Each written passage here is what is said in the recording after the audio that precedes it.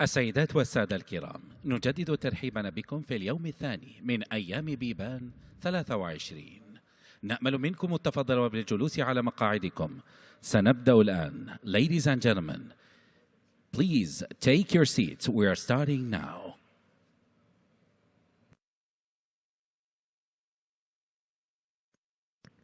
Our first keynote speaker is Mr. Frank Nopel, CEO of Blue Flight, speaking about international startups unlocking opportunities in the kingdom. الكلمة الأولى للسيد فرانك نوبل، المدير التنفيذي في بلو فلايت، ليتحدث لنا عن الشركات الناشئة الدولية وكسب الفرص.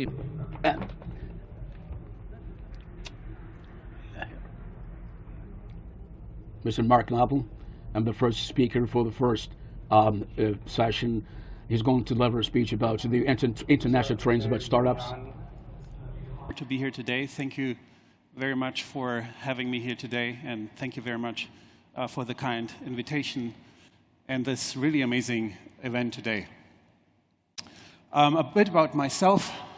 My name is Frank Nopel. I'm the chief executive and co-founder of Blue Flight. Some may remember us when we first started 5 years ago under a different name. We were Flugauto before, and eventually changed to this name. My background is I'm German. Originally, I'm an engineer, and I've been living in this region for a good decade now and spent a lot of time here. So there is a lot of work experience here in the GCC that I've had, and it's a lot of experience also here, obviously in Saudi Arabia, pre-Blue Flight, but especially over the last years with my startup company. So Blue Flight is a company that designs and manufactures unmanned aerial vehicles. So we're in the robotics industry. We're developing technology to use these vehicles for delivery in the logistics sector. We actually have one demonstrator here at the conference outside, so if you have some time, you can look at our technology and our stand. And this is a patented technology, so we've spent a lot of time in the R&D phase, designing, testing, trialing, and eventually managed to write this all up and hand it in an application and got granted a patent, which we're very proud of, obviously. And it's been now 5 years that we're running this company, headquartered in the United States, but with a permanent presence and a team here in the region, and specifically also here in Saudi Arabia. For us to got to where we are today, obviously it doesn't happen overnight. So there is a strong network as well that we can rely on, and that allowed us to build the necessary relationships to succeed in this market as well. So from a Blue Flight perspective and our work here in Saudi Arabia is we're bringing in our technology. We're working with customers here for trialing and testing how this technology can be integrated in the economy and how it works. So this is all still very early days for us as a company and the industry in general, utilizing unmanned aerial vehicles in the logistics industry. That's kind of the next step and what people regard to be the future. And that's what us attracts to be here, that there is this welcoming attitude towards new technologies, towards trying out something new, and we feel really honored to be able to do this here. So this is a talk about foreign companies coming here, so maybe a couple of words around the opportunity space. And Saudi Arabia, with a very young population and a lot of economical growth is obviously a very attractive proposition to any foreign company to come here. So we feel that is a very important factor. With the vision in place, with all the emerging industries that are coming up besides the more traditional sectors like oil and gas, you have healthcare, you have education and so on, allows companies like us to come here in this market and then look at all the economic growth that's taking place, which obviously is a very attractive proposition.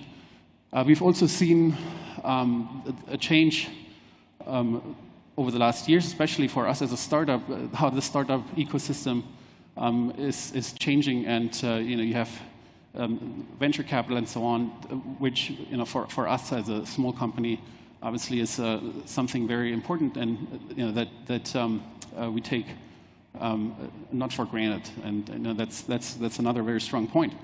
Obviously, for companies that come here, there's also, or for foreign companies, certain challenges. So for us as Blue Flight, we bring in high tech. We're operating it outside, so we had to deal more with things around climate and temperatures, which eventually we figured out pretty well.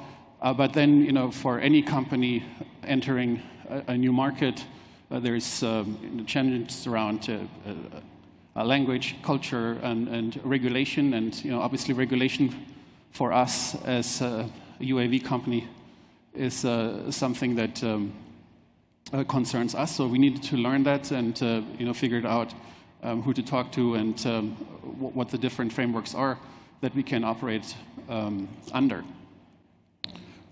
So for any foreign company to come here, sort of, what is the blueprint and what's the advice? There's typically you need to be present, and that's very important. So it requires a lot of time and investment in building the necessary contacts and networks to navigate in the industry, and we found that is a very important point. And then obviously becoming accustomed with the different growth opportunities, which for us as a tech company is more in the logistics space, but we're also seeing healthcare and the more traditional industries as opportunities for us. So for us as a company looking forward, and where do we take this next? The industries that we're particularly interested is actually in the healthcare sector for deliveries. Using our technology, you have the advantage of really cost-efficient and fast responses, but also, like I said earlier, it's the traditional sectors like oil and gas or mining that we're looking at, and then the traditional logistics in remote operations. And I think there's a lot of opportunity for us, and that we as a startup or early stage company would like to contribute to and solidify our presence. So we're looking for partners, we're looking for customers to take this to the next level. And I think we've come a really long way over the last years, and we've done a lot of this work here. So for us, the next step is to take this basically one notch up. So yeah, I think in summary, for any outside company coming here, the opportunity space is pretty fast. There is a lot of opportunity here around economic growth and some of the industry sectors. As with any company going anywhere else, somewhere new, there are challenges, but they're very easy to overcome. We've gone through this process, and it's very possible. And then obviously for the different opportunities that someone is looking for, it really depends on the nature of the business. There are certain sectors that are particularly attractive for foreign companies, and that's then up to the companies to figure that out. So I believe that was the bell, and thank you again very much for having me here today. It's a real pleasure, and looking forward to a really great event over the next couple of days. Thank you.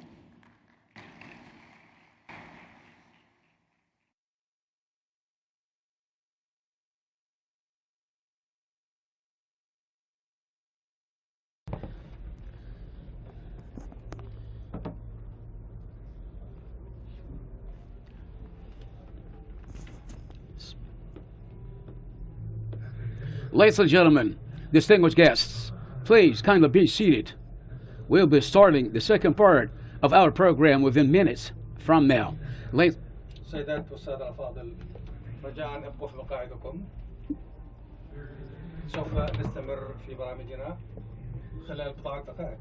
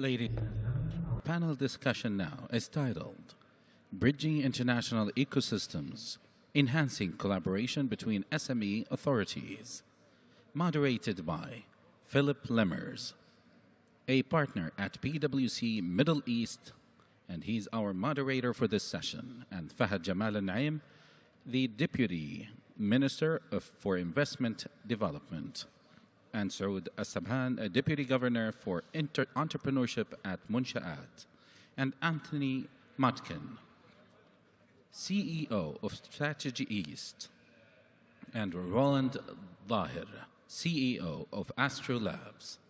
Mr. Philip, the mic is yours. Thank you, and very good afternoon, everyone. Please.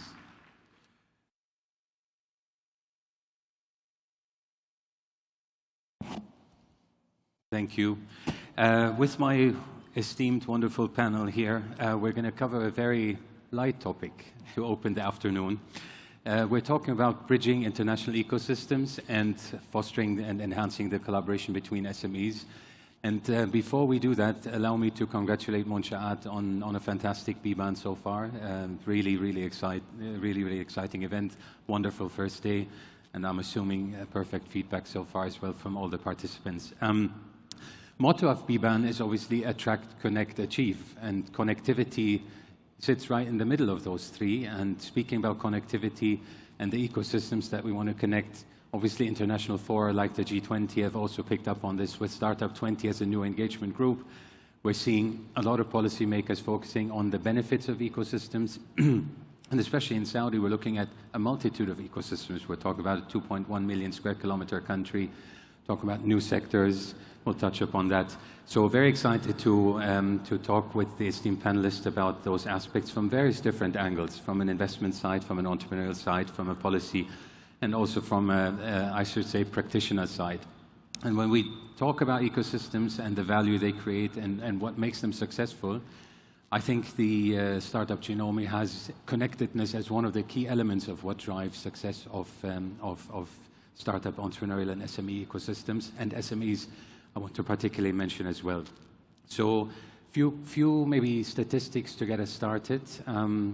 Saudi, I think now, is one of more than 100 ecosystems that have created unicorns, so we've come a long way, and we're accelerating the speed of it.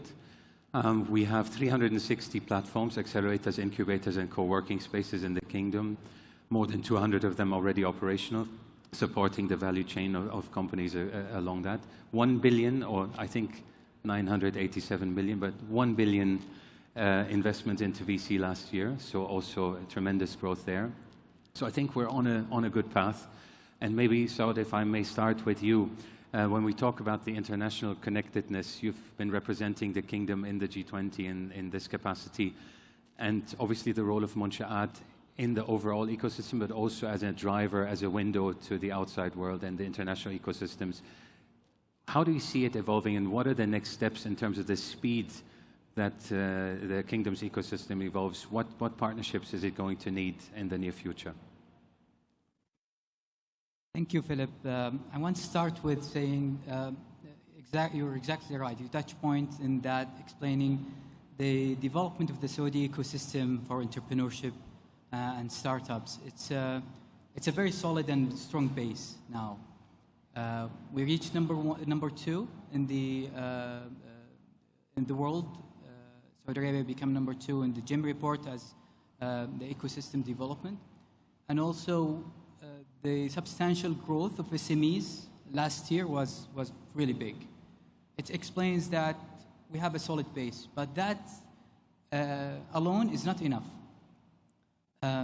Because if we want to grow furthermore and we want to become, we want to achieve our ambitious goals of the 35% of the GDP from the SMEs, then we need to use this base and leverage by connecting this base with other ecosystems,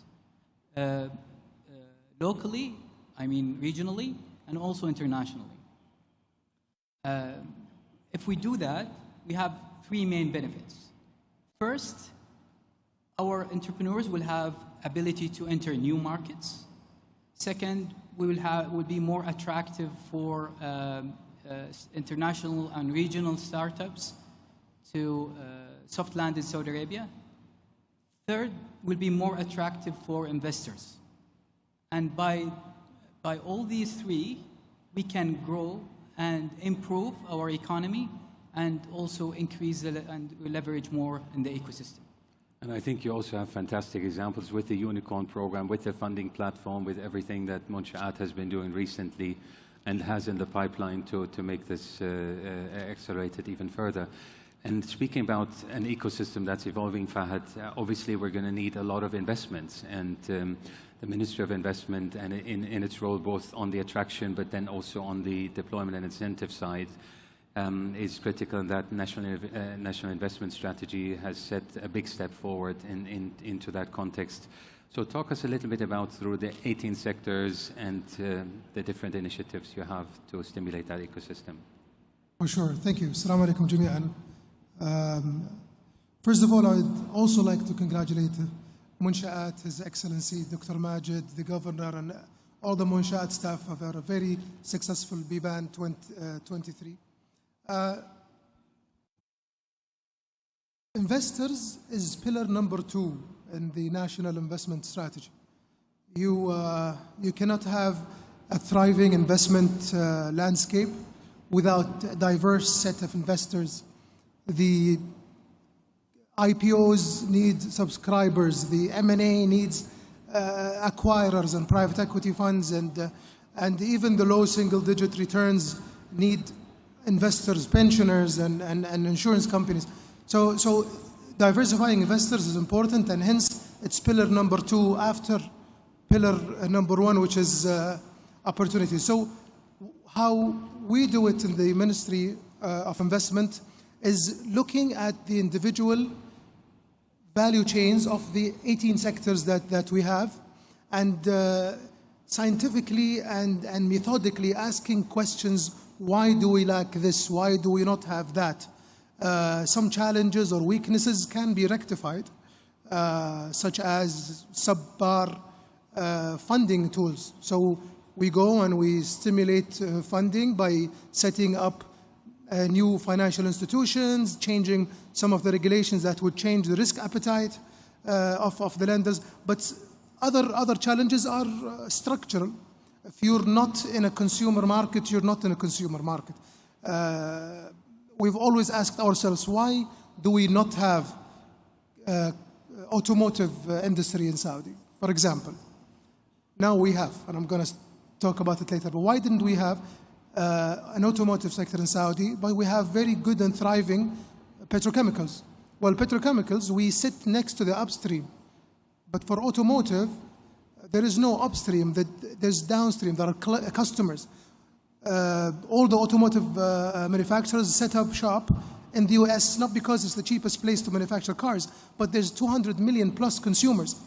The Saudi market, when it comes to automotive, is small. So something like this doesn't have an instant solution, but we're trying. So we launched, or His Royal Highness Crown Prince launched GISRI, the Global Supply Chain Resilience Initiative, to try and combat the fact we're not close to markets by connecting to the logistical networks and capitalizing on Saudi's geographic plan. So to summarize, we look at our 18 sectors. We have investment plans per sector, and then we look at what should we incentivize.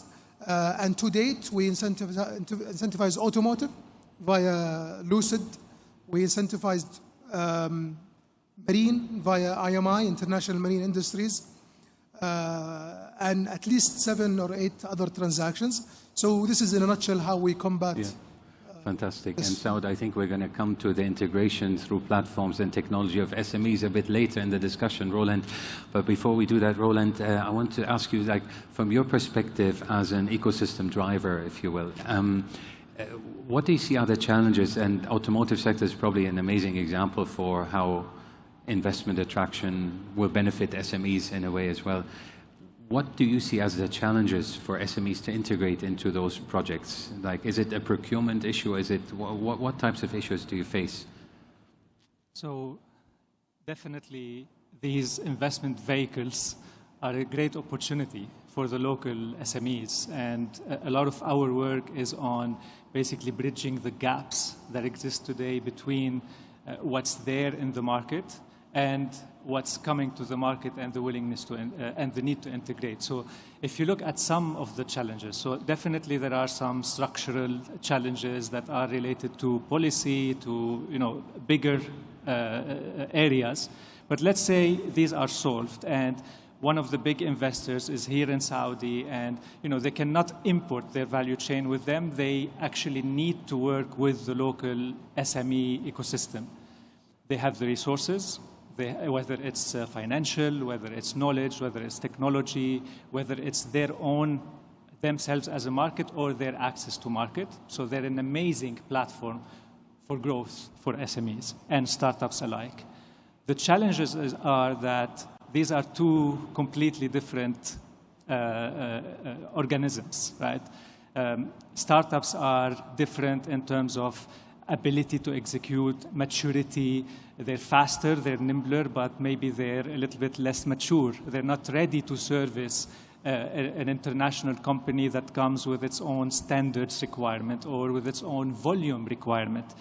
But they can eventually. And a lot of our work through our programs is to actually build that capability first within the SMEs and the startups, so making them more capable to work peer-to-peer with these big companies from a capability perspective, from a volume perspective, from a quality perspective.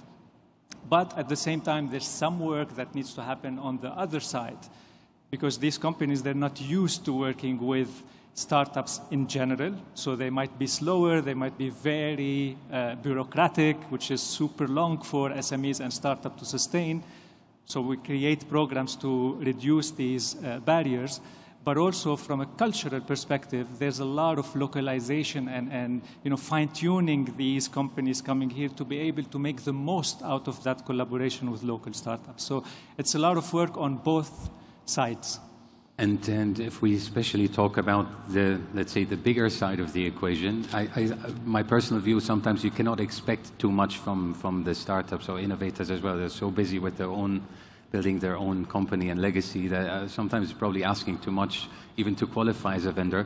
But Anatoly, you're an emerging markets expert and mature market expert, of course, as well. But do you think this is time where, it's something that policy can or should fix, if so? And then for Fahad also, are these policies typically something that you also consider in the incentive package, like stick or carrot, like which way do you go and prefer to go? But Anatoly, first to you. Yeah, thank you for this, and thank you for hosting this wonderful event. I think that it's not only about the policy, but it's also about that Saudi Arabia has an opportunity to have much bigger digital footprint than the territory of the country itself. And I think that when we're talking about investing into startups, we should look on the bigger territory, including new territories like the Caucasus and Central Asia, which are basically also, majority of them are Muslim, and they have some similar cultural codes, but also they're very close by. And to have also, when we're talking about direct investments, it's not necessarily having investment into the local startups, but by having the well-developed and accelerated startups in other regions, and then bringing them to absolutely different higher value, you could already have an investment in the valuation of $1 billion and not $1 million. So I think that today the unique opportunity for Saudi Arabia, with smart money and aspiration to be entrepreneurial skills, is also to be bigger than the territory itself, and then to become the major digital hub. And I believe in regional integration, and not only on development of country-wise projects. And I think that's the opportunity for Saudi Arabia. Super, Anatoly. And so this leads me to the question I was alluding to earlier with the ecosystem and the platforms. It's a massive initiative for Munshaat and kind of sets a bit of standard into the market. We need to shift the needle to 35% GDP contribution, as you mentioned. We also, basically, to do that, we probably need to create new companies, or we need companies that can shift the needle faster, unicorns and so forth. So these platforms, like, how do you see them playing a role as aggregators and multipliers of what Munshaat wants to drive? And what are the key policies that you see when in diversification of sectors that you want them to help you with? The objective really of creating platforms is to develop network and to have access to information. These two are very crucial for startups more than any stage of any business, the life business cycle. And throughout our experience, developing in Munshaat, we developed many platforms. For funding, for example, Biban23, we developed also for consultation and mentorship, Nawafid. We developed for procurement compliance, Jadir. We developed for innovation, Fikra and Ibtakir. And many more. The list goes really on, and there is lots of even business-to-business opportunity platforms we develop. But we are now sitting in one of the platforms. Biban by itself is a very important platform that has a unique objective. We understand the opportunities in the Saudi market with the opportunity holders, i.e. the giga projects. However, we cannot translate those opportunities to startups immediately. It's really hard for startups to meet the requirements and comply with the large organizations, and even to be connected with the large organizations. Therefore, it's really important for startups to work with middlemen. And those are the SMEs. SMEs, they are better equipped. They have the financial history that helps them to meet the requirements They also have the experience, they have the connection, and they have the network with the larger corporations. Therefore, we believe in events like Biban, one of the objectives is to funnel these opportunities to startups through SMEs. But again, this is not limited to what we're trying to do here in Biban, but this is one of the key benefits that we are trying to develop from this platform. Allow me one quick follow-up. Fahad, just he triggered something. When we spoke about this earlier, you mentioned a super interesting point. So when we look at the ecosystem maturity and see how the platforms evolve and how we're seeing kind of some of the incubators stalling in terms of their development, what do you think this is like? Is the reason for that shift from incubation to now acceleration? Is it funding? Is it the network that you mentioned? Yes, you know, one of our platforms actually is the incubators and accelerators network. So we developed this link between incubators and potential startups and existing startups. But we also, what we do is also to evaluate the current market and the ecosystem. So we see that there is a great development in the incubators. There are still some push to make in the accelerators. They need to be backed by investment in order to become more sustainable. And but there are also some unique other incubators coming to the market, specialized incubators. Yeah. This is something that reflects the maturity of the ecosystem as well. Super. Fahad, and I think all of this leads to one magic question around incentives. And one of the sectors is also obviously entrepreneurship/SME development. Is it similar to the concept of tied aid when you trade?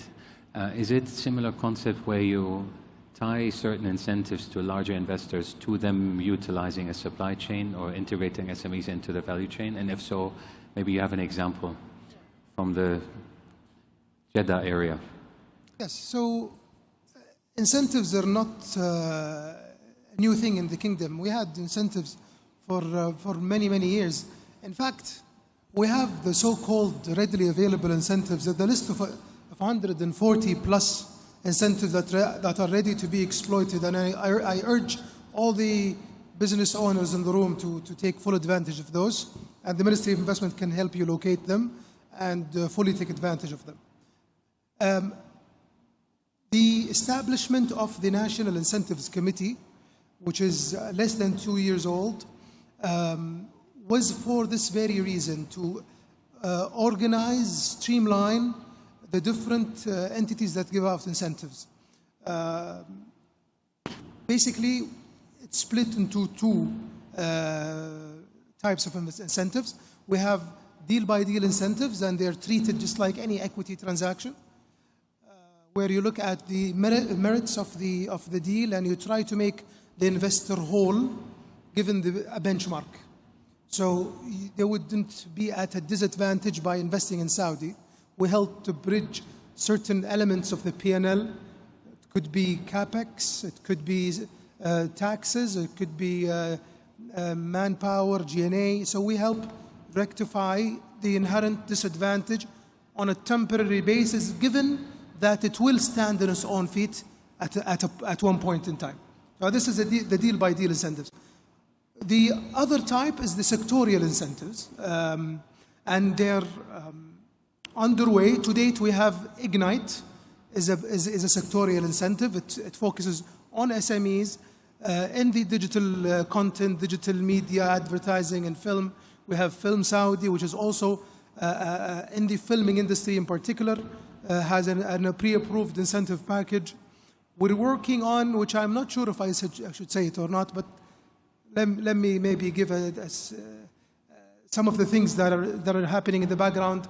We're looking at mining, we're looking at infra, we're looking at different sectorial-based incentives that we are currently working on getting approved. An example of how this unlocked a sector, again, I would say Lucid is the most apparent. Lucid, the iconic EV manufacturing vehicle opened its first factory outside the United States here in Saudi Arabia, in the Western Province, in King Abdullah Economic City. So, and I'm going to touch multiple points just with this example. Yeah. We never had an automotive sector. We have to give incentives somewhere. Do we start from the bottom, the network, the tier 1, tier 2, which then need an OEM, or do we start with the OEM, which have no one to serve? So we made this judgment call, and we started with the OEM.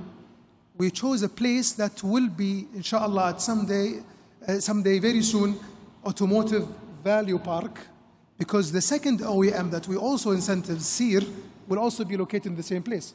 So clustering, incentivizing from the top, unlocking a huge sector that never existed in the kingdom, and more importantly, supporting the SMEs. Because if you have the OEM at the top, very well funded, clear, given the right tools and logistics to succeed, the SMEs will follow automatically. This is one example. Another one, of course, is marine. The Ministry of Investment was part of this. King Salman Marine Yard in the Eastern Province, huge VLCCs, ULCC being built. But again, it's a collection of SMEs.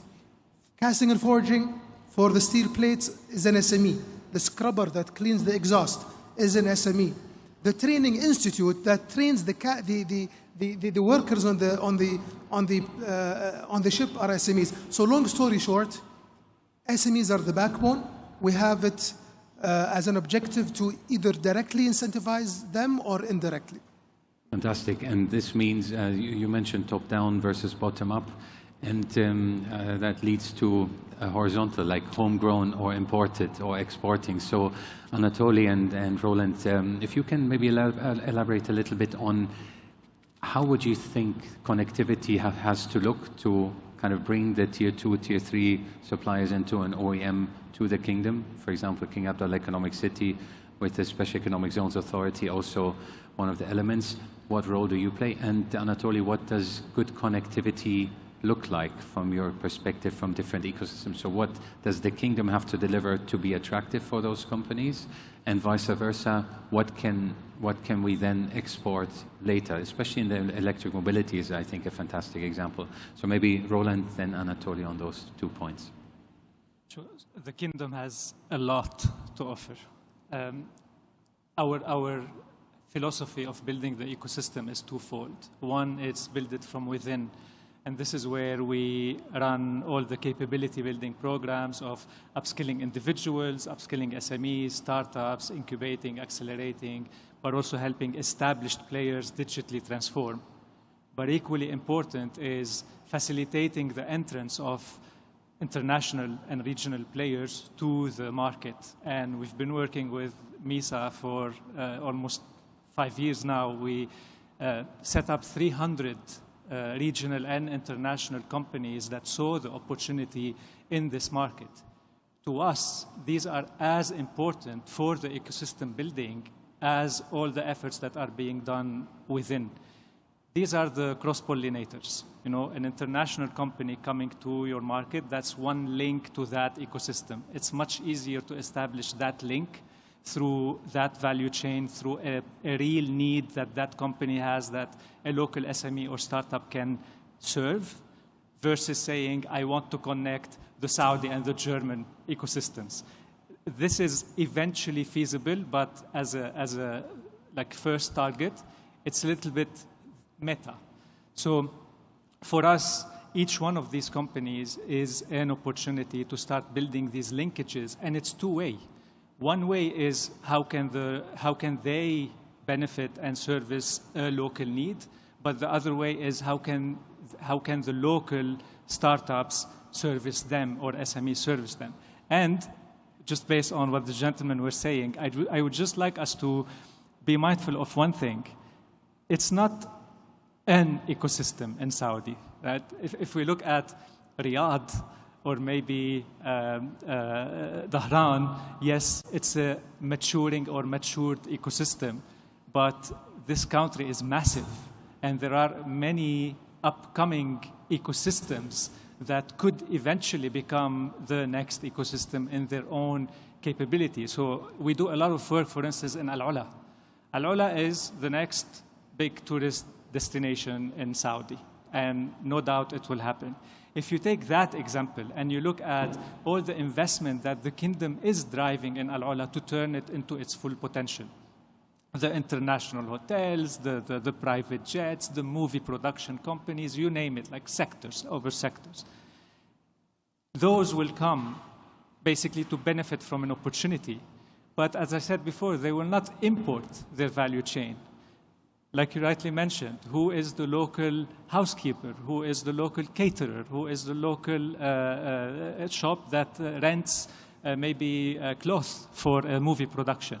These are all opportunities that can easily be established if you are working with the local SMEs, and that's what our program in Al-Ula is about. Is okay, how can we create that bottoms-up opportunity and local supply chain for all these international or regional or from even other areas of the kingdom that are expanding or setting base in Al-Ula to benefit from an opportunity. So they do benefit from an opportunity, but at the same time, they're creating an opportunity for many others to thrive.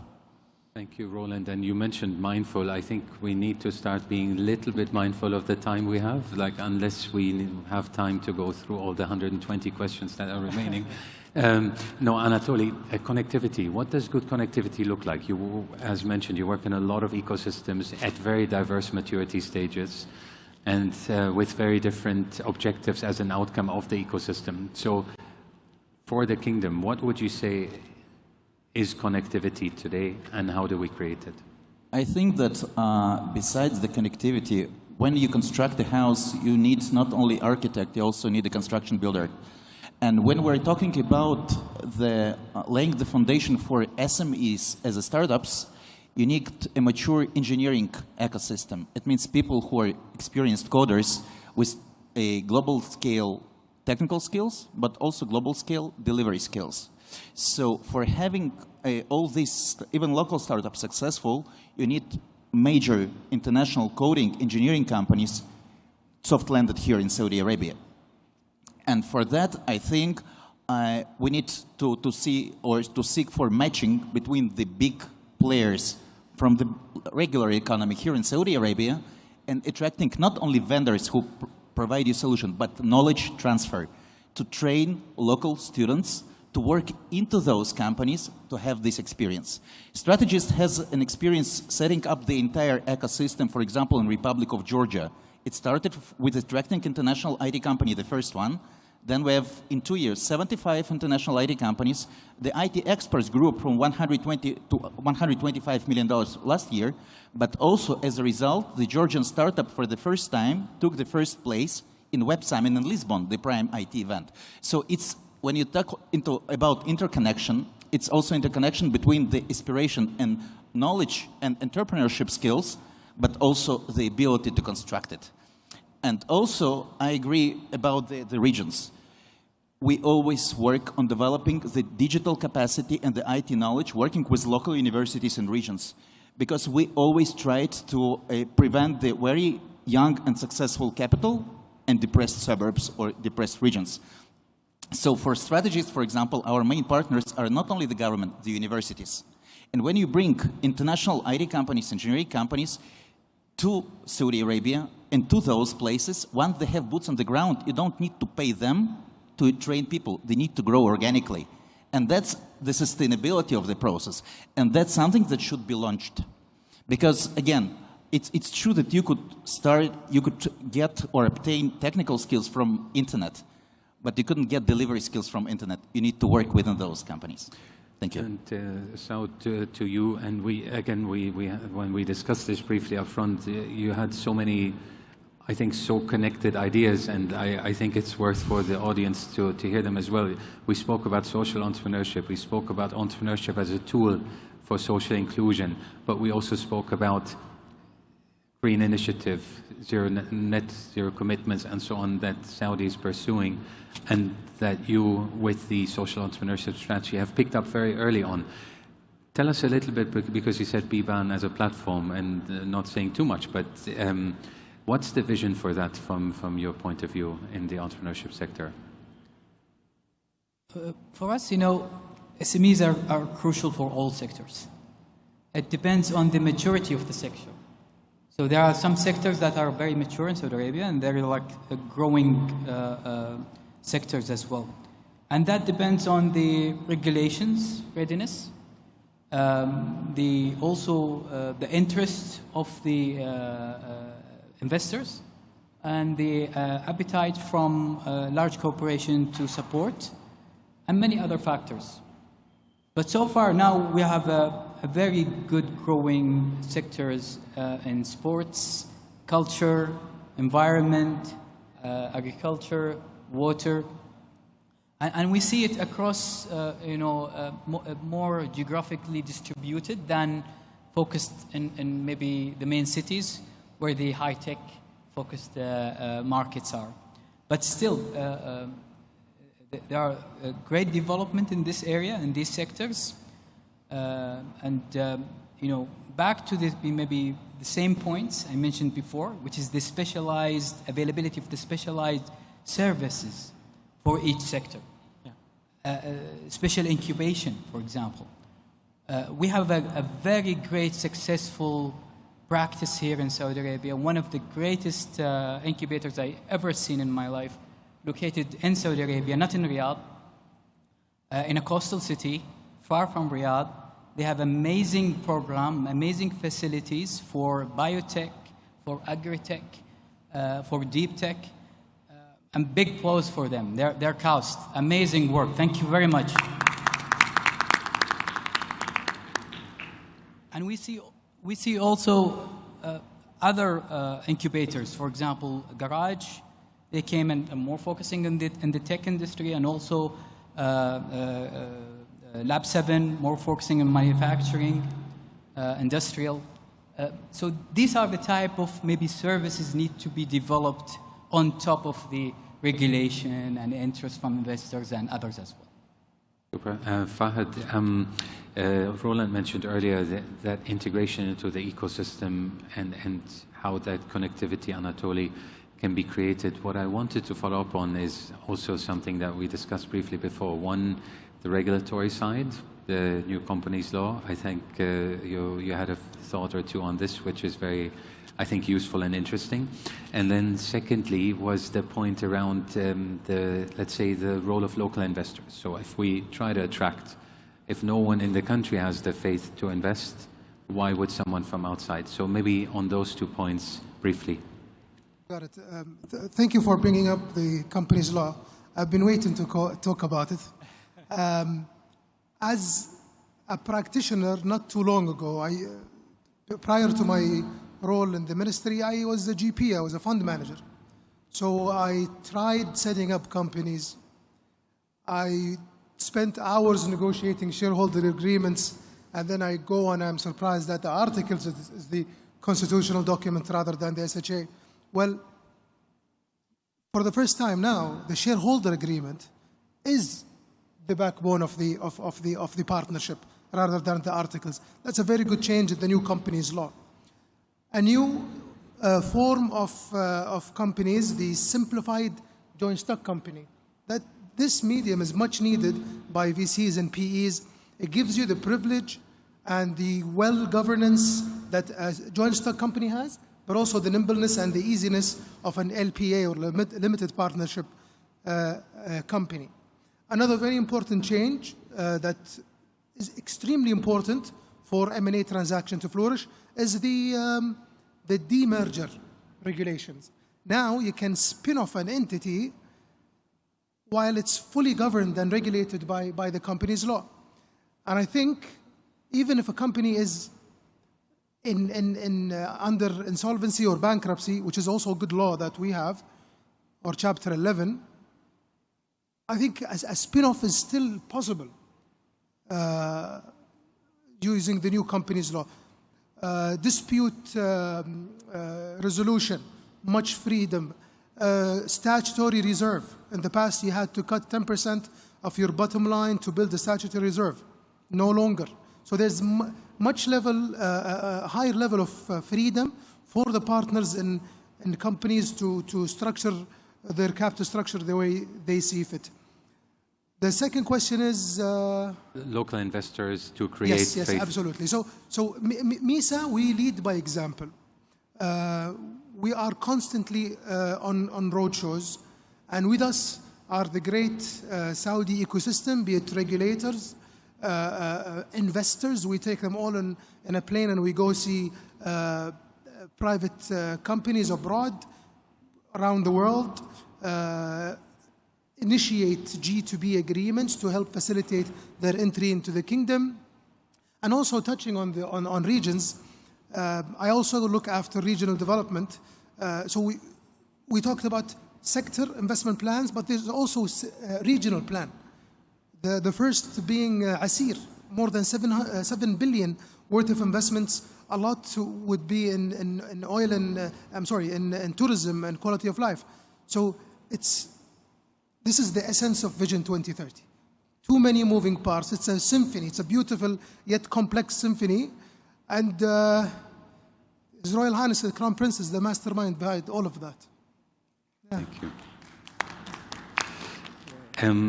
Symphony and orchestration, Anatoly and Roland, again to you, and conscious of time, I'm asking for potentially a brief answer. Digital networks, digital ecosystems, what are the solutions out there that could help sort of connect more digitally those ecosystems for you, Anatoly, and for you, Roland? Do you see a one-to-many relationship, or a many-to-many relationship, or even a city-based versus a country-based? So maybe some thoughts on what ecosystems connect after Anatoly very briefly touched upon the digital solutions that connect ecosystems across borders. Yeah, I think that the digital solutions that connect SMEs, I think that today the digital solutions are actually the communication messengers that we have, and it's not just some specific app, but I think that the interconnection between regions, it's the opportunity for growth in the region. And again, I think I told you that if we take the Middle East and Caucasus and Central Asia together, combined, the acronym is MECA.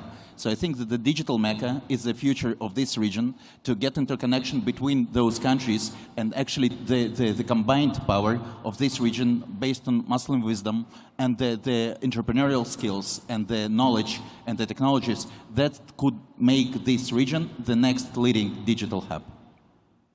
Thank you. And Roland, to the ecosystems, one-to-many, one-to-one. In a very practical and practitioner way, in line with what we teach, we start and focus a lot on one-to-one, but then we facilitate tons of these experiments with the hope that where it's more likely to succeed, it develops into one-to-many and then many-to-many. So like we always start with company to company, then company to many companies in the same sector or in the same region, and then success is when the answer shows up by itself and you're not necessary anymore.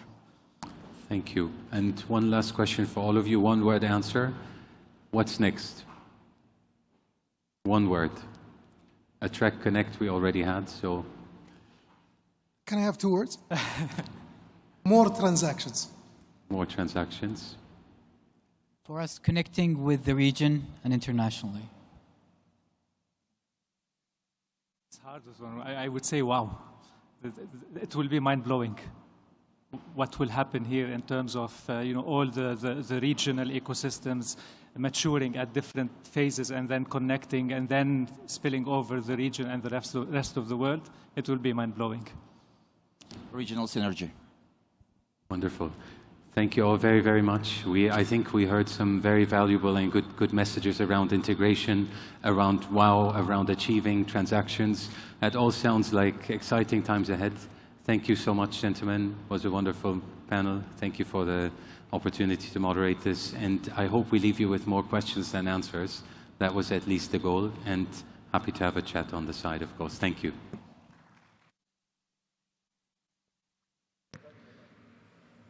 شكرا جزيلا. السيدات والسادة الكرام، نأمل منكم البقاء على مقاعدكم. ستبدأ الفقرة. Are kindly requested to take your seats because we will start this after a few minutes, please.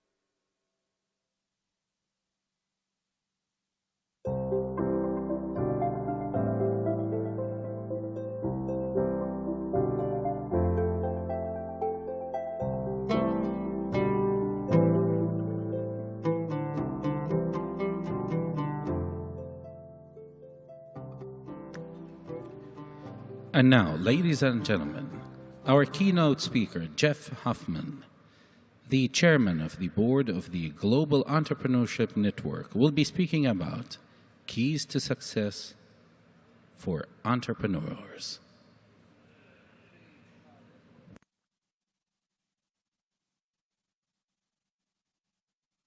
Okay. Well, hello, everybody. It's really nice to be back here in Riyadh. We just did, not that many months ago, we held our Global Entrepreneurship Congress right here in Riyadh, where we brought entrepreneurs and entrepreneurial ecosystem builders here from about 180 different countries. So today I'm going to talk about something that my talk is really for entrepreneurs. These are the things that entrepreneurs need to get right to scale a company. The question that I'm answering, one of the startups that I was part of, I've been building companies my whole life, and one of the startups that we built, in the US it's Priceline.com. Here, you know the company probably is Booking.com, but that was an example of a startup that was a small group of people without money on a little table in a little office, and today that company is in 190 countries and it's worth about $97 billion today. And it's a company we started like every other startup with a small group of people and an idea. So the question I'm here to answer is, what do you have to get right to take a small company and scale it to become a big one? And these are the things that I'm sharing today. And if you're an investor in the room and not an entrepreneur, these are the things you should be looking for in a startup you're investing in. And if you're a mentor, these are the things they need help with. So let's just jump right in. I have about 7 or 8 different things that entrepreneurs really and truly need to focus on. First of all, it's solving real problems. So many entrepreneurs come to me with an idea. In fact, earlier today, talking to some local Saudi entrepreneurs, somebody said to me, I just don't have any ideas. Like they're forcing it, trying to find an idea. And the first thing I tell them is, you don't need a new idea. Go out and solve a real problem where you live. Every day, in fact, it's even more ironic that entrepreneurs come to meetings with me complaining about something that happened in the morning and then pitching an idea for some product they have that probably nobody wants, instead of solving the problem they're complaining about. I'll give you a couple of examples. This is a friend of mine, Lars. And Lars used to get tired of being lost all the time. And this was back in the day and age of paper maps. And one day Lars said, there has to be a better way. There are probably people sitting in their car lost somewhere all over the world right now. So my friend Lars is the one that created Google Maps, not Google. He came up with a solution to help people that were lost, which was him, find their way to where they were going. And I think Google acquired this technology from my friend for nearly $1 billion. That's the value of solving a real problem in the world. My first startup ever, I was 20-something years old. I had a job at an engineering company, but I wasn't happy, so I quit. And my mother was very upset at me that I quit my good job and my good salary. I went to the airport with an airline ticket that I could not afford to go visit my mentor. And the line to check in to get your boarding pass was more than an hour long, and I missed the flight. And I was very upset about that, but I heard everybody in the airport complaining how long the lines were back then. So instead of coming up with some crazy new idea that maybe nobody wants, I went home on Friday of that week and started my first startup. And if you've ever checked yourself in at a kiosk in an airport, probably anywhere in the world, that was my first invention. I solved an actual problem that I had, that other people had, created these kiosks, and my little company was able to sell these to airports all over the world. Solve a real problem in the world instead of creating something that we don't even know if anybody wants. Second, this is one of my words, gold medal product. I use that term because it's so hard to win a gold medal at anything in life. But too many entrepreneurs are trying to run 3 companies or build 4 different products. And the companies that grow the fastest are the ones that focused on their gold medal product. For example, I used to work at the beginning when we were starting our company, Priceline. I used to talk to Jeff Bezos a lot when he was building Amazon. And what people forget is that for 7 years, you could only buy books from Amazon. What he said was, I'm going to be the best bookseller on the planet before I sell anything else. So pick the product that you are best at and stop trying to create 4 things at once. Find your gold medal and focus on that. For us, well, this was my friend Tony Hsieh's company. When Tony launched Zappos, he's only sold one thing. He said, I'll be the best shoe seller on the planet. For our company, we did a similar thing. What we said when we started, we were going to sell you cruises and vacations and all kinds of other products. But we took Bezos' advice and said, let's just figure out what we're best at and sell that. And so today, the company sells, I don't know, revenues might be $20 billion a year, and like 95% of the company's revenues, it only sells one product, hotel rooms. It's the world's largest seller of hotel rooms, and we only did that with one product. Win a gold medal at one thing. Next, find your gold medal talent. And let me explain what I mean by this. Every company and every person should have some secret sauce, some skill that you're so strong at that your competition can't beat you. And finding out what that talent is, I'm going to give you an example. Our company, even though we sell hotel rooms, we are not a travel company. In fact, I'm not a travel agent, I'm a software engineer by trade. We're not a travel company. What we are, our gold medal talent is algorithms. The reason that our business, that you see Booking.com in 190 countries, is because the algorithms are so good. Our software developers were the best anywhere. Back then, there wasn't the term AI, but today we would call our learning algorithms artificially intelligent. They're so good that people that own hotels all over the world wanted to do business with us because our algorithms outperform their human revenue teams. Our talent is algorithms. If a business proposition comes up to me, my first question is, does this opportunity require our gold medal talent? If you don't need an algorithm, I'm not interested because we'll only be average at it. We don't sell baggage because there's no algorithm. We sell things that require intelligent software. Similarly, I remember having this conversation with Jeff Bezos. And Bezos said to me, Amazon's gold medal talent is delivery. That's the reason that Amazon was the first company to experiment with drones. Amazon invented Amazon Prime, same-day shipping. They bought a grocery company to improve delivery. They're going into space to improve delivery. If it doesn't need to be delivered, Amazon doesn't touch it. Find your gold medal talent and quit doing things that don't take advantage of the talent that you have in your company. The next piece I want to talk about is marketing. And this is my term again, brand asset. But what that means is find the single most important reason anybody should do business with you and ride that horse in the race. Stop marketing 7 or 8 different reasons. I'm going to give you an example in a minute. Why anybody would do business with you, and pick the brand asset. So let me explain that. Your brand asset for any company, if you're an investor, you should be asking the company you're investing in. If you're an entrepreneur, you should be looking at this. It's the answer to this question. If you could give me one and only one reason I should buy your product or service, what would that reason be? It's not 7 or 8 things. Your brand asset is the one real reason people choose to do business with you. And I always ask people to go do this. If you want to find out what your brand asset is, go ask 10 people that already buy your product, that already do business with you, personally, your business, whatever.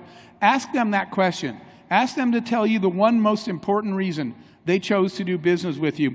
When I do this, 8 out of 10 people will tell you the same thing. But what's more interesting is that 9 out of 10 times, that thing isn't even what you're marketing. So I'm going to show you a quick example here.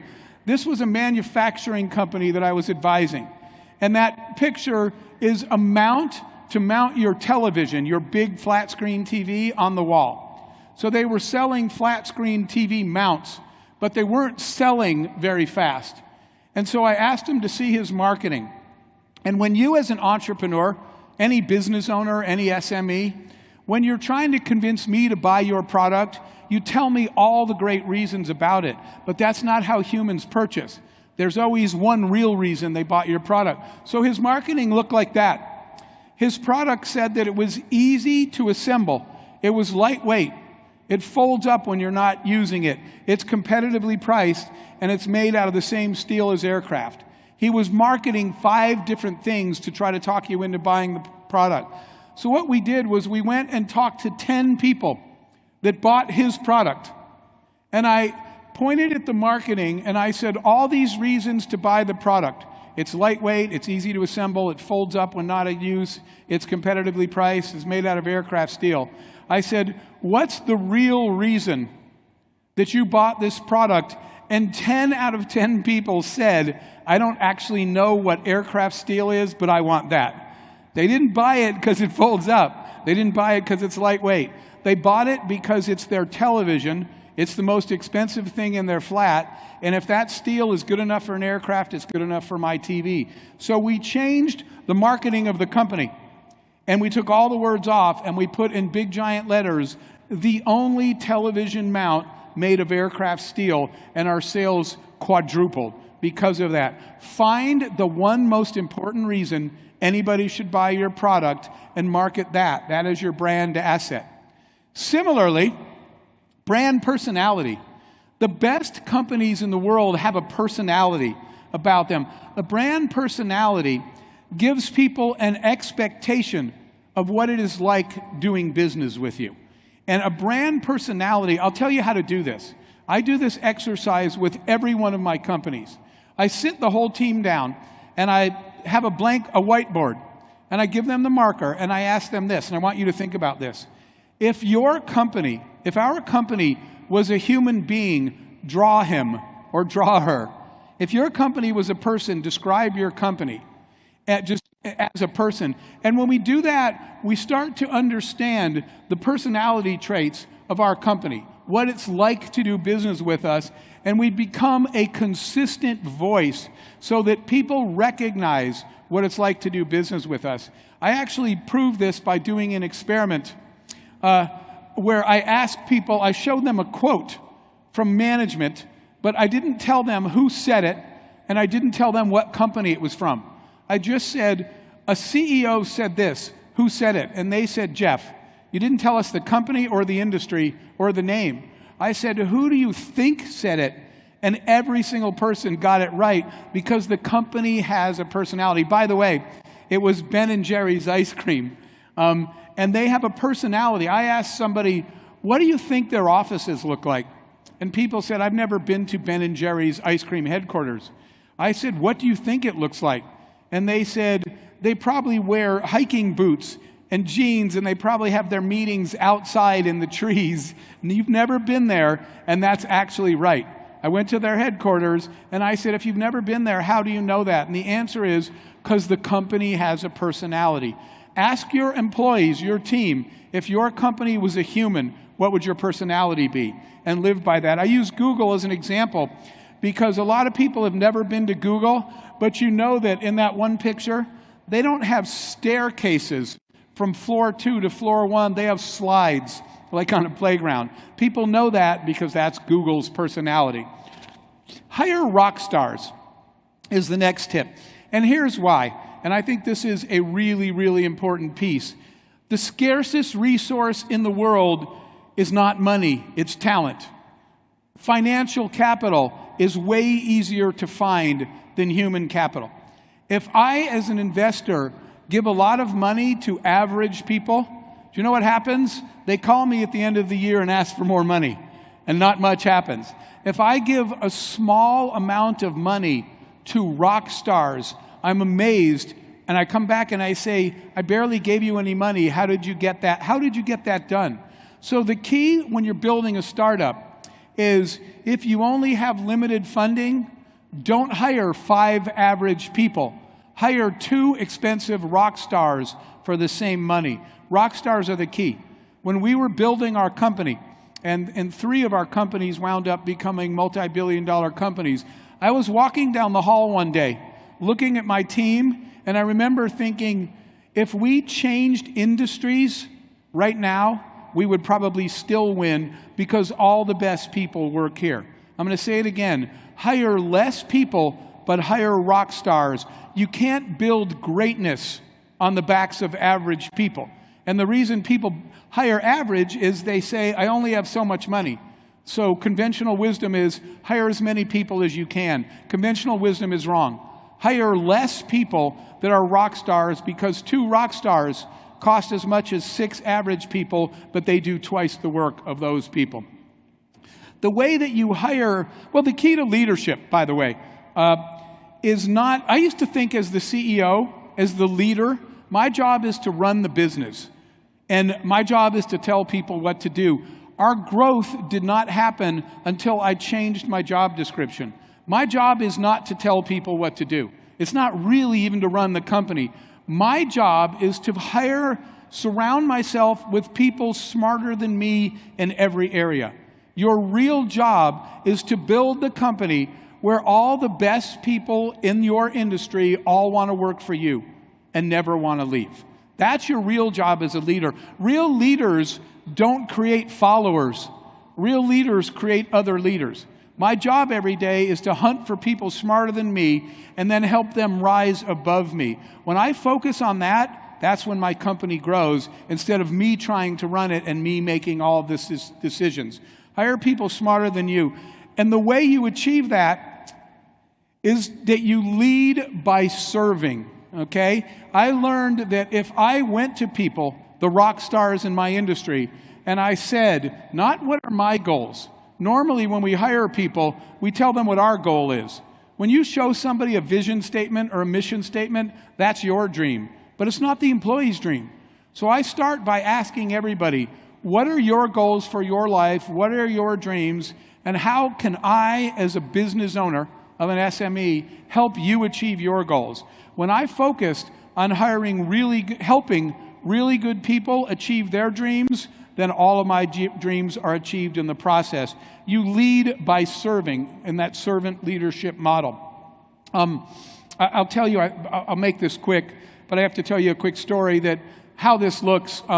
One day I was on the road and my team called me and they said, Jeff, we found this 20-year-old rock star developer. I said, don't wait for me, just hire him. So they hired him while I was traveling. And when I got back, I came in the office, and this young man did not know that I owned the company. He didn't know who I was. We never met. He didn't know I was the CEO. And I spent the morning looking at his work. And at lunchtime, I went down the hall, and I went in our conference room. They were all working. And in my company, when everybody's working through, I don't want them to work through lunch. I want them to take care of themselves and their families. But if they're working at lunchtime, I always buy everybody's lunch. By the way, sometimes I talk to owners of SMEs, and they say, I can't afford to pay for all the employees' lunch. And I always have to ask them this, what's more expensive, right? What is worth more? An hour of an engineer's time, a designer's time, a marketer's time, or the cost of a sandwich? They always make that investment wrong. They know the cost of the sandwich, but they don't weigh that against the value of an extra hour of a rock star's time. So I went to my conference room, and I said, can I get you guys anything? And what I meant was lunch. Do you want Chinese food today? What?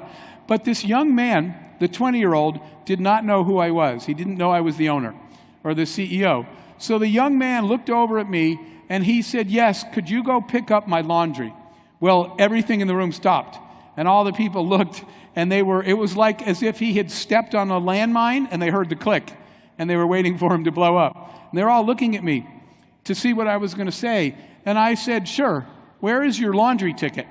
And a few minutes later, I was outside, and my vice presidents came running out. Mr. Hoffman, don't fire that young man. I said, fire him? And they said, well, we think you're going to fire him. I said, why? They said, he didn't know who you were. He didn't mean to ask the CEO to pick up his laundry. I said, why do you think I'm going to fire him?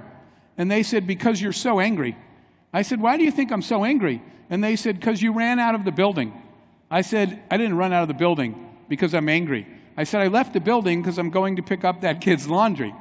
And they said, you're going to pick up his laundry? I said, that kid is the most brilliant designer I've ever seen in my entire life. That kid is designing a product that will triple the size of our company and our revenues and profitability. I said, not only am I going to pick up that kid's laundry, but if you guys need me later, I will be outside washing that kid's car. Your job is to find the most talented people in the world and serve them so they never leave you. That is how we built success, not by me doing it. So the logical question is, how do you find talent? Because rock stars don't wander in your office and ask you to hire them. Rock stars aren't looking for a job, typically. Rock stars already have a job, they're already well paid, and they'll never come to you. So the answer to that question is, you have to hunt for talent. I schedule, as a leader, every other Friday, I tell my team, don't call me today because I won't be in the office. I leave my office and I go out in the world and I hunt for talent. You know what I'll be doing later tonight? Walking through all those booths out there where all the startups are, I'll be hunting for talent. Everywhere you go. So I'm going to give you a quick example of that. Oops, that was it. About hunting for talent. There was a time where I needed somebody to run HR, human resources, for me. And instead of running a job and hoping to find a rock star, I started asking people, where do HR people hang out? And people kept telling me something called SHRM. And I didn't know what that word was. Well, it's not a word, it's an acronym.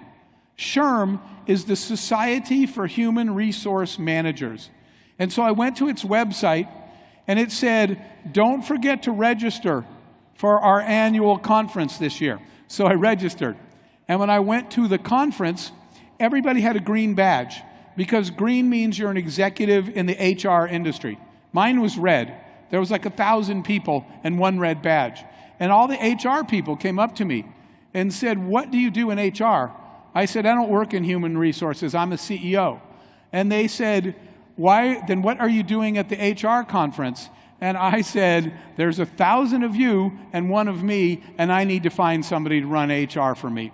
I wound up looking at the list of speakers for that event, because at a conference, who are the speakers? Usually the people that are the experts in that industry. And I circled the name of the woman that was winning the HR Executive of the Year award for the entire United States.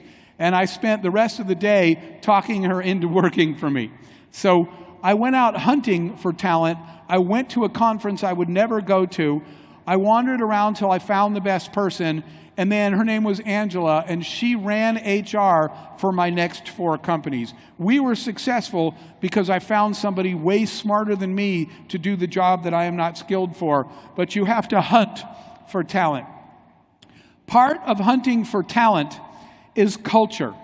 The most talented people in the world, when you're going out hiring rock stars, they can work at any company they want to work at. In fact, one of the most interesting days in my professional career was I sold one of my companies, and I was doing a TV news interview.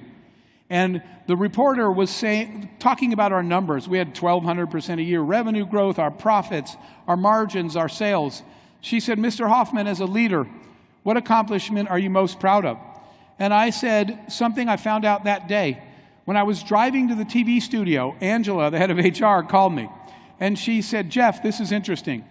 In all the years from the day you started the company to the day you sold it," she said, "not one person that works for you has ever quit. That's the single most important thing I have ever done as a leader, and I didn't even know how." So I started calling people and saying, "Why does nobody ever quit this company?" And they were laughing and saying, "Is that a problem? Do you want us to quit?" And I said, "No, I want to understand why you like working here and nobody ever leaves." And one of the biggest answers was culture. We lead with our values. A culture is what attracts people that can work anywhere. A culture is having the values of your company written on the walls. But not just written on the walls, culture is a lifestyle. So I'm giving you an example of one of our values here. One of our values that I put on the wall was that we treat all human beings with the same level of dignity and respect. You can make a mistake at your job as my employee, and you won't get fired. We'll help you figure it out. But if you violate our values, you're finished that day. Our culture is our values, and our values are how we run our business, are how my employees make decisions when I'm not there. And I'll just tell you a really quick example one day that I was going to do a multi-million-dollar deal with another CEO, a joint venture deal. And this other CEO visited my company and approved, and then it was my turn to visit his company. But he asked me to come after hours. And when I came after hours, there was nobody in the building except the cleaning lady that worked the thing. And he was on a call. So he said, "I'll be out in 25 minutes. When he came out 25 minutes later, I was actually giving this woman, Maria, a piece of paper. And he looked at me like I had committed a crime. And he said, "What are you doing talking to the cleaning lady?" I said, "First of all, her name is not cleaning lady. Her name is Maria, but I guess you didn't know that." And he said, "Why would you, as a CEO, talk to the cleaning lady?" I said, "Again, her name is Maria. She's a single mother. She has 2 children. She's below the poverty line, and one of her children has special needs, and she did not know that the state provides free aid for people under the poverty line with children with special needs." And he said, "What were you giving her?" I said, "The phone number to my office. My employees are going to take her downtown tomorrow and help her with her children." And he shook his head. And I said, "What's wrong?" And he said, "I can't believe you're the leader of a multi-million-dollar company and you're talking to my cleaning lady." I said, "Good luck with everything." And he said, "Good luck with what?" And I said, "I guess the rest of your life, because we're not doing business." My company is run by our values. Our values are as important to the people that work there as their compensation. The rock star people want to work in a company that stands for something. Create a culture for your company. Just have, I think, this one last piece here. Operational efficiency. So let me back up and summarize what we've talked about. We talked about, first of all, solving a real problem in the world. You don't have to think up some cool idea. The world is filled with problems. Here in the kingdom, in the Gulf, everywhere you go. In fact, a quick example from Cairo years ago. I was waiting forever to cross the street. I think all 20 million cars in Cairo were on the street I was trying to cross. And I was standing with some locals, Egyptians, and they were on the way to show me their idea, and they stood there the whole time complaining about traffic. And I said, instead of inventing an idea, why don't you work on this? And I will tell you, they launched an app that 60 million people in North Africa use. It's a traffic management app instead of complaining about the traffic. Solve real problems. Your gold medal product. Pick the one product that you're best at selling at. Amazon was books for many years. Ours was hotel room until your company grows. Find your gold medal talent. What is the thing you're really good at, and make business decisions that use your gold medal talent. We talked about your brand asset. Find the one reason people really buy your product and stop marketing 7 reasons that nobody cares about anyway. We talked about your gold medal talent. Find the skill that you're best at. My company's an algorithm company, not a travel company. If it doesn't need an algorithm, we shouldn't be in that business. Bezos' company, Amazon, is a delivery company. If it doesn't need delivered, they're not interested. Then we talked about hiring rock stars. Surround yourself with people smarter than you to build your business. Then we talked about creating a culture, that you need to have a values-driven company, and people need to know what you stand for and what you believe in, because that's where the best people want to work. So now I want to close with this last piece. And this last piece is focus on operational efficiency. And I will say there was a time period that Forbes did a study of the over a 10-year period, over the previous decade, they looked to see who was the highest performing public company over that in the S&P 500 over that period of time. And it wasn't Google or Apple or Bank of America or General Motors. It was actually our company, Priceline.com, which today is called the Booking Group. The company had 40 consecutive quarters of profit and increasing profits. And I'm going to tell you why. Because of the company's relentless focus on operational efficiency. And I'll close with this last story. I was doing a speech like this with a friend of mine who was in the flower business. And he started with one little flower shop in the US. And at the time he and I were together, he had grown his one little flower shop to the largest seller of flowers in the entire world. And he did that by focusing every day asking this question: what is everybody doing in the office every day to help us sell more flowers? Every day when they come to work, they ask a question: what are we going to do today, and is it going to help us sell more flowers?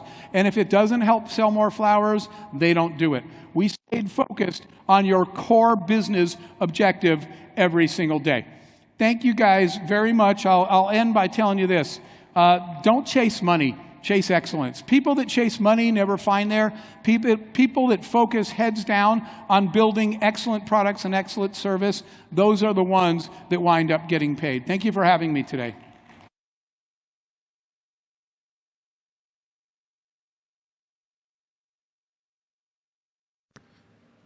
شكرا جزيلا. Lady. Thank you so much. Please remain seated. We will start shortly.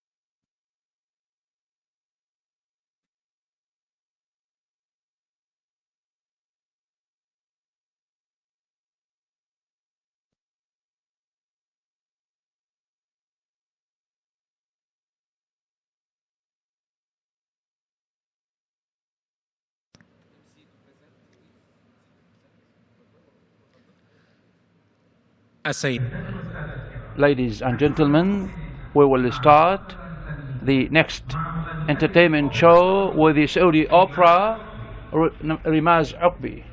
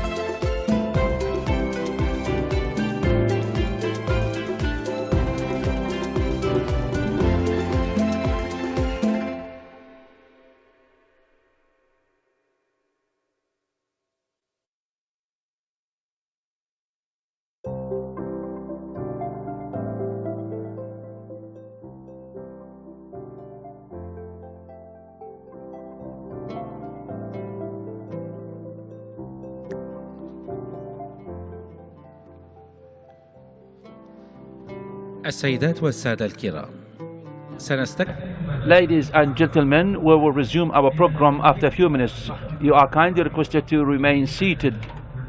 Our program in few moments. Please take your seats.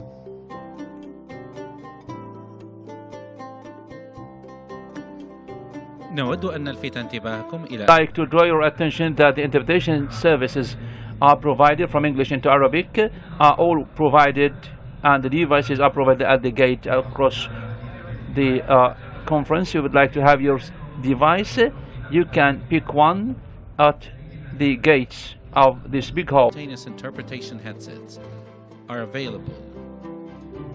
Please make use of them and collect them at the entrance of this hall.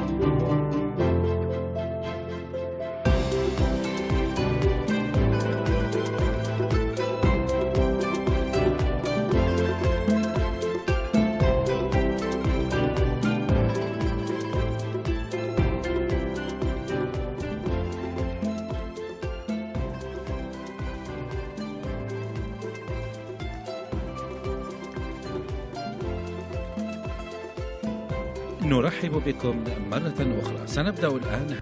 We will start this panel discussion themed why we use ambition. Why we need an ambitious generation. This session is moderated by Shireen Abdullah, founder of Spark Studio, and Anif Abanami, president of Saudi Post, and Dima Al-Yahya, founder of Women Spark, and Alexis Licanoit, regional senior managing director, Accenture Middle East.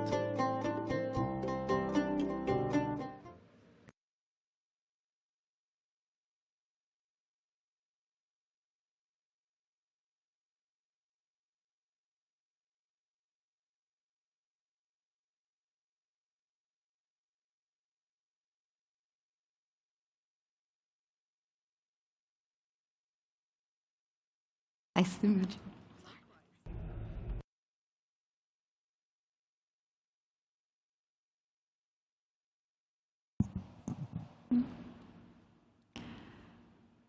Hi everyone, welcome to today's panel on why we need an ambitious generation in the kingdom.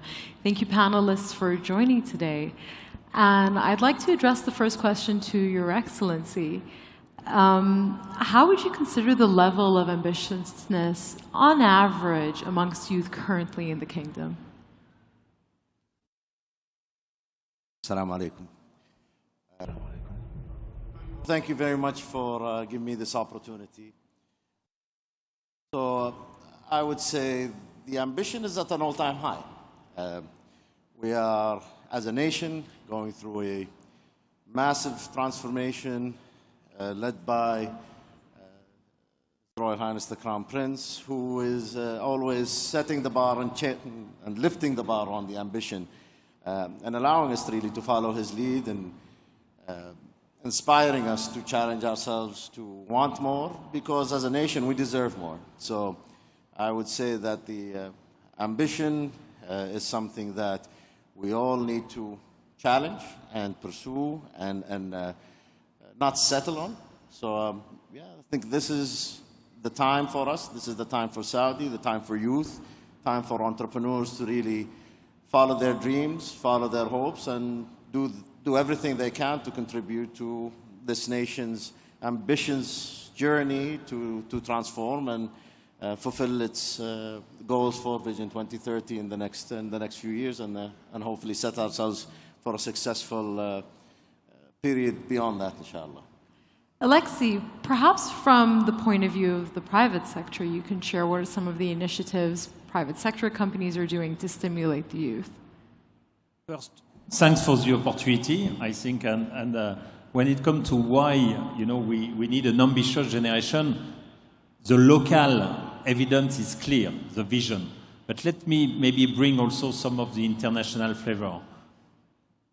We have to respect the fact that in the last 3 years, we are at the intersection of global challenges that were never here in the private sector. So the combination of the pandemic, then the supply chain crisis, then the energy crisis, and the geopolitical crisis with Ukraine. So every business leader was challenged significantly. And this is one factor. The second factor, which is at stake globally and locally, is all the disruption coming from technology. We all talk about digital in the last 10 years. What is coming with metaverse, which is just building an additional digital world to the physical world we know. What is coming with AI? In the recent months, the world discovered generative AI. But this is one part of what AI can bring to the equation. So at the intersection of that, there is a unique opportunity. So that's the opportunity. And then to your question, why private sector and government need to work together? Because those challenges are second to none. Digital transformation alone was transforming every single industry in the last 15 years. Some of the examples were shown on that stage a few minutes ago. What is coming is even more disruptive. So government and private sector need to work harder to solve what I call sometimes the skill paradox. Because we are entering a world where we will need much more tech skills, but at the same time, much more human skills. So we are not under, the drama in Accenture. We don't believe that the technology is replacing human. The technology is here to augment human. But then there is a challenge and there is an opportunity for the human to leverage this automated task. I think one of our recent studies was saying that more than 1/3 of the current task can be automated. And more than 50% of our current task can be augmented by technology, AI, and things like that. So this is what is at stake. And you cannot do that without reinventing the workforce. So education, reshaping the workforce, and reshaping, of course, the innovation agenda everywhere. So I think this is where the concentration of collaboration between government and private sector should focus, because we cannot reinvent the workforce without this high collaboration. Dima, perhaps as the female voice on stage, you could share what's your perception amongst ambitiousness across men and women in KSA, along with the opportunities given in both public and private sector to both genders. Well, first of all, thank you for having us today. What a great platform to obtain energy and to meet young youth that are passionate and have all that energy to transform the world with their new innovations. So thank you for having us today. In terms of the gender, and we talk about that, I think that now the new generation has eliminated or removed these barriers between gender. Now it's all about the opportunity and all about the quality more than the gender. I think that the new generation is teaching us a new way of living, of working, and by adopting technology. It really fulfills me with joy to see companies being built with women founders and male founders right now. I think the opportunity is equal, and when it comes to youth, working together, listening to each other, innovating together, it's a genderless environment. They're creating a genderless ecosystem and an environment. If we look at Saudi today, we're very fortunate to see tremendous growth in women participation, not only in the entrepreneurial ecosystem, but in all sectors, cross-cutting. When we look at the tech ecosystem, it jumped from 12% to now being 37% women participation in the ICT sector. Looking at also the entrepreneurial ecosystem, a huge growth we see not only from the women founders who raised to 27%, but also women investors. So we see growth in Women's Spark alone. Our growth is about 70% year over year. And just last year, we invested, we're more actually active investors than male investors in angel investing. So we invested about more than $7 million in 1 year just for women founding startups. So I think that there's huge potential by introducing more women to all sectors, and let alone the entrepreneurial ecosystem. And as I said, we see a generation that is genderless right now. What are some of the initiatives you would like to see more of in either the private or government sectors? Well, I think that we have looked at a lot of great initiatives that we see launched in Saudi. You mean in the entrepreneurial ecosystem, right? For the youth or entrepreneurs. Well, I think that upskilling comes number one. providing the more opportunities when it comes to upskilling and providing the on-job learning. When it comes to the entrepreneurial ecosystem, the scale-up programs are very important. We see a lot of initiatives when it comes to the augmentation of ideas, the pre-seed and seed, but we want to see more when it comes to the scale-ups and the exits. Your Excellency, perhaps you can share what are some of the initiatives that SPL is doing to support and encourage both the youth and entrepreneurs. So, I've been fortunate and honored to be the president of Saudi Post since 2019, starting with the transformation of the vision and the strategy to become a national champion in the space of logistics under the banner of SPL. And within that, we truly believe that it's a very important segment of society that we have to interact with and engage with, both as clients but also as solution providers. And we engage in both of those arenas.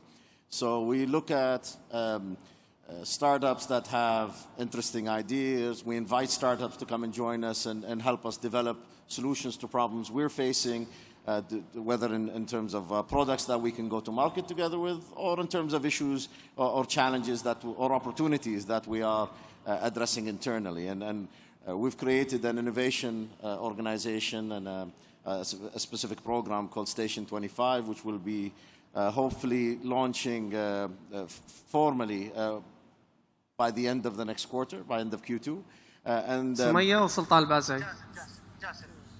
And we look to use that as a vehicle to engage with entrepreneurs and small businesses to structure this interaction. However, we also believe there's a tremendous opportunity, especially when we look at areas such as e-commerce, which for us is a core part of our business. And we've developed some propositions to support that customer segment and create some opportunities to help them grow, and hopefully as they grow, our businesses with them grow as well.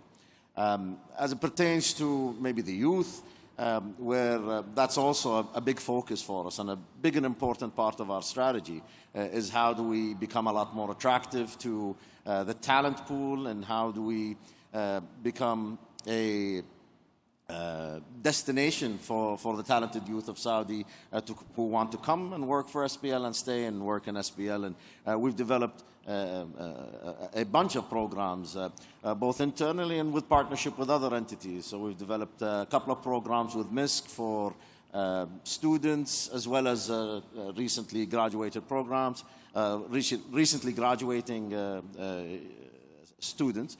I think we've just launched our second cohort, and we're very proud of that program and what we're doing. And we have about three or four other programs specifically targeting new joiners, fresh grads, and how we develop them and equip them with the skills that are needed for SPL to be successful, inshallah, in the future. So it's a very important domain for us, and we believe it's a strategic imperative for us.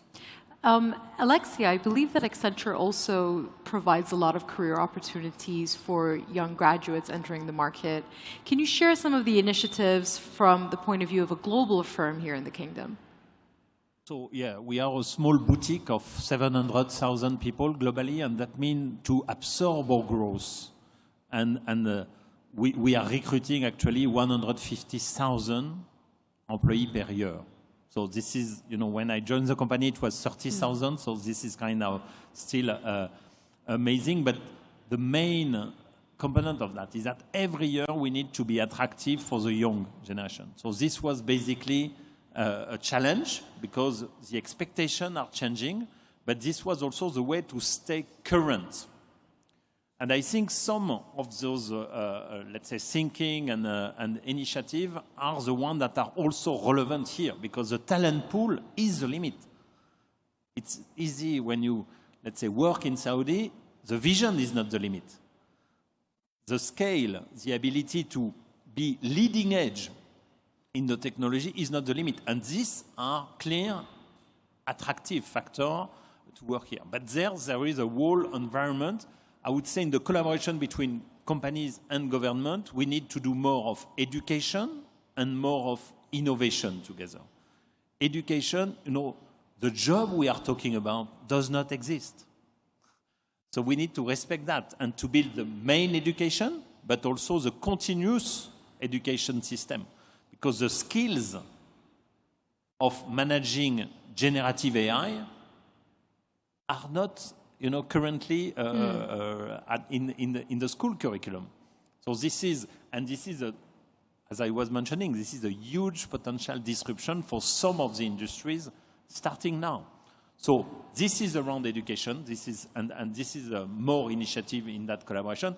The second on innovation, you know, because we do only one thing at the global level. We try to accelerate the future for large company and government. And it's only digital and sustainability. To do that, every single ingredient of transformation program need to leverage innovation. You do that through your team, and you do that through your ecosystem. You know, today we celebrate part of that ecosystem.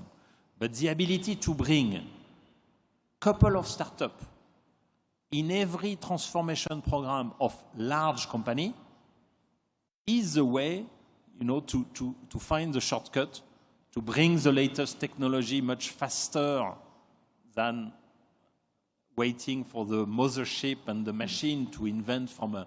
So on this innovation ecosystem, today's initiative is one of the examples, but this is, I think, really where we need to build more initiative together. We have an organization at the global level we call Accenture Venture, monitoring 300,000 startups globally, mapped by industry, by process, by function. To say, and the assumption is the same. Every industry, every process will be disrupted by the new technology we are, let's say, naming. And without saying biotechnology, space technology, I think Middle East is investing heavily in those technologies. Those, all of them are disruptive for several, for more than one industry. For the ambitious youth who are entering the work field, who are, let's say, attracted to things that are innovative and they tend to be technology focused, how would you steer them towards exploring and growing and upskilling themselves by being employed through an employer's graduate program as opposed to exploring being an entrepreneur and figuring it out on their own? Dina, perhaps you can address the prospects of going into employment or entrepreneurship as a career path for youth. Well, that's a really good question and a very important question. And I think that before that is that looking at the fundamentals and the infrastructure, before giving that advice, are we providing the right infrastructure for our youth? So it alarms me when I hear about the metaverse economy and cognitive cities and these new exciting, and space economy as well, while we see that 2.7 billion people around the world are not connected. They don't even have basic needs, which is the internet, which became a need like electricity and water. And that, by increasing that or by not really focusing on finding solutions for such for creating the right infrastructure for our youth, that will create a huge digital divide. And the more that divide increases, the more that there's going to be a lot of people left behind that cannot harness the opportunity of digital economy. So what I think is before giving that advice of maintaining a job or moving from a job seeker to a job creator, the role of the government should be providing the right infrastructure and the right enablements, like the right policies and regulations, the right programs for upskilling, and giving that choice for the youth to experiment, either by a job or either by creating a job. But what's very important now is creating the right infrastructure. And on that note, whether the youth enter entrepreneurship or career, one thing that I know scares a lot of people is failure. And it would be important to address what could be some of the positives of failure. Your Excellency, perhaps you can share. Well, being a failed entrepreneur, twice failed, I think it is important to not be afraid to fail and to look at failure as an opportunity to learn. So, and this is not only in how you approach your role as an entrepreneur or as a business owner, but even as an employee. Because I do think that mindset, that entrepreneurial mindset, can definitely apply as well in government or in the private sector in the roles that you assume. Being resilient, learning from mistakes, learning how to forgive yourself and others for mistakes they've done. We have an Arabic saying, so the only way to really not make any mistakes is to absolutely do nothing. So having that patience, having that resilience, and looking at failure as an opportunity, I think is really fundamental in how we approach this transformation. And this applies across everything we're doing. So having that willingness to fail, having the courage to face that challenge and really overcome it and learn from mistakes and hopefully not repeat any of the mistakes that you've done, I think is a very, very valuable philosophy to adopt. And I think it's critical in any type of business you do, whether as an entrepreneur or as an employee or in the private or government sector. So that's an invitation I would encourage all of the attendees here, all of our guests here, all of the participants, is to really take that into account and take it to heart and really look at the opportunities in front of us, which are amazing at the moment, and not be scared to step into them. And all.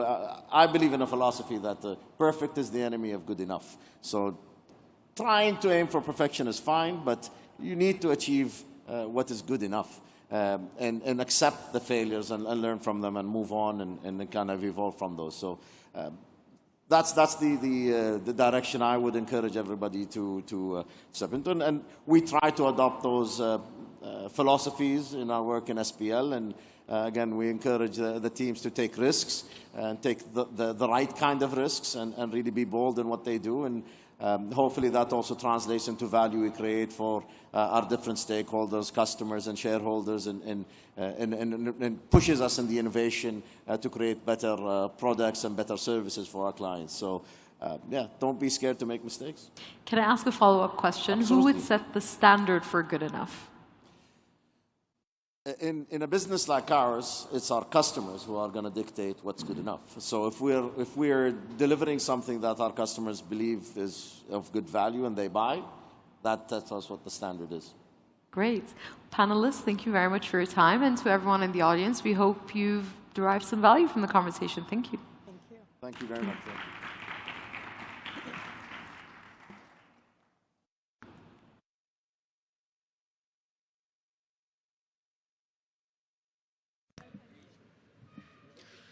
السيدات والسادة الكرام. Dear ladies and gentlemen, kindly remain seated. We will resume our program after a few minutes. Please remain on your seats. We're continuing with our program in few moments from now.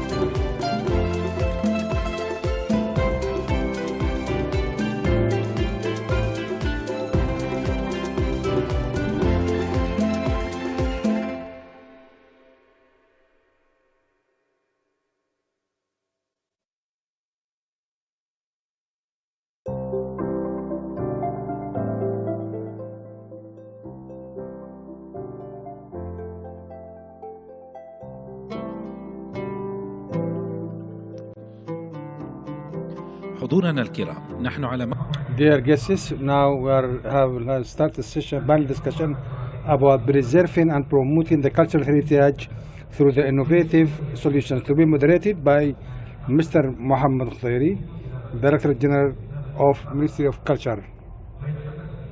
And the panelists should be Dr. Jasir Sulaiman, the CEO of the Heritage Commission of Ministry of Culture, and Mr. Sultan Al-Bazi'i, the CEO of the Theatre and Performance Arts Commission, and Dr. Sumaya Sulaiman, the CEO of Architecture and Design Commission.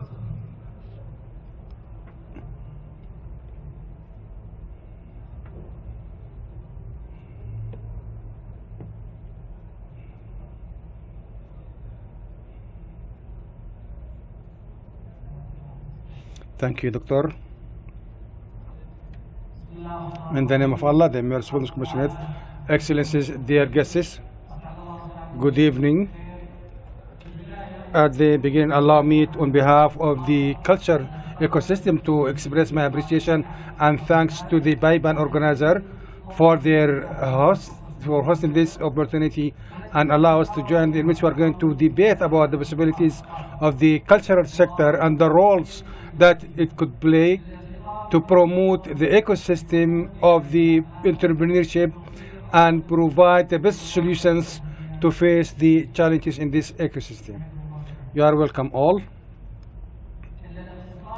The cultural economy is an inspiring source that has not been utilized despite the high potential that will enable it to contribute actively into improving life quality and achieve development, and this requires strong leadership, cooperation to open new horizons for global economy. This is what has been said by His Royal Highness Prince Badr Farhan Al Saud, Minister of Culture, in the first cultural meeting for the GCC countries, the G20 countries. Thank you all. At the beginning, would like to congratulate you, Dr. Sumaya, for being awarded the Women Leaders Excellence in the Architecture and Design in the Middle East Award. We are very proud of you, Dr. Sumaya. Thank you so much. And with respect to the support of the gifted or the talented people, I would recall one of the most important events this year, which is design, which resonated this in the design community, although it is the first edition. Are we seeing design of ideas emerging from that, some SMEs from these ideas, whereby we'll have some partners like Munsha'at, Mawa'id, and some other, and Taqaddum. This will, for which the authority, the Commission is very much thankful to bring together different talents and create and provide support to create new SMEs. First of all, I'd like to thank you all and thank you, Mr. Muhammad. Design-a-thon, those who does not design, I'll give you a brief background. Design-a-thon was an event organized in February for 3 days. This event is a hackathon for the design, through which this hackathon we managed to bring together more than 500 competitors, males and females, to solve different problems in 3 major issues. First, design for healthy life, and another about design for sustainability, and design for social impact. These 3 pivotals or axes, under which many different concerns carried by people that touch their daily life.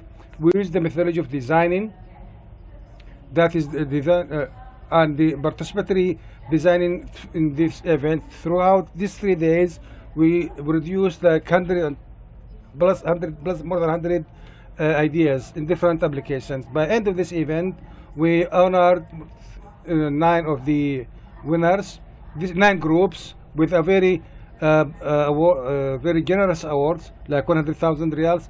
The idea this could be a seed money through which they can open or establish new businesses. Having partners with us in this event was very important, significant. Mushat, we thank Mushat for we were in the first establishment that helped us and being by participating by running different workshops and and to provide us with this entrepreneurship concept, and they have provided the training program to the winners, whereby this will help them when they are going to move forward in this endeavor. This year was the first edition, as I said, but this Design-a-thon will have another annual event where entrepreneurship will to provide some innovative solutions to meet people's needs and challenges at different aspects of life. The types and of ideas produced. One example is that someone was complaining about open the water, for instance, bottle, and there is a huge waste on water, drinking waters. So they came up with a design to solve this problem, to avoid waste of water, drinking water. This is just one example, small example on one of these innovations. Thank you, Dr. Abu Badr. When we talk about the support the entrepreneurs, what is the role of Arts, Performance and Theatre Commission in creating future entities, independent entities that could continue and sustain? We could call them sustainable entities, for instance. Thank you so much. I believe that having theatre industry, an active theatre industry and performance arts should start from the SMEs. The major entities, mega entities can sustain and understand very well their economies, but the economies of this theatre industry is based on talents, and the actors in this Saudi theatre scene, most of them are artists who need to be in some management to get introduced to the management and governance of work to be able to sustain his work. Therefore, if he continues, then he will be in a direct relationship with his audience and capable to employ these other potentials, individual potentials. For instance, you may notice that on a small theater art requires more than 20 artists behind the scene, beside the actors and other artists in the theater. So just imagine the size of this employability of this sector. Those cannot continue and sustain, and they consider this as their source of living unless there is some more well-regulated work for these bands, who in English theater company, they call it theater company. For us it is like a band, but in fact it is an institution, should be capable of sustaining and to employ this potential and to get the best out of it and produce it to the audience to convey the message of the theater. And the theater commission or strategy of the theater based on two major pillars. First one is to develop these capacities, the talents. Second, also to assist these groups or bands to be formed in a more professional way, and to be in a direct contact with the audience and to improve their revenues. The revenues, that means can people pay the salaries for the artists who are working with us, and that means we will be able and can establish this industry with all its elements and with all the value chain, establishment all the way to communicating with the audience and do the performance. A series of works have been presented, like development incubator for the businesses and accelerators, and to help them to get closer to the professionalism. Very clear. Thank you so much, Abu Badr. Dr. Jasir, from your own perspective in the heritage sector, what is the importance of the SMEs in developing and promoting the cultural sector and innovative sector in the Kingdom of Saudi Arabia? Thank you so much. I would like to express my appreciation to this national commission, the important national commission, Munsha'at. We have continuous work with them. This is a platform. It is blessed platform through which we are talking today with Mr. Abu Badr. The question could give us an opportunity to explain the direct and clear relationship between SMEs and between the cultural heritage profile. When talking in such events, we stress on one important thing, which is directly linked to today's subject matter. Managing the cultural heritage in the world is not a responsibility of ministry, it's a responsibility of all. Even the conventions signed by the kingdom on cultural heritage, and with UNESCO, for instance, or some other our local national laws, they include many texts about involving the community and individuals, either in management or protection or other components. To make it, to simplify that, as Mr. Abu Bakr started before a while, about the value chain, this route you can analyze this, and it might look a very complicated idea, but it's very simple. For example, the panel discussion, for instance, the people at Munshat, when they came and planned to organize this exhibition, they applied the value chain. They identified with where the place in Riyadh, they do some exploration, identified the venue, then the need, and then moved into preparation and turning this place into place to receive guests, then delivery and the last stage. We are a Heritage Commission. We have a value chain which are in a very professional. Often took his car and we'll explain to him the steps we did, identify this location, this venue, what is the different many issues. Then we came into what does this, how we can implement the maintenance, etc., and move second to the operation phase and so on. All of these components, the same SEs are involved, of course. As Mr. Abu Bakr said, these are mega companies or cable. Of course, we will need them. We cannot do without them. But many of our works or businesses, like having these different platforms, by the end of this session, we'll have some discussion about activating this track. Our role at the Heritage Commission and with the SMEs, in some countries like 90% they represent the economy. Our role is to give more chance. I have a challenge, for example, I want to solve it with other entities, including Munshat. I have many of innovators, for instance, and I have a need on the other side. But the market is still thirsty to that. So some make some call for bidders, but I didn't receive any applicants. I know some people are very creative in the art crafts, etc., like drones, etc. Our role here is doing this economy and making this matching between different regulators and financing agencies, and we'll reach into, I think will be something useful. I will give a chance, to turn the management of heritage, cultural heritage, from government concern to cost center into profit centric, to give the SMEs a chance and the responsibility to manage these sites. Will come up with some innovative solutions.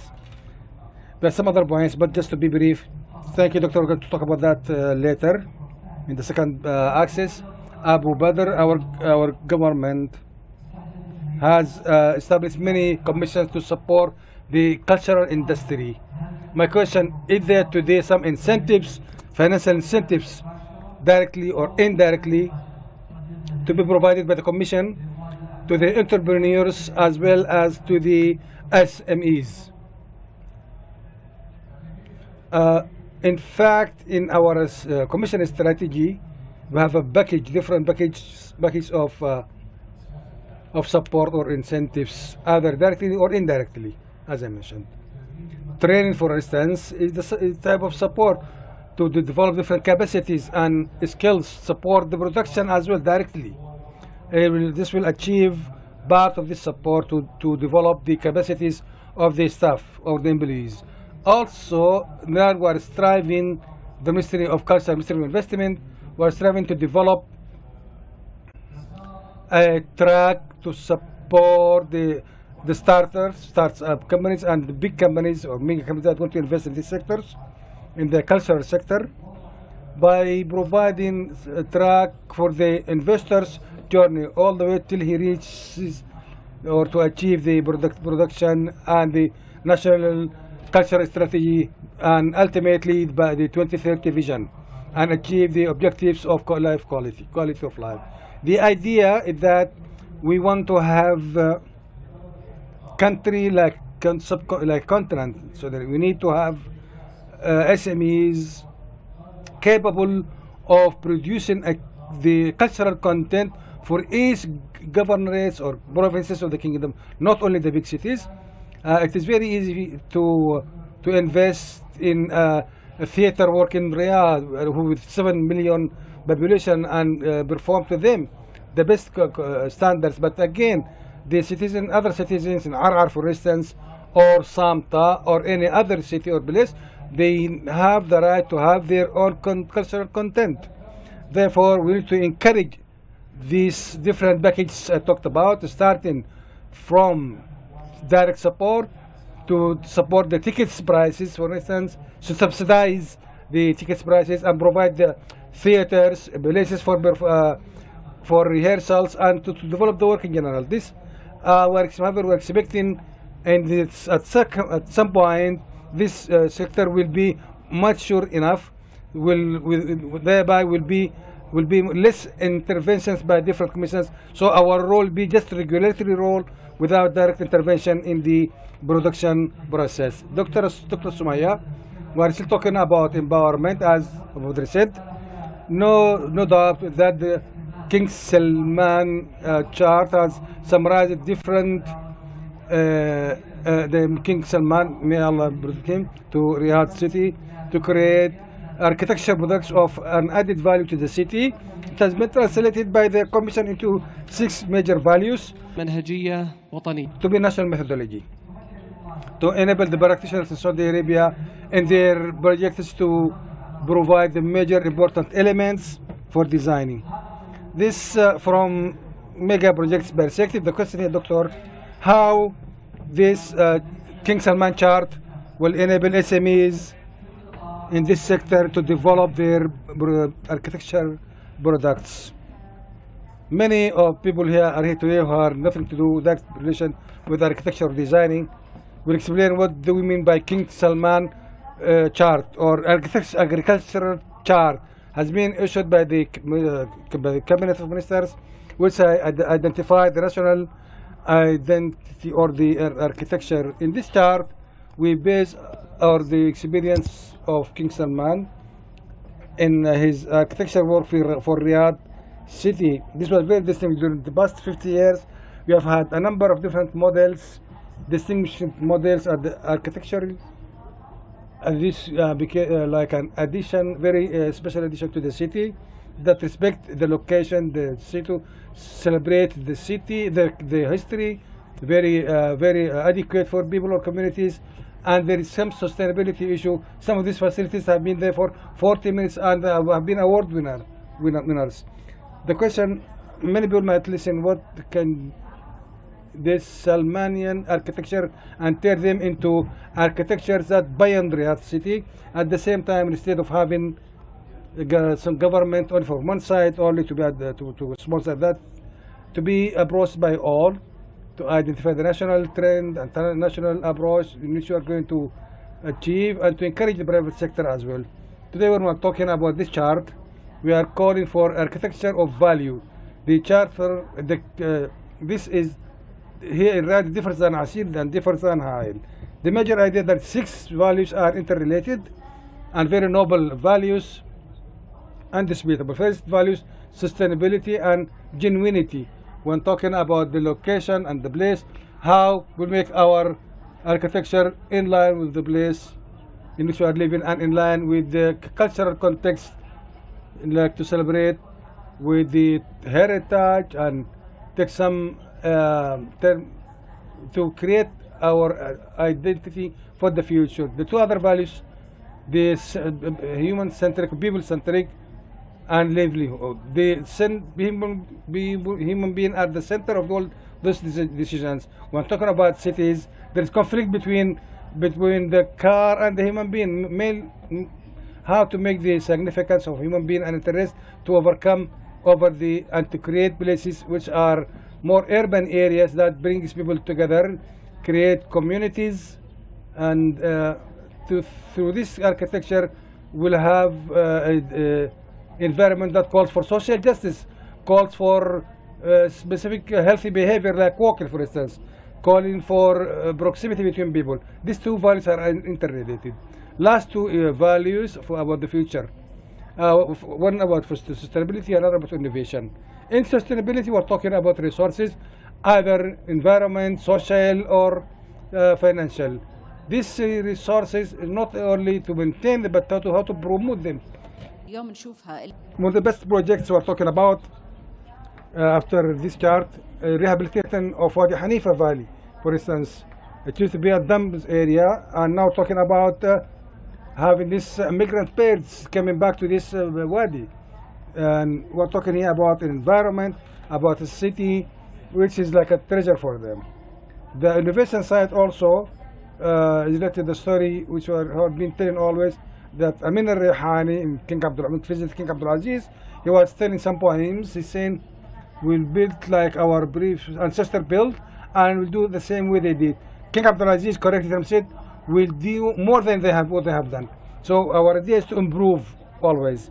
This group of values, they are diversified, but we can say that, how can I benefit from that when it is just theoretical values or just theories? How can I apply them on the architecture? So we have looked into the chart when we apply these values on the tangible side, but however, we have to reflect these values on the social and cultural aspects as well, and we have to reflect them at the tangible aspect. When we listen something, this creates memory.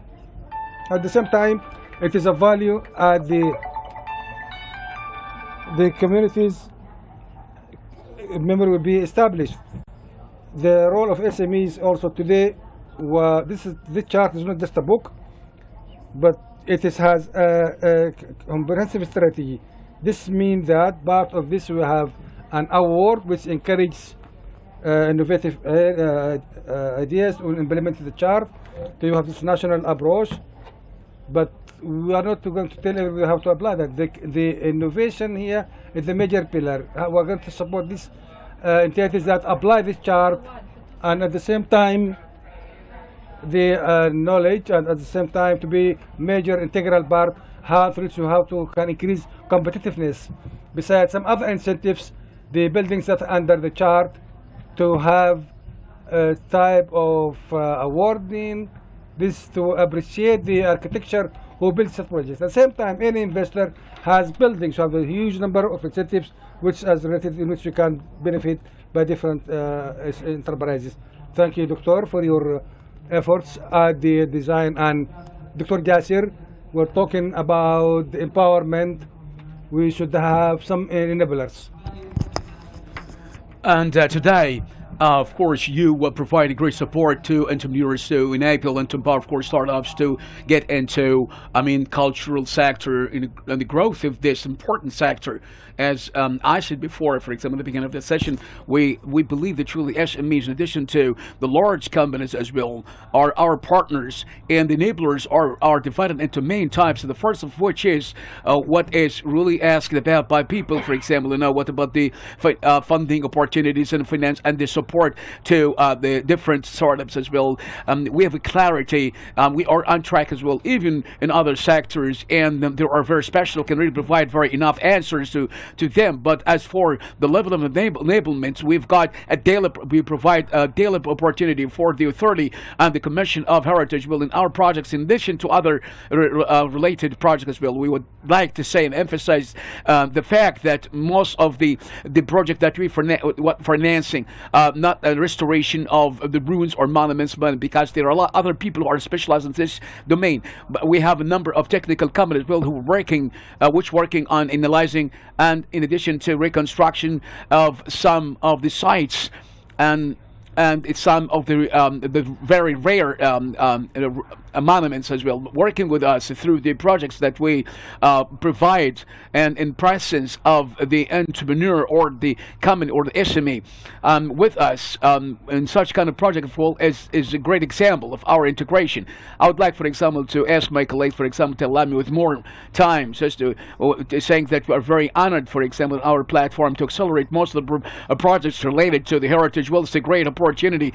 It's very it's very great opportunity for our partners because it gives the chance and opportunity to listen from people, to hear from people we know, and we sure that truly the market is full of the very talented people, males and females, but actually through this accelerator, which is one of the most important outcomes of this important session as well, is going to be one of the proposals of the Commission of Heart as well to that, so that we can communicate with them. We come to the conclusion talking about the enablers and empowerment. And if I mean randomly, if you pay a visit to us, for example, any day you choose, or you will get together with a number of individuals and institutions and groups representing 20 countries from countries from around the world, representing the best type of expertise as well, who came to work with us in a very different way, untraditional way. This is a great and a very rare opportunity for all of you to benefit from this. This is a chance and opportunity to benefit, and we're students of university, in addition to entrepreneurs as well. We can have the capacity and access to learn a lot about this field as well. Are very open to the whole world. We want, for example, to invent the wheel, and we are very open as well, and we welcome anyone. For example, we see that really the journey will be long. However, we will be able to achieve success. The last point I can come up with is integration is very necessary. Our colleagues see that really we need to work together in this regard, but in a way or another, I believe within 20 I should tell you talk about 5 projects that we launched in 2022 about, for example, the authority of state of theater, and in addition to many other related projects that are based on designing and construction. And the dream that you want, for example, to achieve will be related to I mean, talking about the stages and the stage performances within a very specific type of design by the doctor, and in addition to the other later products to reconstructions. I think that really we're going to be we'll be able to work together, to cooperate together, especially with the SMEs and the group of entrepreneurs as well. Thank you very much, and congratulations for the launch of the accelerator, and we wish you all the best in the future. Abu Bakr, there must be challenges facing the sector as well. What are the most remarkable challenges, and how can you and the authority, for example, how you overcome such challenges and solve the problems within the coming few years? Or first of all, I would like, for example, to get back. I mean, to be far away from my criticism or my comment that I said before. I want to actually to do that. And as for the culture project, for example, is totally based on heritage. And challenges. There are many challenges we can see ahead. However, but one of the most remarkable challenges is that we don't have the right belief as regards to the business sector. Sometimes when you have misconception of the business sector, one of the most things that are not right and correct, and the fact that Chile we have means of communication, we have safety, for example, in all cities, the Kingdom of Saudi Arabia, but it has been proven the opposite as well. In every performance that is provided with high quality, when it is performed, so the Saudi audience come to the stage, for example, or the theater with the great passion as well. So business community in general need to change the outlook, and for example, they have to, for example, start to become very courageous and investing in the theater-related projects as well, because unfortunately they haven't been touched this area. The fact that truly it will lead to more funds generations and resources generation, and the other challenges I might actually talk about at the beginning. I referred to it, that the activists in the field of theater, they are amateurs, they're not professionals. So that until today, for example, we don't have high level of what you can say the high level of organization, and especially in the development sector and the authority as well. They try to do their best, for example, to make a great transfer. Let me talk about, for example,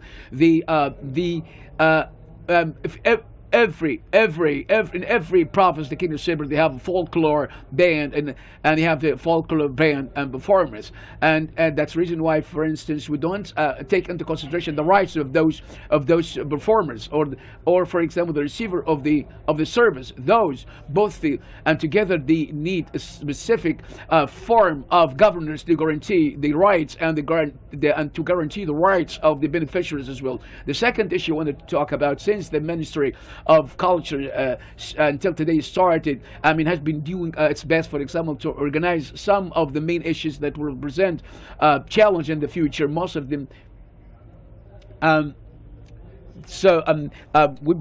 We believe from today and from now on, this sector is going to grow more and more. So entrepreneurs, I'm talking about entrepreneurs. They are playing an important role to invest in such kind of areas, and I invite them to visit to the translation and literature stand, in addition to the heritage stand as well.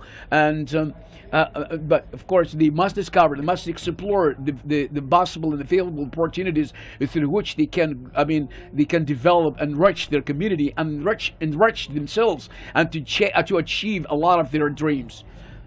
Your Excellencies, and with a great appreciation, paying a tribute to all your efforts. For example, you have just started this journey through which we came to know through your efforts, and the efforts that are exerted by the Ministry of Culture to enable and empower SMEs, entrepreneurs, to develop, for example, the cultural scene, situation and status, and to actually to focus on its value globally, nationally, globally, and regionally as well. Many of you, many things have been achieved since the establishment of the Ministry of Culture, and we are still at the beginning. We're still many things we are going to do, and being inspired by the great support from Allah and the unlimited support of our leader, our father, the King of Two Holy Mosque, and our inspiring Prince, His Royal Highness Crown Prince, and His Excellency, His Highness, the Minister of Culture, Badr bin Farhan. From them, we actually are inspired so to continue building up this great country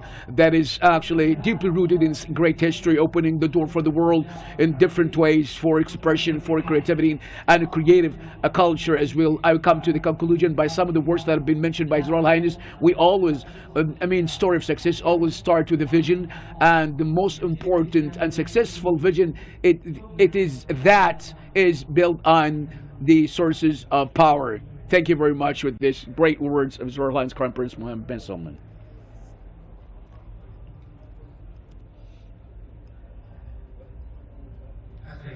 Ladies and gentlemen, please come to be seated until we will complete our program for today.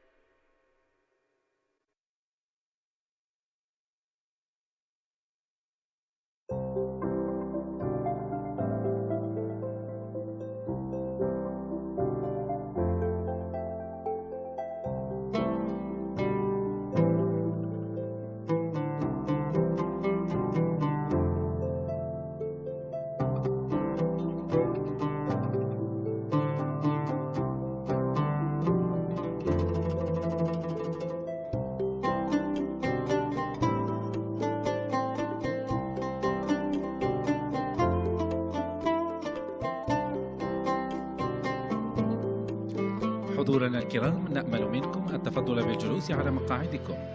ستبدأ الجلسة الحوارية بعد لحظات. Ladies and gentlemen, kindly be seated. Our session is going to start very soon. Kindly be seated.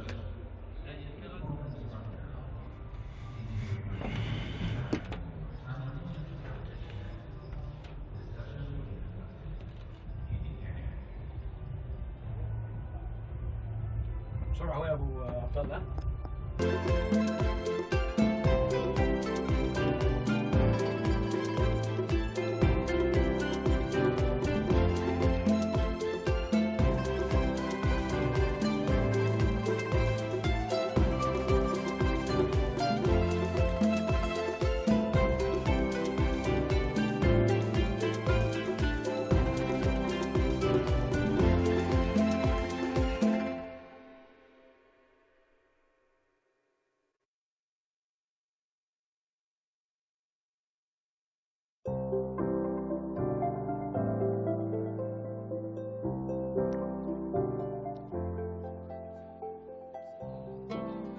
نرحب بكم أيها السيد. I would like to welcome you all, ladies and gentlemen, in this session, which is titled "The Future of Industry for the SMEs."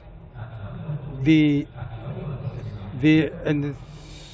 fourth industrial revolution, to be moderated by Jamal Belmaegil, and will be the panelists with His Excellency Minister Engineering Osama Abdulaziz Zamil, the Vice Minister of Industry and Mineral Resources, and the Engineer Sulaiman Al-Mazrou, and Excellency the Director of Investment in Mubadarat Al-Mustaqbal Khulud Al-Muhammadi, and the founding partner for Kareem app, Dr. Abdullah Ilyas.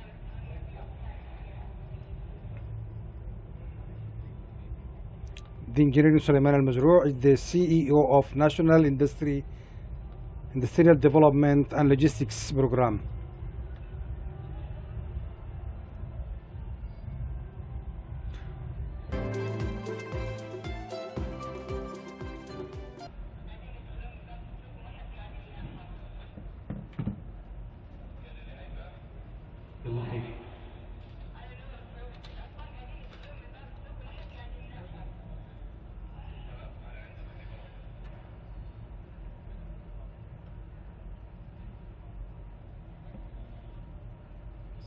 In the name of Allah, the merciful, compassionate, you are most welcome, dear guests, dear participants in this panel discussion, which will be of the future of industry for the SMEs within the industrial revolution, fourth industrial revolution. No doubt the Kingdom of Saudi Arabia is moving towards new era of industry, and the SMEs will be the major contributors in this development. We are going to talk in this session about the visions and the perspective of the ministry in NEDLib program for the SMEs in developing this sector, as well as the technologies that will be leading in this sector and how it's related to the IR. For the talk will be about technologies about the IR and automation and Internet of Things, which are most increasingly significant and very adequate for the development by the entrepreneurs.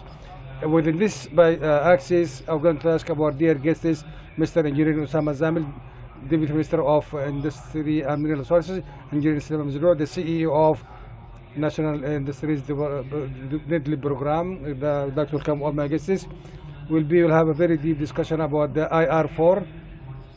Engineer Osama, you have all of us have witnessed the launching of the industry strategy by the Israel Highness the Crown Prince. So we'll talk about this launching of this strategy. It has been already conducted. Let us move to another part, which is the starting of implementation of this strategy as an example on the ground about implementing this strategy.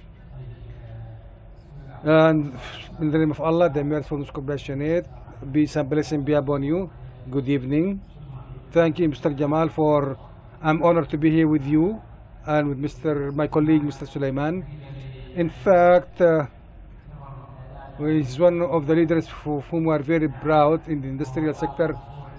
He's managing the strategy in a very professional manner with a very professional team with our young employees within the industry ecosystem, the same team continued to implement the strategy. I would like, first of all, to thank, in fact, Biban team who organized this important global event, which is a source of pride for us to see such event in the ground, which attracts the whole world to a very important issue, which is the entrepreneurship in the Kingdom of Saudi Arabia. And would like to especially thank the Munshaat who invited us to this meeting, to this event, my colleague Sami and Hussein, for this invitation. In fact, His Excellency the Minister, Mr. Badr Kharif, said in his last meeting with the private sector that now we have started the implementation phase. The national strategy has been approved by His Royal Highness, the Crown Prince, and we are now have to implement this strategy. Therefore, the strategy now, when designed, we're very keen to be a model for what is in the ground. And we have turned that into, as Mr. Gibani said, from designing, theoretical design into reality based on brief experience and successes. We have mentioned that in the industrial sector, 80% of these are SMEs at present now. And this, in fact, calls us to start activating on interacting with this sector through what has been provided by the national strategy, by the building industrial sustainable and flexible industrial sector driven or led by the private sector. Noting that the SMEs are the majority in this private sector, we are calling them to lead this strategy, and the entrepreneurs who will play a major role, we have a major role to play. Therefore, we have started this strategy based on what has been from bottom-up approach when building this strategy and in developing the strategy. When we started at the ministry, we work in close coordination with the investors, and the result is that we are now, we have managed to develop successful models. When, as mentioned yesterday, one of them, some of the examples, the one mentioned by Ru'a in Fionka, and also Muzun Asghar, who worked in the cosmetics, and Al-Qurashi, who we came from productive families into cookies factory in some factories. And this sentence has been done by the one of the Minister, Mr. Abdurrahman Al-Raudi, the public cleaning tools factory. They worked with passion, with success. In fact, we will find these examples now in the ground, and would call you to visit my account at Twitter. I talked about them before a while. We have a chance now with 7,000 SMEs under municipalities to be turned into factories. Our target in our national industry strategy is 36,000. We targeted 36,000 factories in 2035. This target, we are working together in this ecosystem, industrial ecosystem, from Mudun, Al Jubail, Royal Commission, Industrial Fund, National Center for and the Export Bank, and also we have a program with Munshaat, is Tamuh program, to turn 9,000 industrial SMEs into champions or pioneers. We're going to work on that all together to reach into this target, this objective. Engineering today, we are moving from launching the strategy for implementation. How we're going to see now success stories reflecting this strategy. Thank you so much, Mr. Engineering. Engineer Sulaiman, today we're talking about the future of industry, and this will lead us to a very important question. That is, in light of 2030 vision, what is the future we're talking about for industry, particularly for the SMEs and the entrepreneurs? Thank you, Mr. Jamal. I'm very happy to be here with you in Biban with one of the most important pillars of 2030 vision, the private sector, and in particular the pioneers, the entrepreneurs, and the SMEs. When talking about private sector, I recall that the Deputy Minister was one of the very keen people about the private sector. He reminds us at each initiative that we should go back and take the feedback from the private sector. He is one of the most advocates of the private sector. Let us simplify the idea here. To be able to develop the sales sector, we have to think differently. To exceed the countries who passed or superseded us in this area, we have to find out the non-conventional industries. We have to strive to achieve the food security, medicine security, military security. We should have the national flexibility, the resilience, and to capture the chances locally, regionally, and globally in where we have to compete. Thereby we can reach into, or will be an leading industrial power and a logistic hub. Talking is easy and dreams has no limits, but the 2030 vision came very clear with clear programs, executive programs, also with the clear strategies. This in which we are working through NIDLIP to have integrated plans to achieve these objectives. In industry, for instance, to achieve the thriving economy, vibrant economy, in which we are aspiring in the kingdom, we have been searching for the promising industries in which the kingdom can like the electric cars.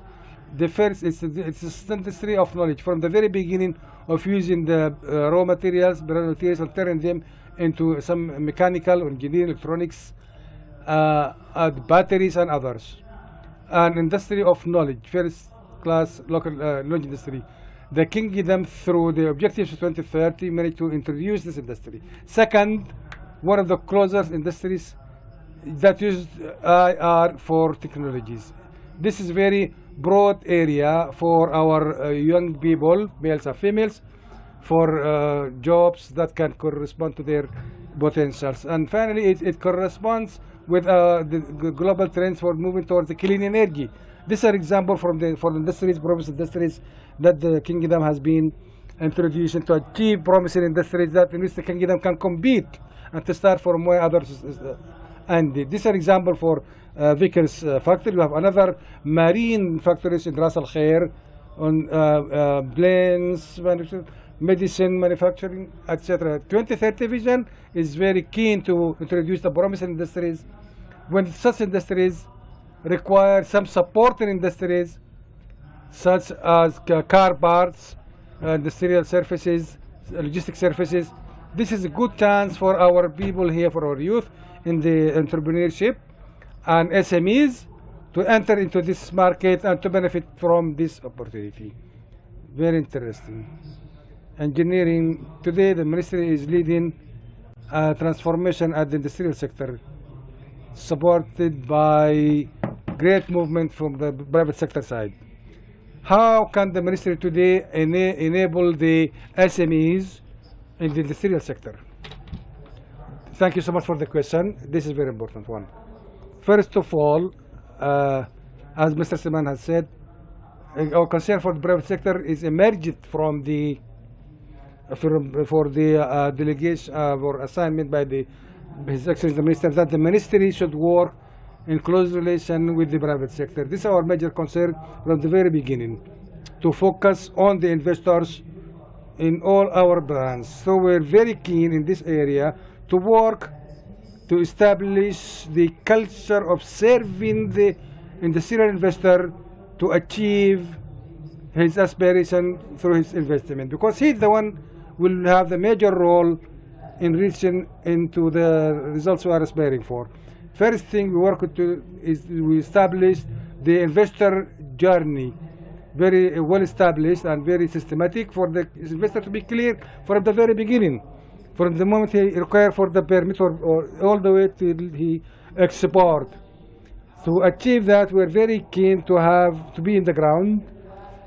Today we are some. I can say that we are following up with the we are followers of this industrial sector. We are working hard on that. Therefore, this instill some confidence in the investor to invest more. This one side. The other side is that if we work to turn these factories, how we can to scaling them up into digitization and to scaling them up for their operational capacity. We're working on that in one program to turn 4,000 factories into developed production factories within the program launched by the minister in the investment forum before 1 year, almost 1 year, the future of investment. This program is turning these 4,000 factories from in the technologies into high tech, including SMEs as well. We have different many examples in this area. Also, we have financing chances by the industrial fund that has been launched through the empowering the industrial sector through before a while through an accelerator that supports the SMEs factory to turn into developed production. These are all financing enablers on the ground and with the infrastructures with Mudun Commission and Jabila Nyomba Royal Commission work on these factories towards self-transformation. These are some of the examples, but the enablers are so many. The industrial strategy in itself has allocated 136 initiatives for the national strategy for industry, including 64 initiatives enabling initiative. 50% of them are directed towards the SMEs, factories, and the entrepreneurs.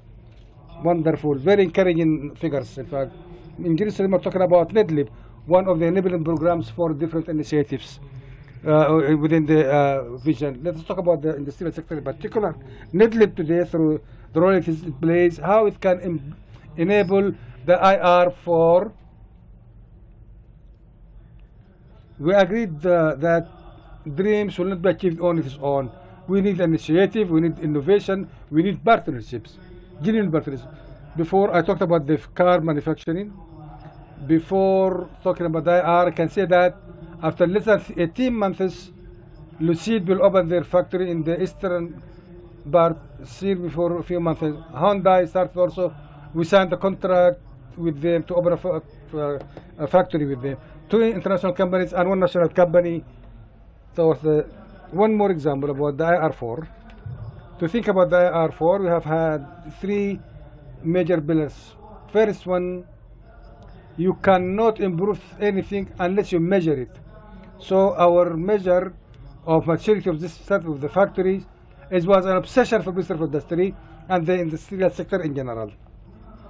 From it, with partnership with the Ministry of Industry and SEER company, it is SEERI company, which is an index to measure the maturity of the progress in the factories technologies. And we started working in very integrated approach to measure the factories, how far they are matured. So there is another initiative about the first 100 factories to adopt the IR technology. IR4 technology.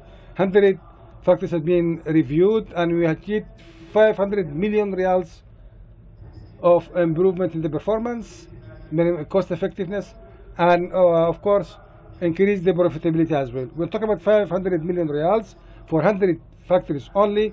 Mr. Excellency, the Minister and the Deputy Minister, they have launched 4,000 factories. Just imagine 500 million for 100 factories only. If they 1,000, 2,000, 3,000, 4,000 factories, just imagine how the competitiveness should be for the industrial sector globally, how the efficiency, how the profitability for the industrialists in the kingdom. This initiative is the second initiative in the package of these initiatives. Third initiative is about the Center of Capacities. This center provides consultation, advices, business cases, the training on SERI and training also on factories who want to hire or use this technology to their factories. So we have 5 centers about to be completed. We have one in King Abdullah University in partnership with King Abdullah, and another unit in Mudun in the 2nd industrial zone, partnership with King Abdulaziz City, and Mudun Ministry of Industry Also, we have one in Spark in Dammam city in partnership with Aramco, and one in Neom will be launched soon. So we have different partnerships for these centers to be supportive, and a network of centers provide assistance to the SMEs to adopt IR technologies to be more competitive globally. All our factories, small SMEs or big, need to be competitive globally and to export to the world. This is what we are aspiring for. Mr. Engineering, just to recall that Mr. Sulaiman has said, the ministry has different initiatives. We talk about incubators, accelerators for industrial work. Talk more about the different agreements within this forum. I would like to listen to the role played by Munshaat in the Ministry of Industry to empower the SMEs and enable the entrepreneurs, SMEs and enablers. I mentioned at the beginning that how Biban teamwork made this great event, organized great event. This event for the Ministry of Industry, we are working in close coordination with Munshaat and to launch specific initiatives. So we've launched since yesterday. We've launched 3 initiatives. First, about the strategy of accelerators and the business incubators, and then about launching accelerators by the Ministry of Industry and Mineral Resources. And the third program, program investment in the value supply chain to identify 600 investment opportunities and signed more than 100 opportunities with industrialists. I call upon all to benefit from these opportunities, available opportunities in this forum. The other thing is that the ministry worked with in the past concluded agreements with Kafala program to fund SMEs, an agreement with Saudi Exports, with Turut company to support the exporters, and the owner of electronic stores, and to establish electronic stores for the industrial sector. And we talked yesterday also, one of the most important successes is the e-commerce. The other thing is that we have partnership with Oxagon, one of the name companies, through launching the accelerator and the innovative with Hexagon. We celebrated that last week. We have had 5 entrepreneurs from companies that have promising future in supporting the talents, young talents. Many of the initiatives, in fact, we work with in partnership with the universities. We have RAFID program. This program with the universities is called RAFID, to twinning between industry and R&D and entrepreneurship in the universities.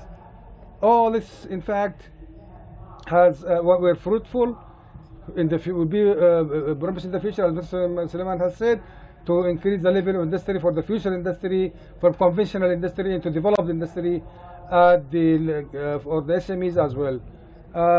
For example, the industry of horizontal agriculture. This is, in fact, as I said, this food security is a very important component.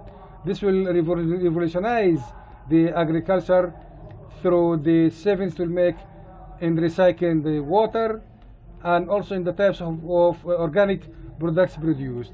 This is one, for example, from the promising sectors which could be adopted by the Ministry of Industry and Mineral Resources. Mushaat's role is, of course, very obvious, to be in supporting the entrepreneurs and SMEs. We are working with them hand in hand in different accelerators.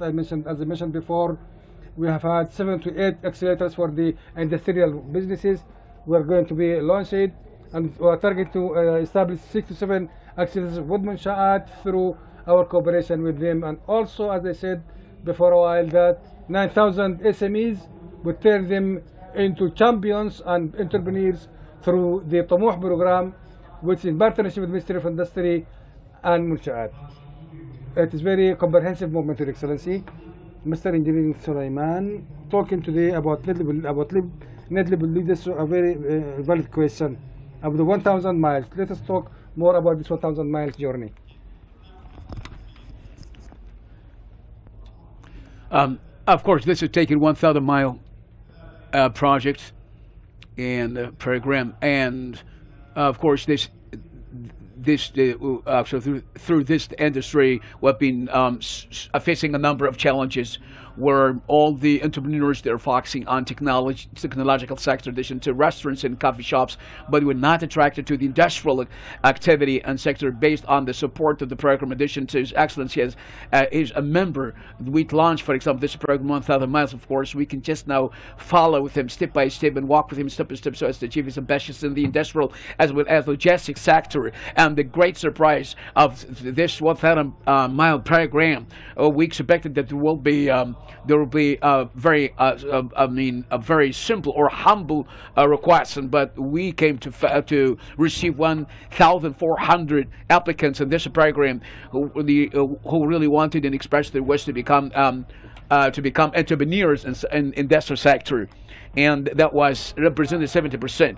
So they were doctors, pharmacists, engineers, inventors, factories workers, in addition to employees at companies, as trading companies, and corporate workers and police as well. So they found out that this will be a great opportunity to make such kind or manufacture such kind of a product in the Kingdom Center, but they did not see, the opportunity available. So for the time being, we're working together with them from the industrial sector and the logistics sector. And in all phases, we came to review all of such kind of steps and all opportunities. We found out there is high level of attractiveness of the industrial sector to build very important industries. We have numerous opportunities in addition to during the phases and the stages that since we worked with them, we discovered a number of opportunities and the partnership. For example, in this 1,000 mile program, it's a great partnership with the public as well as the private sector, based on regulators, experts, trainers. We have Mansha'at as well, and undoubtedly we have, of course, the Industrial Development Fund. We have Kefala, Nisanad, Wad, Aramco. We have SAPIC as well. All those partners. We have more than 20 public entity and government entity participating in this 1,000 mile programs. Everybody works for the entrepreneur to come up with his goals and to achieve his goals, and we are in the final phases within the coming month or after Ramadan. We're going to celebrate the first graduation program of our program 1,000 mile, based on ready projects in collaboration with investors, and real opportunities are going to be provided. We're so happy with this program, and we believe that really the partnership with the private sector starts and kicks off through the determination of both parties, and 1,000 miles starts with one single step. And of course, we're going to help entrepreneurs to achieve their goals as well. Personally, I'm so proud as well, and everybody here is so proud of all of these figures and numbers and these great accomplishments based on the efforts of the Ministry of Industry, the integration which has been achieved through this ecosystem to achieve the goals of the 2030 vision. I thank you very much, Mr. Zamel, the Minister of Industry, Kamal Mr. as well as the CEO of the National Industrials Development Program, in addition to my great appreciation to most our colleagues, of course, in Mansha'at as well, and for organizing such important event of Biban23. Thank you very much for everybody.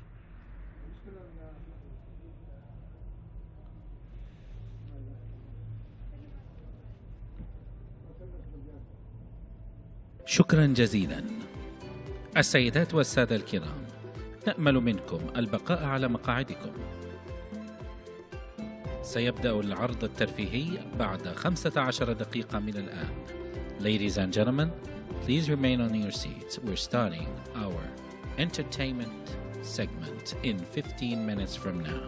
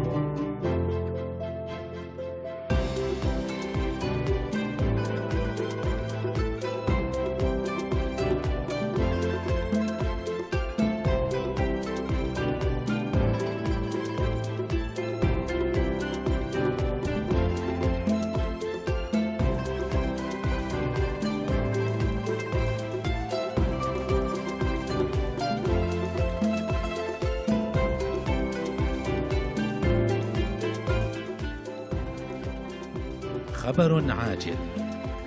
برنامج كفالة يقدم قرابة 5.88 مليار 1 billion reals for some of the entities to provide collaterals for breaking news.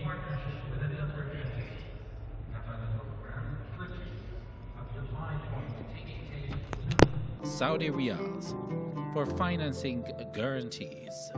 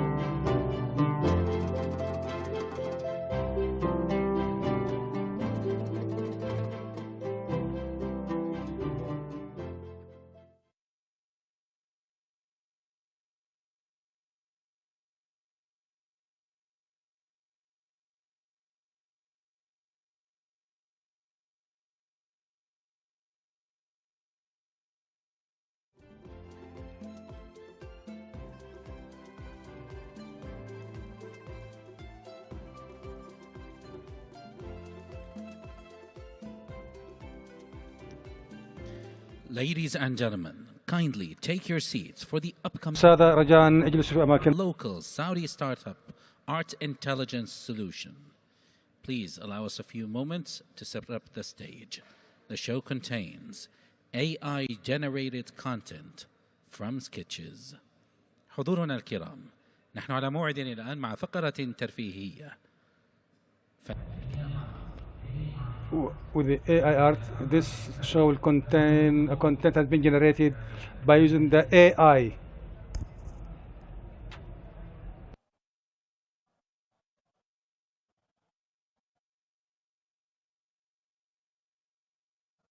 Hello and salam alaikum.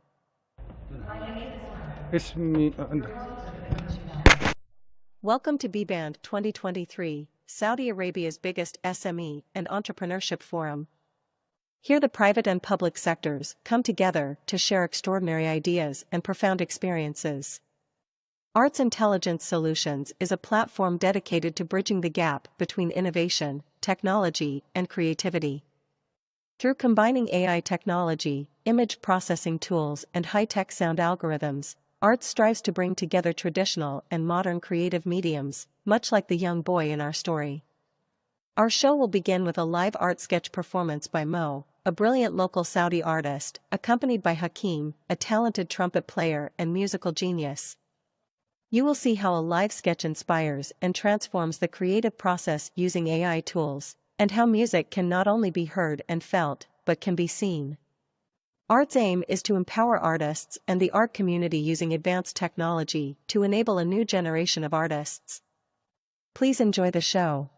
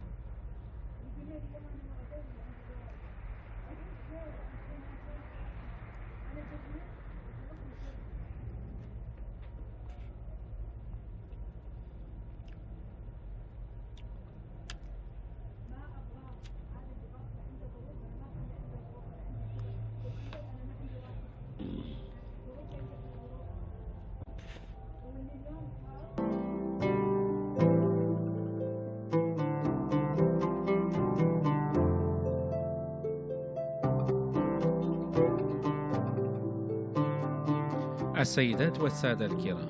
Ladies and gentlemen, please kindly be seated. We will complete our program. Within few seconds, we will have a dialogue. And the startups, building startups in the Gulf states, what is required and what's necessary.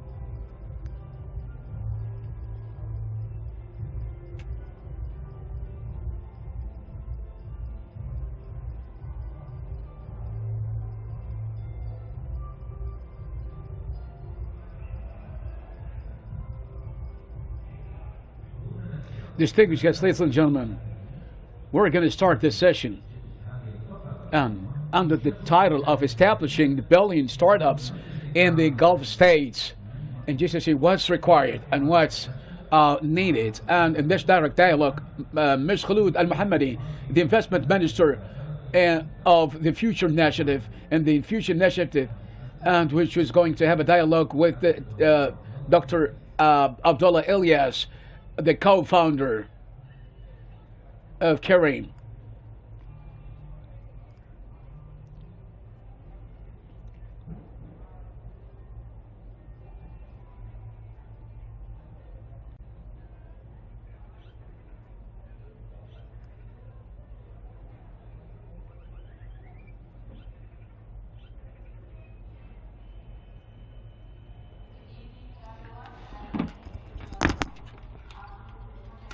مساء الخير جميعا، وشرفني بان يكون معنا الحوار مع دكتور عبد الله الياس. الان ما الذي نحتاجه المنطقتي فيما يتعلق بمشاكل الناشئه؟ عبد الله وانا نامل بان تكون تلك الجلسه تفاعليه، ولذلك سيكون لدينا تلك الجهوزيه لكي نستقبل منكم الاسئله ونضع ذلك في الاعتبار. السيد عبد الله، شكرا جزيلا لوجودك معنا اليوم. إنه لشرف لي أيضا. أعتقد بأن قصة كريم تعتبر قصة هائلة والتي وأن أرى في قبل كريم وبعد كريم أيضا، لذلك كان دافع كبيرا جدا لكل مؤسس، ولذلك فنحن نريد أن نفهم الكثير والكثير مزيد من التفاصيل جدا فيما يتعلق بتلك المساهمات. نحن عندما ننظر إلى هذا السؤال نحن عندما نسأل هذا السؤال أنت ترجم بالإنجليش غير للعربي. The longer one is that we were at the right time with the right product in the right market with the right team, and that we got all these components right, and they are not easy to get right. Sometimes you have a perfect product, but you're too early, too late. You're in the wrong geography, and you're not able to get the team. And I guess we somehow, our moms, our customers, our captains have made a lot of dua for us, so that we got those things right. And this is how we were able to scale. What are some of the key learnings, let's say, or challenges that you faced, and you think it's still today something challenging for every founder or something to keep an eye on? Nothing surprising, really. It's funding, like for every startup. It's talent, like for every startup here in the region. And for us in specific, it was regulation. Because we came, of course, with a product that was unknown and unregulated. Something needed to happen, and we pushed the boundaries with a fast pace. And that is really what pushed us through all the challenges. That we had this magical moment of offering a product that, when we came into the market, transportation in general is a huge, huge market. And we were able to meet existing demand with a product that is better, faster, more comfortable, safer, and at the same time using technology even cheaper. And that, when you have something like that, that's always disruptive. So we were a bit faster than regulation, of course, and we needed to work around these. We had our offices shut down at some point. We ran out of funding because we had to fund so much. Throughout the whole journey before exit, we raised around 500 million US dollar over so many different rounds. And you can imagine how hard it is to put these rounds together. Sometimes we ran out of cash and we had to lend money to just pay the paychecks. And in general, it has been quite a journey with a lot of even taxi strikes, you know, where our team in different geographies was forced to have bodyguards in order just to get safely to the workplace and off.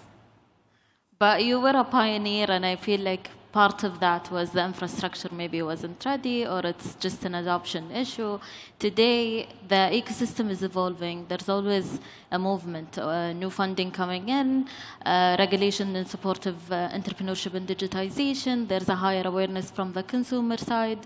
And maybe even in your capacity today as a mentor or as an investor, you also see the movement. So in your experience, what does it take today to build a unicorn? I believe when we think as an ecosystem, the best answer is usually unicorns build unicorns. When you have one unicorn that exits, the founders of this have money, they might leave and invest in new companies. A lot of people who were on the journey, they go out and build their next venture. They have learned it, seen it, and do want to have an impact too. So, and all the investors who were part of that journey, they got back their money and they are ready to reinvest, right? So, I believe the short answer is always unicorns build unicorns, and we've seen that. With the PayPal mafia, and when we made our round in 2015, the unicorn round, Mudassir, our co-founder and CEO, he wrote a small note to the investors and to our people that something like that, what he has seen before in Silicon Valley, is going to happen. And I mean, as a founder, we are in different times today.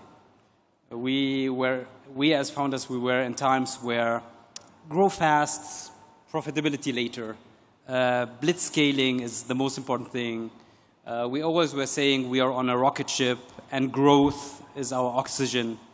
That was the vibe and the times we were in. Money was cheap and it was very important to grow very fast. Today it's different. Today we, as founders, we have to really look after the unit economics, be very frugal, be very mindful where we spend our money and how we get to growth, and rather invest in automation and problem solving through systems and product rather than through hiring and spending on marketing. So times are different. What remains is any unicorn that wants to become any startup that wants to become a unicorn has typically to start in very, very big markets. And they need to be big in order to make so many different mistakes along the journey. And most likely, if we are a startup in Saudi, this is not going to be enough. We have to grow out of Saudi. We have to expand. And if we are a startup outside of Saudi, most likely we have to come to Saudi. And be really dominant in Saudi and have a big play in Saudi. So there's a lot of play, a lot at play, and I think the learnings we are collectively putting together as an ecosystem are helping the next generation of founders to do the right things. But this is a very important point I want to touch on is today, if you want to reach that status or you want to be big enough for it to be a potential unicorn company, you need to move beyond your core region. You need to be a regional play, not a country-based play. And if you look at the history of the region, with traditional businesses, we have very limited cross-border dealings in business itself. So we don't have, as a region, a rich history in cross-cultural work. So how do you, from a founder perspective, how do you give advice on building culture that could grow with you as you scale geographically? No, this is definitely a hard question. And the way we did it is we only expanded when we were sure that the product we are offering is actually a good product market fit. And when we went into the new markets, we always ensured that whoever is leading this business is incentivized like we are, so an owner in the business, and someone from the market to build the right team there, to build the right culture there, and to really go after the hairy problems, very localized, and problem solve those. And there are, when you go from one geography to another with the same product, you will face very different challenges along the way. And the best is to empower people on the front lines in those markets to make the shots for you as a founder, and to give them enough trust and bandwidth to actually make these calls. Okay. And what is your view of the market today? Where do you see the potential? Well, when I think back, 2012, when we started, we never had events like this in this size, and entrepreneurship wasn't even a word people were using. People didn't even know how it's called in Arabic, right? So we definitely came a long way, and I believe there were a couple of pivotal moments. Definitely the exit was one, and we are very glad and honored and humbled by this exit. But there was also the initiative of SVC, where the fund of funds was sponsoring so many funds to come, because without all these fantastic investors, no startups will come. So there were a couple of pivotal moments in our ecosystem. And for sure, what happened last year and beginning this year, where the global markets came down and the grow fast and profitability later bubble bust, we will have to be a bit more patient and really focus on building a strong and healthy business versus just growing at all costs, which is not easy. And I think a couple of startups who were cut in the middle weren't able to fund enough, so they were forced to sell, or it was definitely a hard landing for a couple of startups. But for everybody who's starting fresh, it's a good time to start because you will start on strong fundamentals and foundations to actually build a lasting institution. So I think every time has its ups and downs, and one just needs to pick the positive side and focus and double down on it. So I personally, for example, I think we have an emphasis on how to make a unicorn, and we have the potential, I trust in that. But before that, I feel like as an ecosystem, we should have more of a movement in small exits. We see small exits, and one of the ways that this could happen is by founder acquiring smaller teams or smaller plays that could help them scale fast, strategically, by acquiring tech or acquiring talent, rather than the mentality that we sometimes have as a region of you build everything from scratch internally. So I don't know if that's something you would encourage as a founder consider accelerating their journey, or what's your thought in playing in a competitive scape? No, I think this is something which is very valid, and it's happening actually. We see a lot of M&A activity in the recent market, way more than what we've seen before when it was easier to raise money.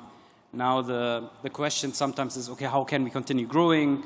We might be able to acquire fantastic other startups that have a mentality that is close to our mentality, which is the startup mentality, help us unorganically growing, and at the same time bring on board fantastic talent and an offering that is opening new horizons for us, right? I think this is definitely happening, and it's a part of maturing as an ecosystem. This is happening. It's going to happen even more, and it's very healthy and good.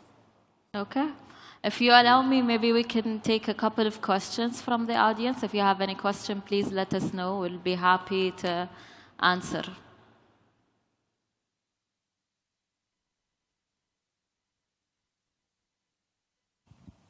Yeah. Hi, Abdullah. I would like to ask you about women driving. So nowadays, we are all driving in Saudi Arabia, and I would like to know how is it going with the transportation field for women, and what are you doing to increase the diversity and inclusion in your company? Are you already driving with us as a captainer? Yeah, when the decree came out, we had a huge initiative. Congratulating us as a society for this very important step, and we opened up our doors for captainers to come on board and drive at Careem. And what we have expected is further growth for Careem, which was the case because everywhere else we were just growing. And women were already driving, right? And a lot of people, when it happened, said, okay, that's the end of Careem in Saudi, because all women will drive and no one will use Careem anymore, but it did not happen. So in all cases, we are super happy that we did this transformation. It went way faster than we expected, and way smoother than everybody expected, right?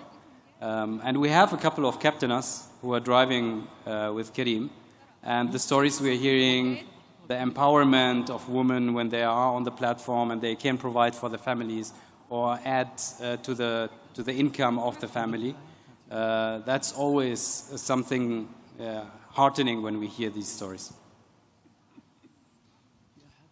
Okay. I think we have time for another question if anyone wants to add anything to the discussion.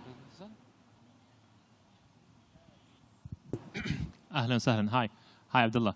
So hi. You had a successful story building Careem, and if I'm understanding correctly, you are not actively working at Careem. So what next for Abdullah? So what is it a new unicorn or enabling more unicorns? So what is the case for you? Yeah, so this is a good question. I'm actually still at Careem, but my role, I asked to have a way smaller role in order to take a little bit time off, have more time for family, and look a little bit after myself. And it gave me also the opportunity to look right and left, because when you're an entrepreneur, you're growing every year 10x, not all years, but we grew in a lot of years 10x, and then you're just at the verge of breaking, and you only have to really heads down and single focus on your startup. Now I was able actually to look right and left and see the rest of the ecosystem, and what I saw was fantastic, right? So working with a couple of fantastic founders, putting on their journey small checks and becoming an angel investor, and learning from what they are working on.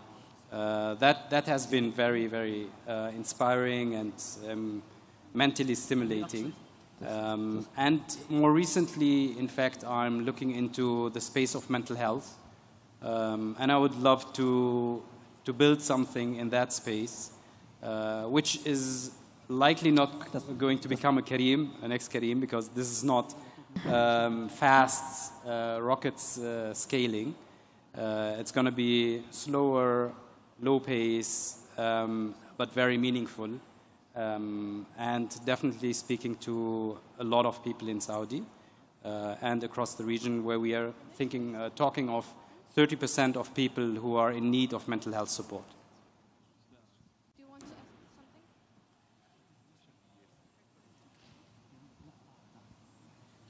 I think we had a question over here somewhere.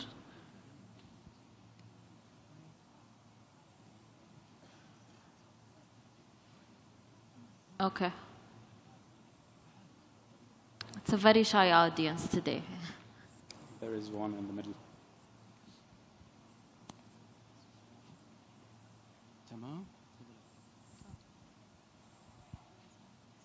مرحبا مساء الخير.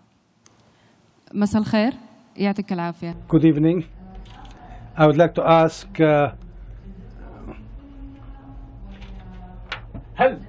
هل فيما يتعلق هل يمكنك أن تعيد السؤال؟ هل هي شاملة هل هي نصة شاملة للمجال أم فقط تعتمدون على المجال الطبي؟ إذا كان علي أن أجيب هذا السؤال رغم بما فهمته، ولكن بالطبع أن and it's definitely medical, right? So coming at it just from technical perspective is something I believe is not working. So it's going to be very likely a brick and mortar play, tech-enabled rather than a tech-led solution to solving the issue for these people who are the most vulnerable people in our society. So we have to be very sensitive and sensible when it comes to offering solutions to these people. Fantastic, thanks. Yeah, that's a question. Hello. My question is to you both. Last year was a very tough year for VCs and startups with the downturn in the macroeconomic environment.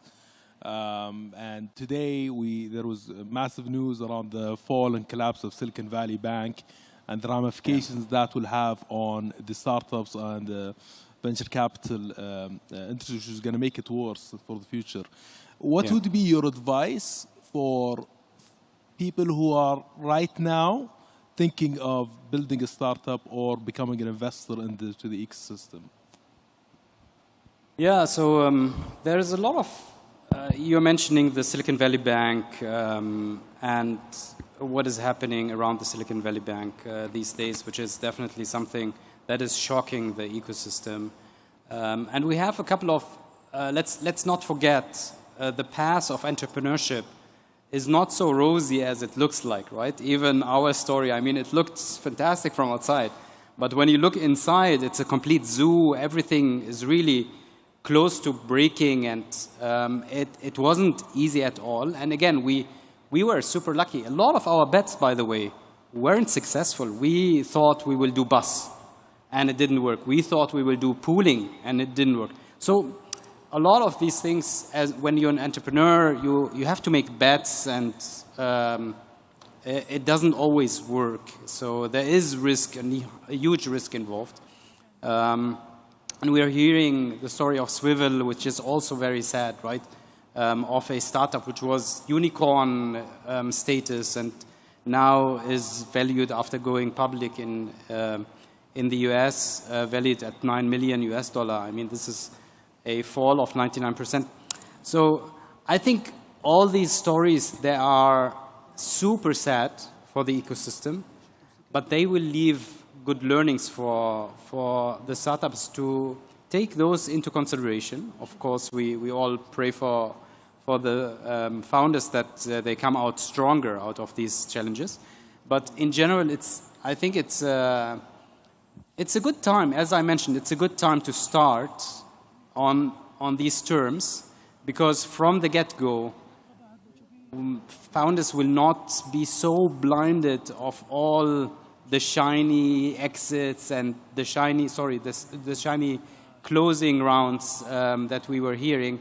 In 2021, I felt every morning when I open WhatsApp and I read the Magnet report, there was another huge round that was closed, and it felt so easy. Everything, it felt like you just have to have an idea, and for you to be able to fundraise which wasn't so healthy, right?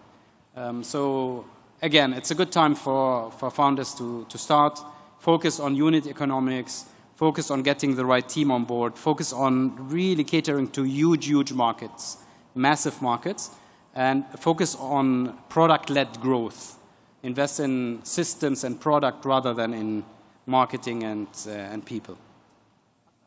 I think if you allow me just to add on this, we sometimes overemphasize the trend and the hype in the industry, but it's an asset class that's going to stay. It's not going to disappear overnight. So if you're a founder and you have a problem you're going to solve for, or you would really see the value in, if you're an investor with a fit in the market and you have a value, I think you'll be able to ride the ups and downs rather than consider these as a sign to stop or a sign to ditch this asset class as a whole. Yeah, absolutely. I see there's another question here.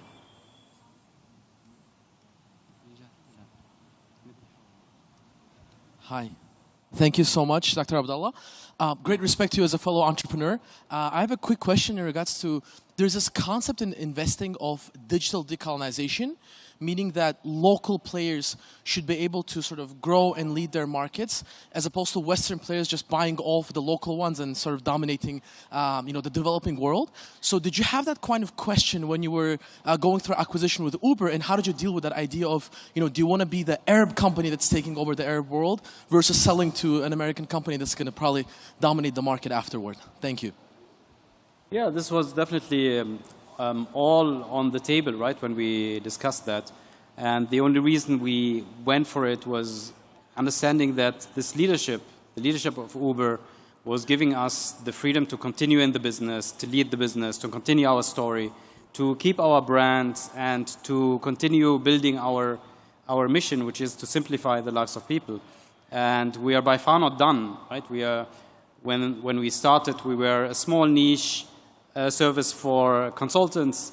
Then we became a mass product. Then we became the fastest employer or the fastest job creator in the region. And then because we grew into so many different geographies and we had all this infrastructure in all the geographies, we became a platform which now can be used as a super app to bring on board other entrepreneurs for them to offer their services within our super app and make it a bit easier for them to scale and don't repeat the whole scale story from scratch. So this is just the beginning, and what comes next is, of course, I mean, the e-commerce opportunity in the Middle East is massive, and we are still at not even 1% of penetration, right? So as Karim, so there's a lot to be done, and when we've seen that Uber as an investor, Uber as an acquirer will continue helping us on this journey. This was for us the decision-making point. And of course, never forget when you've raised 500 million and the next round needs to be somewhere around 800 million. There is not a lot of options you have. And we got good advice to forget our ego a little bit. We were fundraising right and left in the West and in the East. And then we talked to Uber just to get another offer on the table and have better opportunity to negotiate. But the recommendation we got is, guys, keep your ego in check. It's okay to sell. You have to de-risk. You have also to think of all the effect this will have for the whole ecosystem, to have a bigger exit in the region. For all the people who have invested with you, you have a responsibility towards them.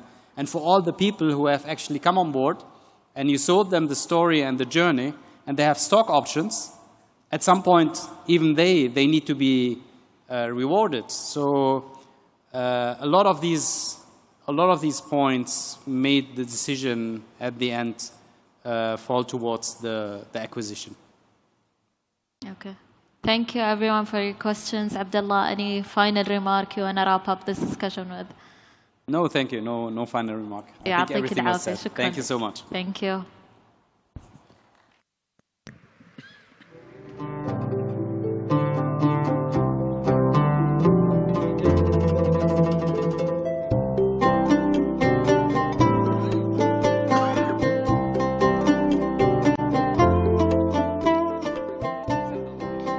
حضورنا الكرام، نحن على موعد الآن مع جلسة حوارية بعنوان Dear guest, we have a panel discussion about the future of the e-commerce.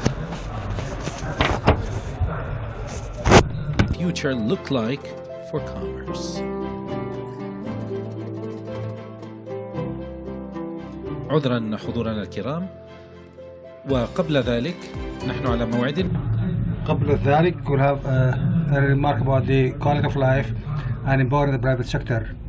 A keynote speaker will be delivered by Mr. Khalid Al-Bakr, the CEO of the Quality of Life program.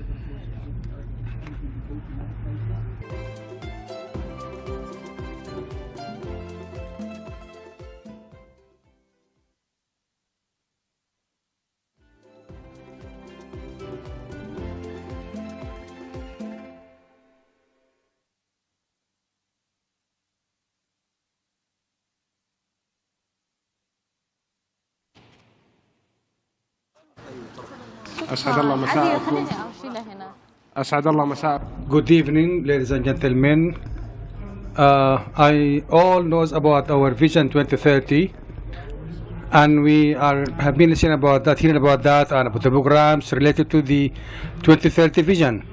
Today, in brief, I'm going to talk about the Quality of Life program, which is one of the programs of the 2030 vision.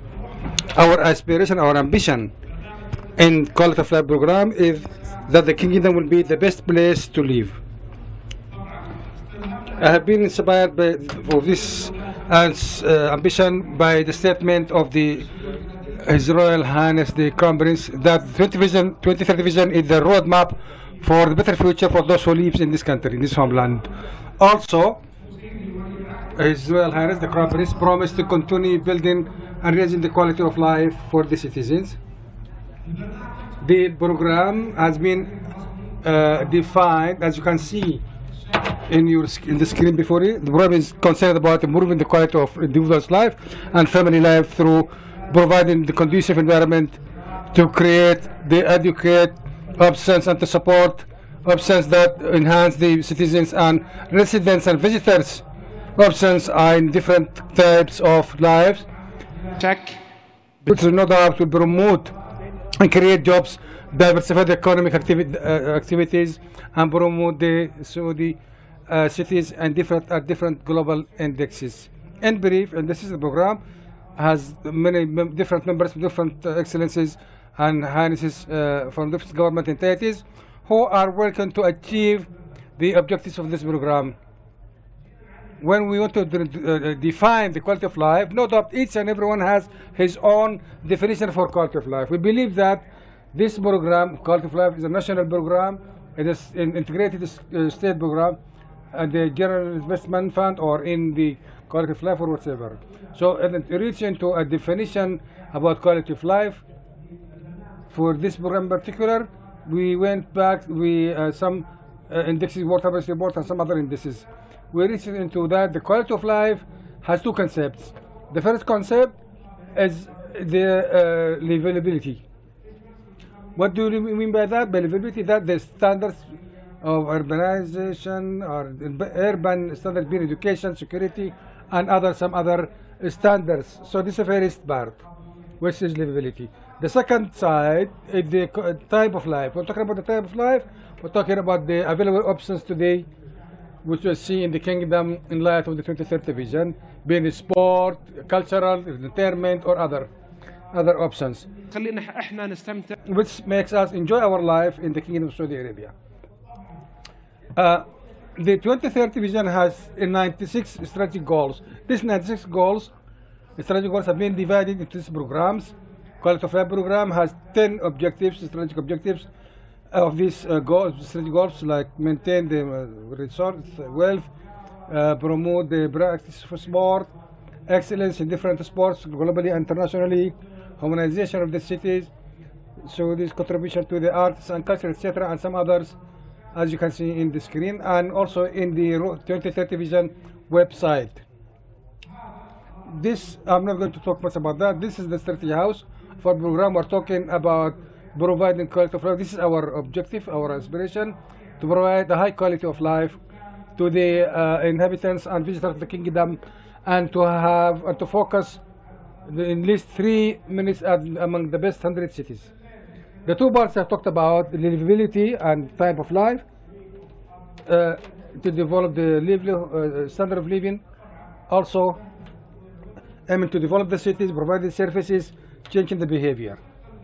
In the left side, you have development and enriching the lifestyle, talking about the development of the facilities, infrastructure. These are provide the different options and promote the participation. All this through developing regulations and rules, laws, and financial stability that will not be achieved unless through the entrepreneurs and their contribution, and also through the active communication between different stakeholders. We have more than 120 initiatives by 20 government entities. When we're talking about initiative, I'm not talking about project. Some initiatives might include tens of scores of projects. For instance, here we're talking about establishing the initiative for hosting international sport events. Under that, we have Formula 1, the the football tournaments, Rally Dakar, etc., etc., some other events. So is the other different government sectors, and we have 6 different sectors we are dealing with in the quality of life program. We have the culture and heritage, about maintaining and preserving, promoting the kingdom heritage, promoting kingdom contribution in the global arts, increasing the community participation in the culture, developing the cultural infrastructure, and promoting the entrepreneurship, cultural entrepreneurship. After that, one of the projects established by the program in partnership with Ministry of Culture is the Cultural Fund, Cultural Development Fund, which promotes the entrepreneurship at different cultural sectors. The second sector, we have a sports sector, about empowering women in sports. Today, women are in different associations. Women are practicing sports. They are to schools, universities, are allowed to perform sports. We provide licenses for the female sports clubs, and women today are achieving excellence at different sports within our under 2030 vision. We're targeting to promote and explore the talented people when we launch the sports academy, which are operating in partnership with the Ministry of Education and different government sectors to empower the talent and promote them through this academy. Are going to expand in this academy in the future. Also, making the kingdom as a destination for sports activities or events within 2030 vision. I mentioned some examples. Today, the kingdom became a destination for different tournaments and global tournaments, and the kingdom is succeeding in hosting different events or sports tournaments. This came only under the 2030 vision. Also, we are targeting to promote the sports contribution to GDP. Before, the sports sector was not contributing. Now it turned into a sector contributing to the national economy, and such progress or development requires entrepreneurs or SMEs to be able to reach with our economy into diversified economy based on solid basis foundations. Increase the practices of sports activities in the community. We have seen within this 2030 vision, number is increasing of performing, or those people have performed sports within this achieving excellence. Recently we saw in Tokyo Olympiad, we achieved so many participated in the Olympiad and the next Olympiad in Paris, and also in the regional tournaments and local tournaments. We're achieving excellence day after day. The road is quite long, are going to achieve our aspirations. Excuse me. In the entertainment and hobbies, we're talking about support the private sector in this new sector in the kingdom. Also talking about increasing the options for entertainment for different populations and visitors. When now we see diversified options for in the entertainment sector, for the promoting community participation in the entertainment sector, promoting the entertainment, home entertainment, electronic games. This is very promising. The electronic games is a very promising sector, and the state now are investing a huge amount of money in this sector, where it will be one of the major players in the future economy. Promoting contribution of entertainment sector and hobbies in the GDP or national economy in general. This plays major role, and today we are seeing many companies, private companies for entertainment are emerging, and so their contribution by creating new jobs and other economic activities. Tourism sector, I'm running short of time.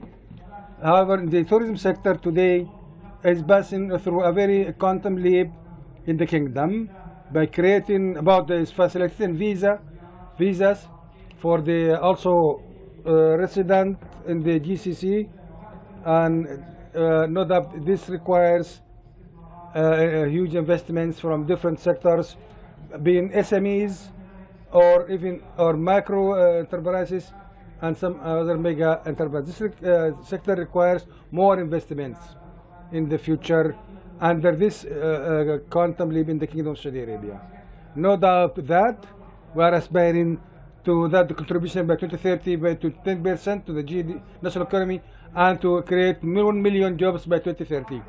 We have many works in this area by facilitating licensing for tourist enterprises and different launches launched by His Royal Highness. In the urban planning, recently we have talking about developing the quality of the services.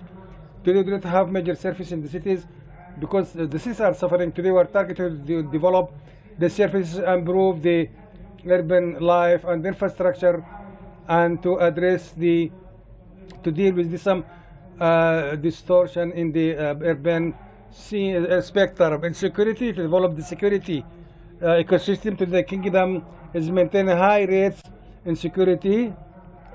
The program is in partnership with the Ministry of Interior to make sure that the security capacities are considering the openness in the kingdom and to cope up with these different openness and number of visitors, and to make sure that all potentials are available to maintain security in the kingdom and to promote them.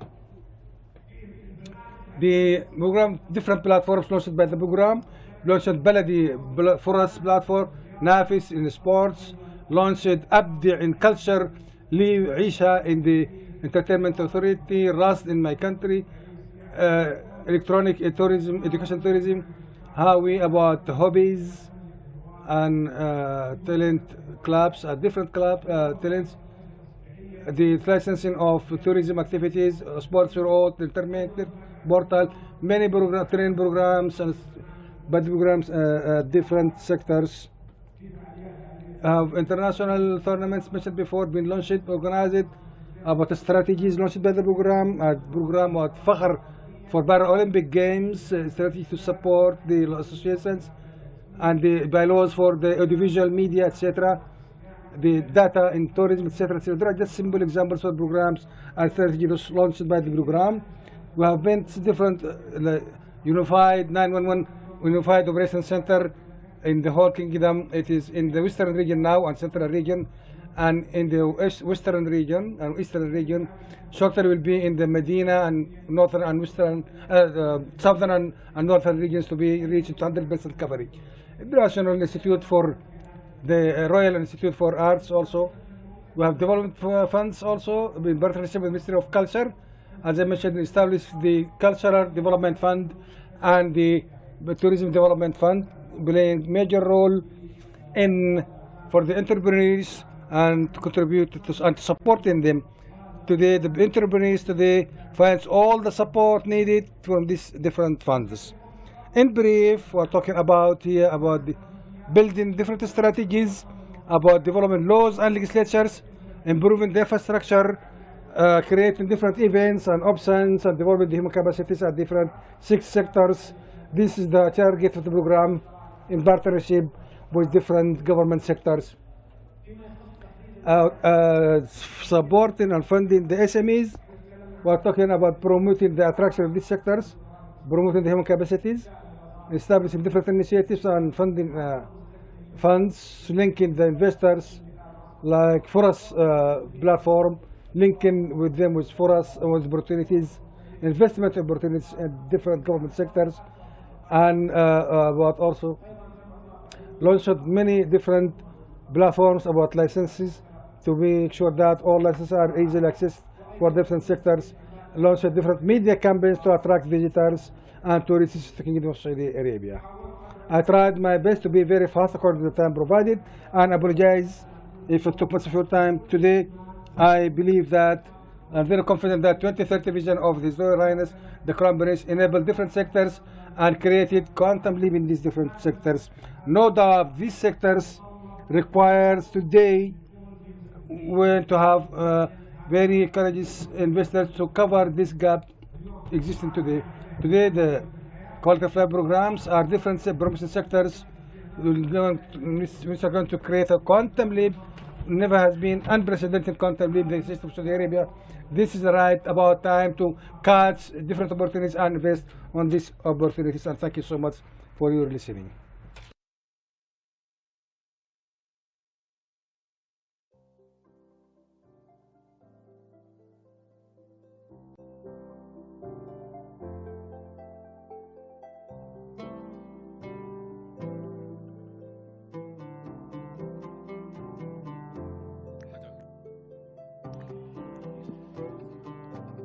السيدات والسادة الكرام، نأمل منكم. Ladies and gentlemen, kindly be seated. We're going to continue our program after a while with a panel discussion about the future of the e-commerce.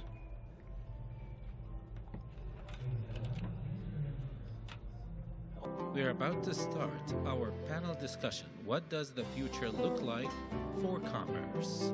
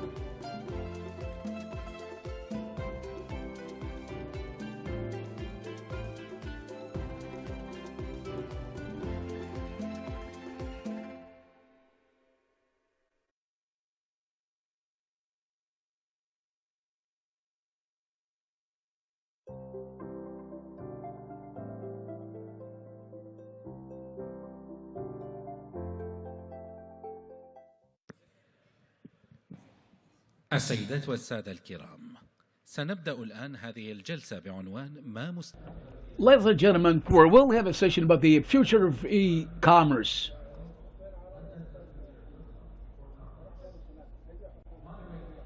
وسيدير حسين مقدس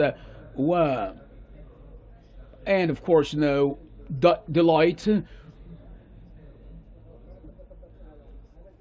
Delight at EWTP Arabia Capital, and Mr. Ali Balian, Regional General Manager of Visa, Saudi Arabia, Bahrain and Oman, and Mr. Carl Lellard, Professional Speaker and Business Coach, 11th position on the top 30 speakers in the world by Global Gurus.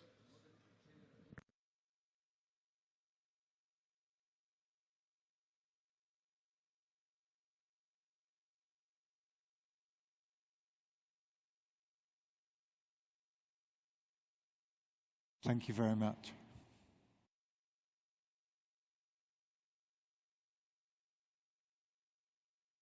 I think we'll have Jessica here. You've got your pictures.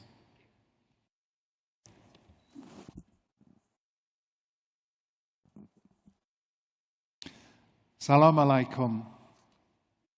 Good evening, everyone. It's lovely to be here at Biban with you all. I'm really pleased to have a very esteemed guest panel here to speak to you today about the future of commerce.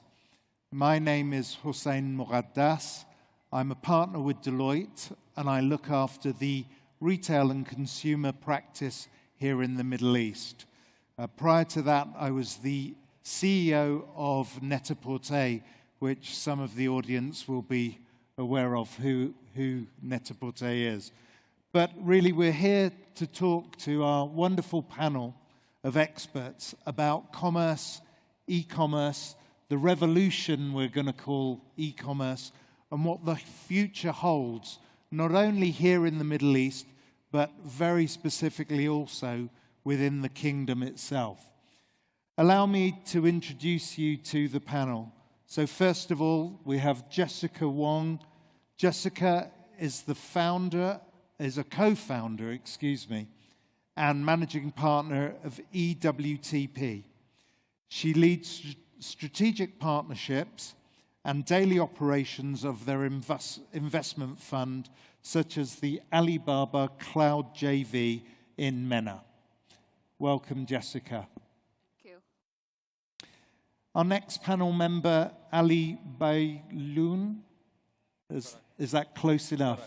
Okay, thank you. Ali is the regional GM of Visa for the Kingdom, for Bahrain and Oman. Welcome, Ali. Nice to have you here. Thank you, sir. And last but certainly not least, I'd like to welcome Carl Lilrud. Is that Correct. nearly Yes. correct? Carl, lovely to see you. Carl is a professional speaker and speaks and has an authority on digital growth. Carl has actually published 7 books already with regards to business growth. And so I'm really pleased to say that the panel are here today not only to take some questions from me, but I will also throw it out to the audience as well if you'd like to ask some questions of the panel. What I'm going to start with is, as I said, this topic today is about commerce, e-commerce and the future. But I'm actually going to take the audience back to only 2 years ago when we all shared a global experience. We all call it the pandemic. Now, I'd really like to start with you, Jessica, if I may, and just ask you, what has really changed that was pre and then post the pandemic when it comes to commerce and e-commerce? Wow, I think you are asking the right question. So, hello everyone. It's such an honor to be here tonight. I'm Jessica Wong, and I'm representing EWTP Arabia Capital. The reason why I say that I could be one of the people to answer this question is we are the mandate of EWTP Capital actually is to invest in the entire ecosystem of e-commerce.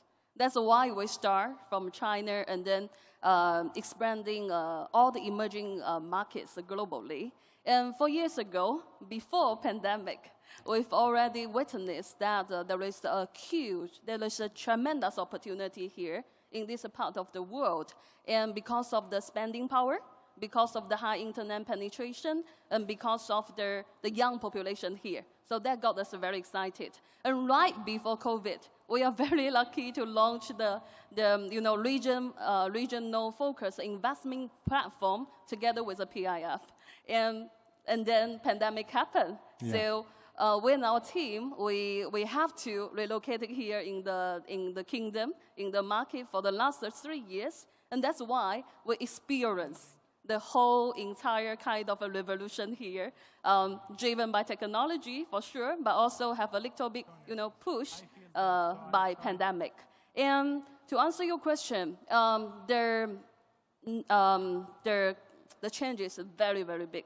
Before that, when we first come to Saudi, come to GCC, we can sense that if we could invest and build the local ecosystem right, we will definitely benefit when the commerce shifted to the digital perspective, right? But after that, and at that time, we think that it's gonna be a lot of work, and the biggest challenge probably will come from how we gonna, impact and change people's mindset. and customize that will lead will impact all their behaviors. And it's very difficult to really convince the customer here to kind of pay digitally, to kind of shop digitally. But now, in the last 3 years, all of this has been changed. We can see that based on, all kinds of data provided by third-party platform, we can see that the e-commerce rate has been increased significantly during pandemic. And nowadays, actually, I think that the e-commerce is already everywhere in our life. It's how we live our lives. Great, thank you very much. And Ali, I mean, Jessica just referred to electronic payments. And of course, Visa is both physical. I've got a Visa card. It's on my phone. So please, the same question to you. What's really changed for you from pre to post-pandemic? Thank you, Hussein. Just to add on what Jessica was referring to, I think post-pandemic, there is more demand from consumers into the digital payment experience and the digital payment options that is offered. And I'll split it maybe into two, and then I'll give examples of statistics from Saudi. If we look at commerce in general, if split it to online and offline, we'll start with online.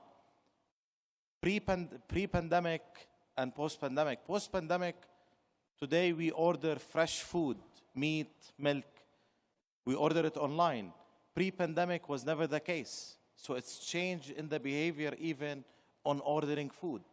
The other one is shift of delivery apps. Today, delivery apps can provide most of the goods and services to your home, which was not the case before the pandemic. So many change into that perspective. Even merchants, today, having an online presence is not anymore must have. It's a necessity. You cannot operate any business today without being present online. Is it window shopping? But anything that consumers does today, they go online and check. And that's on the online part. Even offline, if you look at, I'll give an example of restaurants. Today, there is a fully digitized automated systems in restaurant. You go to a restaurant to order food, you will scan a code, you will order your food in your mobile, your food will come in, and then even you'll check out and pay for your food from that app without seeing anyone. You go to the supermarket, same experience. You get your goods and then you scan your own goods and leave. And these are a couple of examples, but the trend into digitization and payments digitization is moving into a different level. Even to give you more statistics, cash on delivery. We saw a drop in Saudi consumers by 85% on cash on delivery. People are ordering and paying online. So many changes, I think, on the commerce part. If I give statistics on the payments area, contactless was pre-COVID. Post-COVID, we've seen a growth from 4% of contactless payments to 94%. Wow. So massive shift in the contactless penetration. And it's not only Saudi. We see it everywhere. And this is only, I think, it's just the start where commerce will change the whole, or digitization will change the whole commerce business. Great, thank you very much, Ali. And Carl, if I can come to you. So, of course, coming from Europe, Sweden in particular, but living throughout Europe, we've seen e-commerce 24 years ago was apparently the very first transaction. So I'm not looking to you to go back 24 years, that's for sure. But what have you seen that's really changed between pre and post-pandemic in e-commerce? Yeah, thank you. At first, I would like us to basically look at a higher altitude. Let's look over the clouds and just look at what this actually is. And with any business, we're trying to solve a problem. That's how businesses operate. They try to target the problem and sell the solution. And with e-commerce, it's maybe not so much of what we think it is, basically that we're trying to sell goods. The problem itself is that someone is in need of something and we're trying to deliver that product in this case. So what we can summarize all of this into, and what you, my fellow panelists, have been discussing as well, is that the solution is to simplify life, to make it more convenient in terms of getting whatever product it is in your hand or in your computer, your phone, or how you want to consume and use that. That is the future of commerce, to make it easier. And I talked a little bit about it in my previous keynote presentation, where we talk about AI and the involvement of AI in our lives today. But what I believe we will see very, very soon is the involvement of AI supporting us throughout life as our assistant. And as our assistant, we will cut even more corners in terms of how we shop items online. So instead of having to buy that milk or new socks or whatever it is, the AI will identify a pattern and support us to save our time. And that is what I see e-commerce is all about, simplifying my life to make it possible for me to spend more time where I want to spend my time. That makes a lot of sense. Thank you. If I could come back then, Ali, so Carla's told us that the fridge is going to tell us that it needs some milk, and Hussein needs new socks because he's got holes in it, because AI is going to be there. But let's talk about some trends that we're seeing to continue on Carl's theme. So I've heard the word metaverse thrown out everywhere, and if you haven't heard about metaverse, I'm not sure where you've been for a while. But tell me, let's talk about some of the key trends that we're now seeing that are affecting small, medium businesses in the region that you would want to talk about. Thank you, Hussein. Look, I will give you many trends, but since you started the discussion with the metaverse, maybe I'll give a story. My daughter comes to me and tells me, I want to buy shoes. I said, okay, let's go buy shoes. She said, no. I want to buy shoes for my avatar. So now I have to buy shoes for the avatar, and I have to buy shoes for her physically.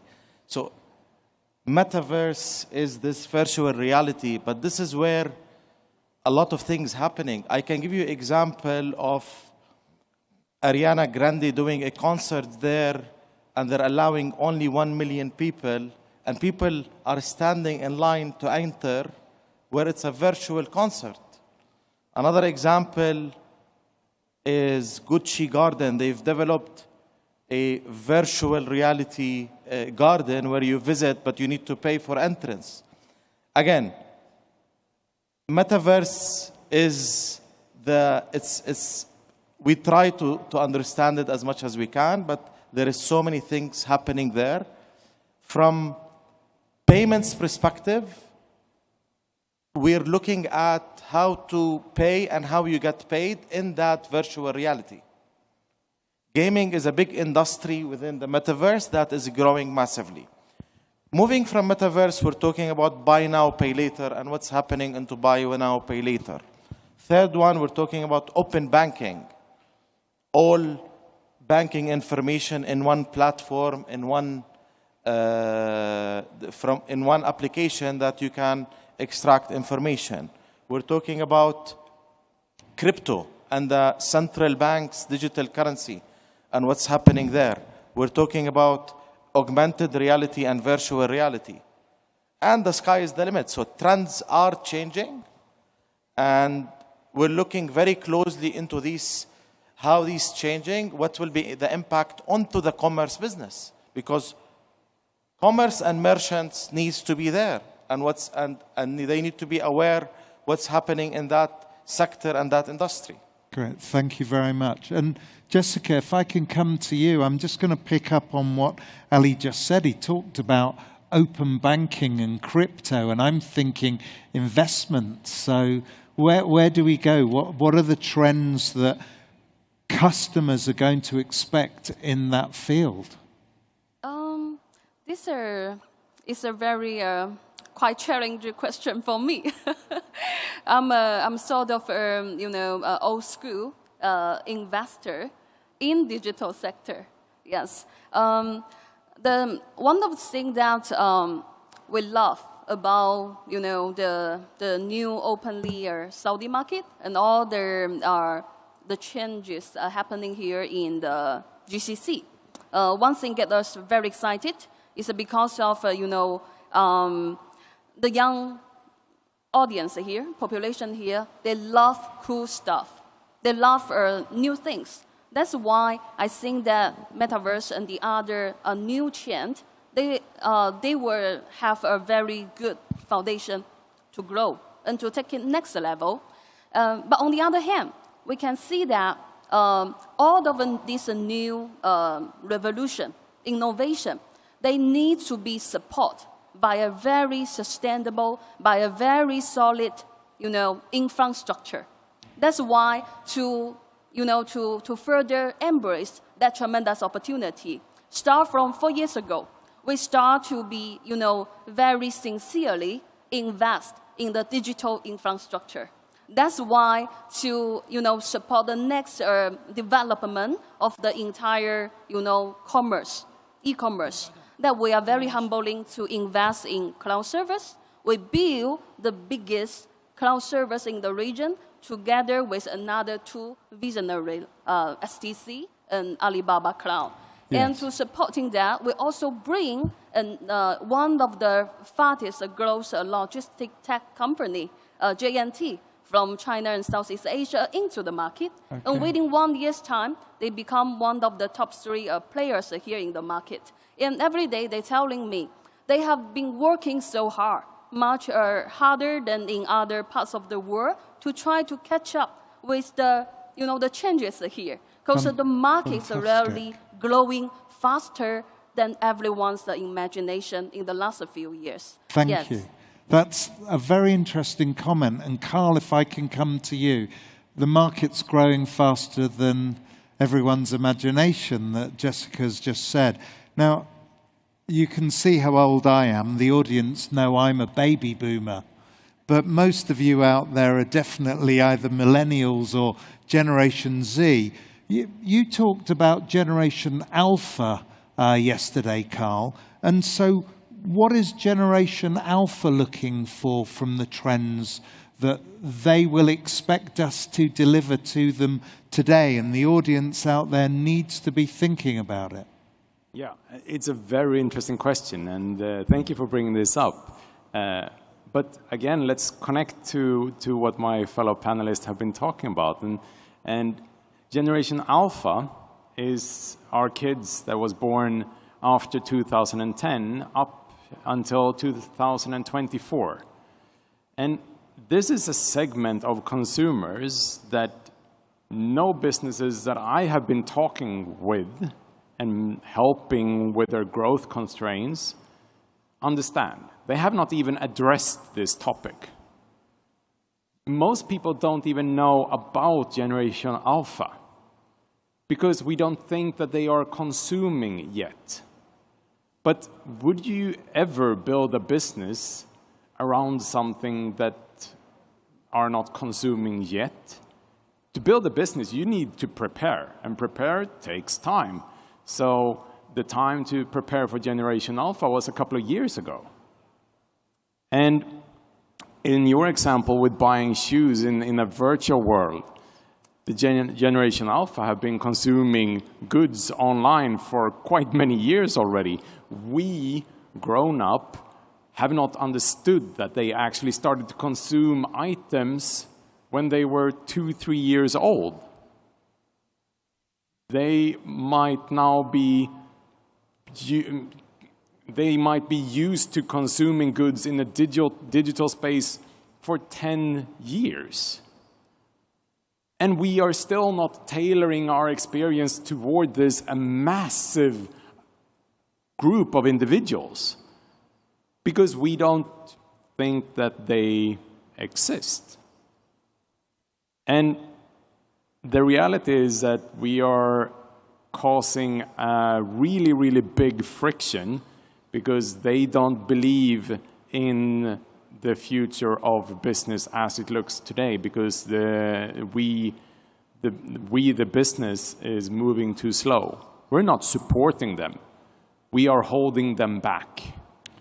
So that's an interesting idea, that we're holding them back, and yet you're telling me that these kids are going to be the consumers of the future, and I guess they're even going to be the employees of the future as well. So let me then ask each of you in turn, so if we're looking into the future now, where is commerce going? Where is it specifically going for the Middle East and for the kingdom?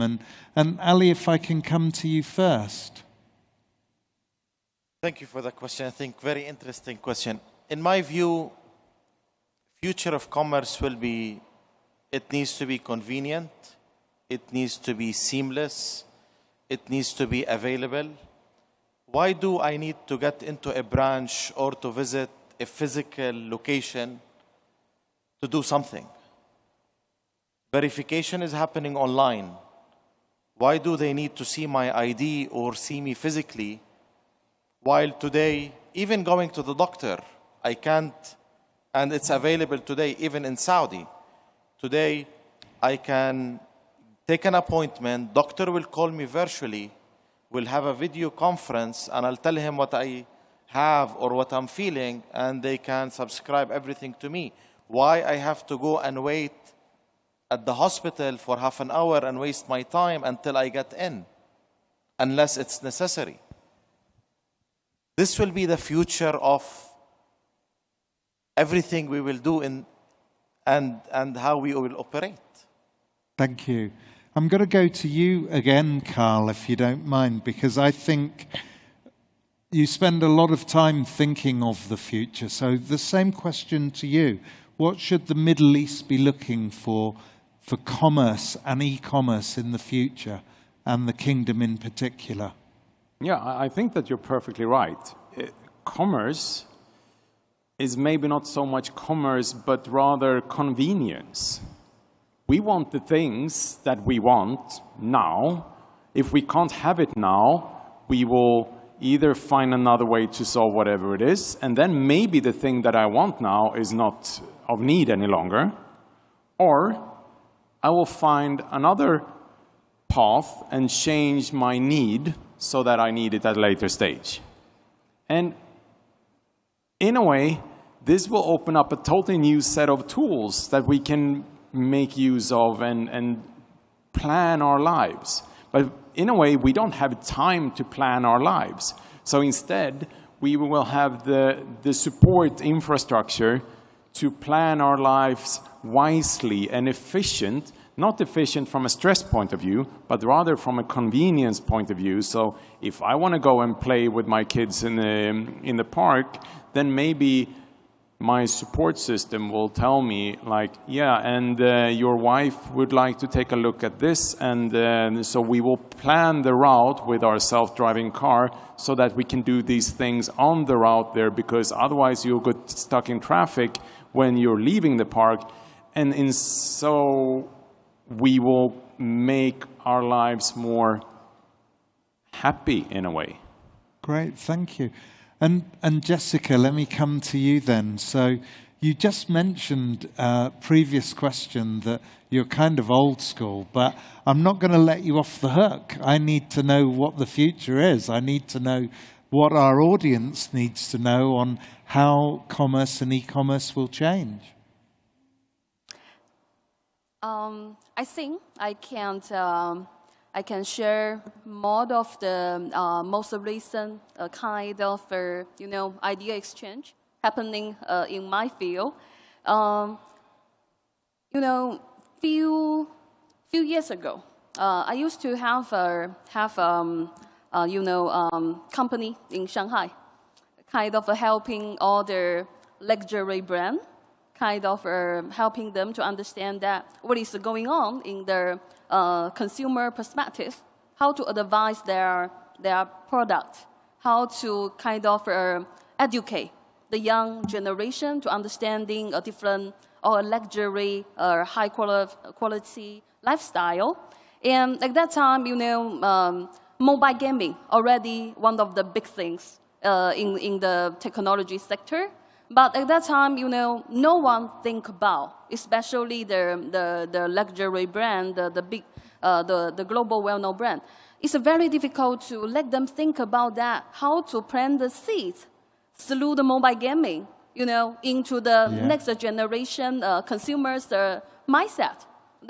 All of them say that, oh, this is too advanced to us. But nowadays, I have been traveled to Singapore and Hong Kong a few months ago, and all the startups, all the entrepreneurs, those billionaires, all those leaders of the giant technology company, all they talk about is how to build, you know, that business inside metaverse, and then around and all the monetization model, all the business model they can think of is to build this online community around the super brand or around the new consumer brand to really do their marketing, do their kind of education inside the new solution. Yes. So in my mind, you know,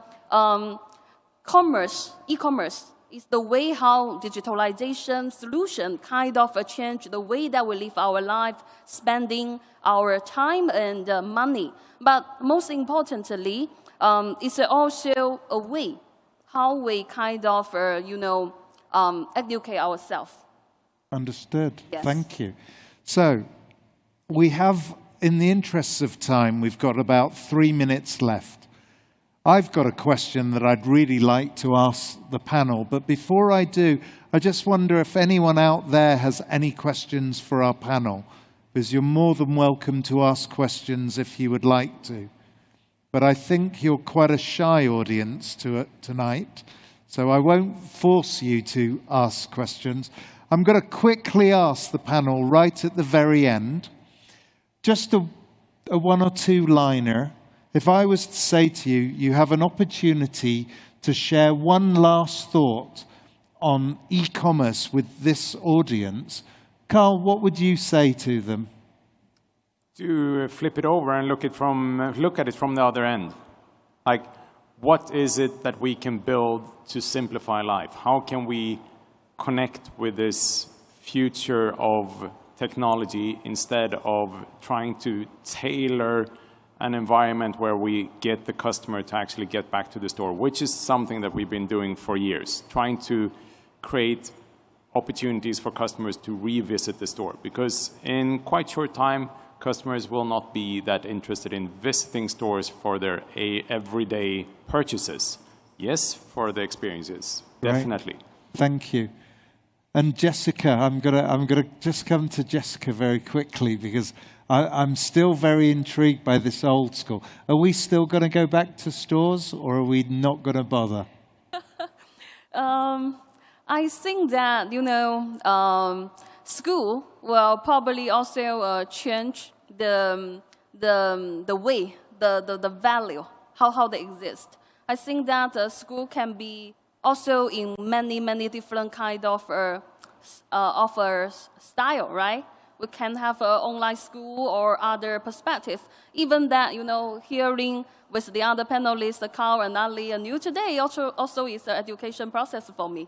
But I think most importantly is by all kind of technology support, the way how we exchange our idea could be, you know, different solution.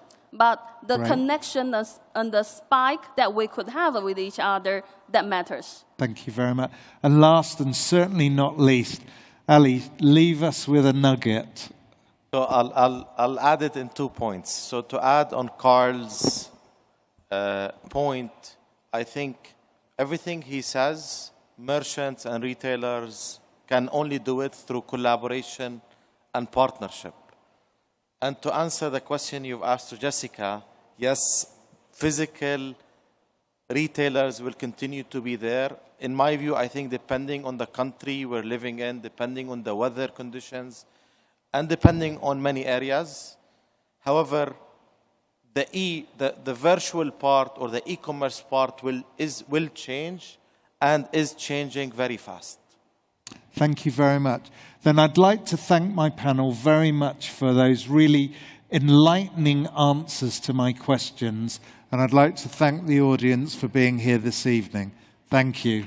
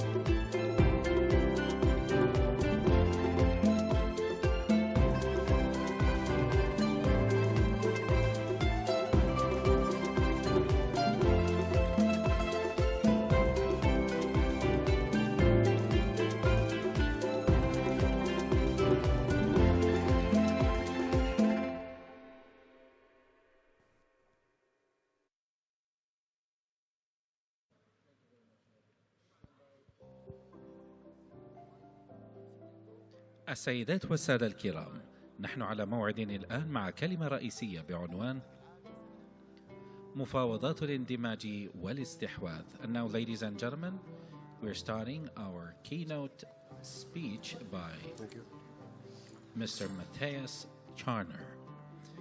He is the global negotiation expert at Charner Negotiation Institute. Mr. Matthias, the mic is yours.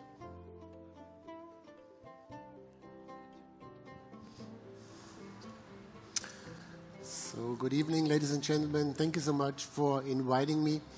My name is Matthias, and I'm very pleased to be here to present the most important principles for M&A negotiations, merger and acquisitions. M&A negotiations are very difficult. They are difficult because they are very complex. There are a lot of stakeholders involved. They are very complicated because there are so many different legal terms and conditions. There's always a lack of information, so you never know what you need to know. And there's always time pressure on your side, on the other side. So from our perspective, M&A negotiations are very difficult. And to be honest, I love difficult negotiations because I'm trained to lead difficult negotiations. I am trained to lead difficult negotiations like a hostage taking because I'm a former hostage negotiator. So I'm trained to lead a difficult negotiation, and I would like to share some experience and some knowledge about how to lead a difficult negotiation. I started my career as a regular police officer, and after a couple of years I joined the drug enforcement agency, so I worked and lived undercover for 6 years, you know, with long hair, black leather jacket, negotiating in the drug environment, buying drugs, selling drugs. And after 6 years I was done, so I went to university, and after studying law and psychology I went back to the Ministry of Interior and became a member of this negotiation task force. And for almost 20 years now I've been working as a consultant for difficult M&A transactions, and we support our clients globally. We do have offices around the world. We are based in Zurich in Switzerland, and we do have offices in New York City, Hong Kong, Singapore, Dubai, and in Riyadh. This is why I'm honored and very happy to be here to talk about negotiations in the M&A world. So I would like to share the most important elements in a very brief overview about the most important elements about how to lead M&A transactions. So what to do if you're in this difficult situation where you don't know what to do. So I summarized the most important elements in our negotiation approach. The first one is you need a strategic master plan, a warning, not a threat. So what is the difference? As a police negotiator, you're not allowed to use a threat against your opponent party because with a threat, you put yourself in a very difficult position. A threat means if you don't do what I want, yeah, you put the other party in a very, you block all the options on the other side, and you block also your options. So if you have kids, I'm sure you know exactly what I'm talking about. If you tell your kids, if you don't finish your lunch, if you don't brush your teeth, then you're not allowed to watch TV. As you know, if you come up with a threat, then you have to do it. Then you have to come up with consequences, otherwise you will lose your face. So most people believe a threat is difficult for the other side because they have to do it. From our perspective, it's the other way around. If you come up with a threat, you block your options because then you have to do it. You don't have any flexibility anymore. You have to do it. This is why a threat is not allowed. So in a hostage taking, for example, a threat is, dear hostage taker, I'm sure you have seen the snipers. If you don't leave the building right now, I will tell the snipers they need to kill you. This is a threat. It's me against you, and I talk about negative consequences. This is not allowed. As a police negotiator, you come up with a warning. A warning is completely different. So a warning is, dear hostage taker, I'm sure you have seen the snipers. We are in the same situation here because our responsibility is to reach an agreement, is to find a way out of this deadlock situation. And there's always a big if. If we together, if we don't reach an agreement here, the headquarters, they might take over the lead, and then I can't negotiate anymore. So a warning is a combination of we are in the same situation, so we have common interests. There's a big if. Now, if we don't, someone will take over. And number three, I present myself as someone who wants to support my negotiation partner, to help them. So what can you learn for your M&A negotiations? Never end a negotiation with a threat. This is what we see very often, that someone is saying, okay, if you don't get the price, for example, then we walk away. This is a threat. It's not allowed. Don't do it.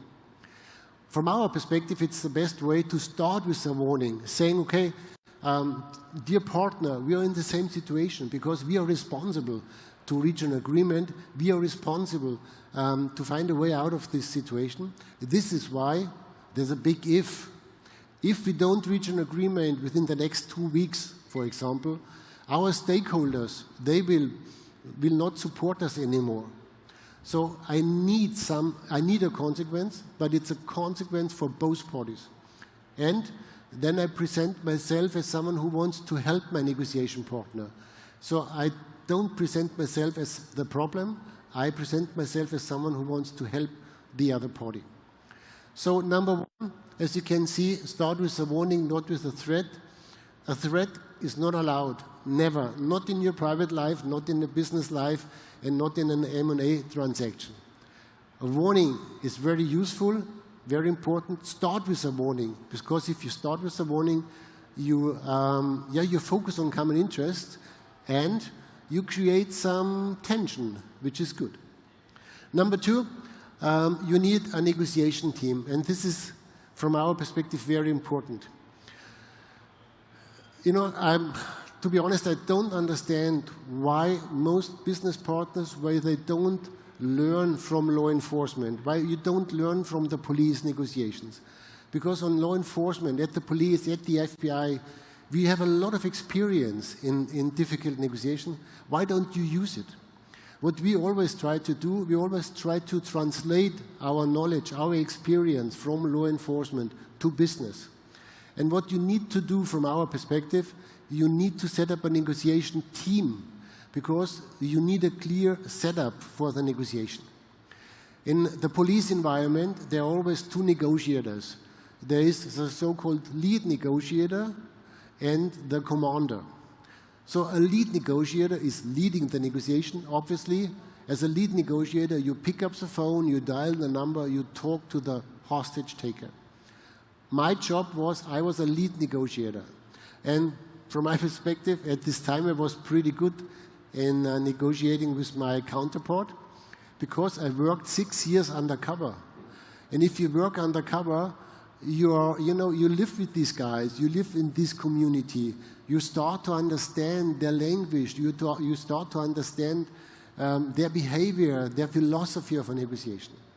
And this is why they asked me after studying, they asked me to join the negotiation team, because they told me, Matthias, you know how to talk to these guys, you know how to talk to this community. So I became a so-called lead negotiator. I was able to create this bond, to create this relationship with my negotiation partners. And in a police environment, you never negotiate alone. There's always a second one. He or she is called the commander. As a commander, you're in the same room. You sit beside the negotiator. You listen to this conversation, but you don't have to answer. So you have more distance to the negotiation. You're not emotionally involved. So you can read between the lines. You get a completely different impression from this negotiation. And this is why we need a commander. The decision maker is not allowed to be in the negotiation team, because this is what we have learned. If the decision maker is in the team, they're emotionally attached, and then they make mistakes. So in your world, in a difficult M&A action, you should set up a negotiation team. You should bring in a negotiator, a lead negotiator.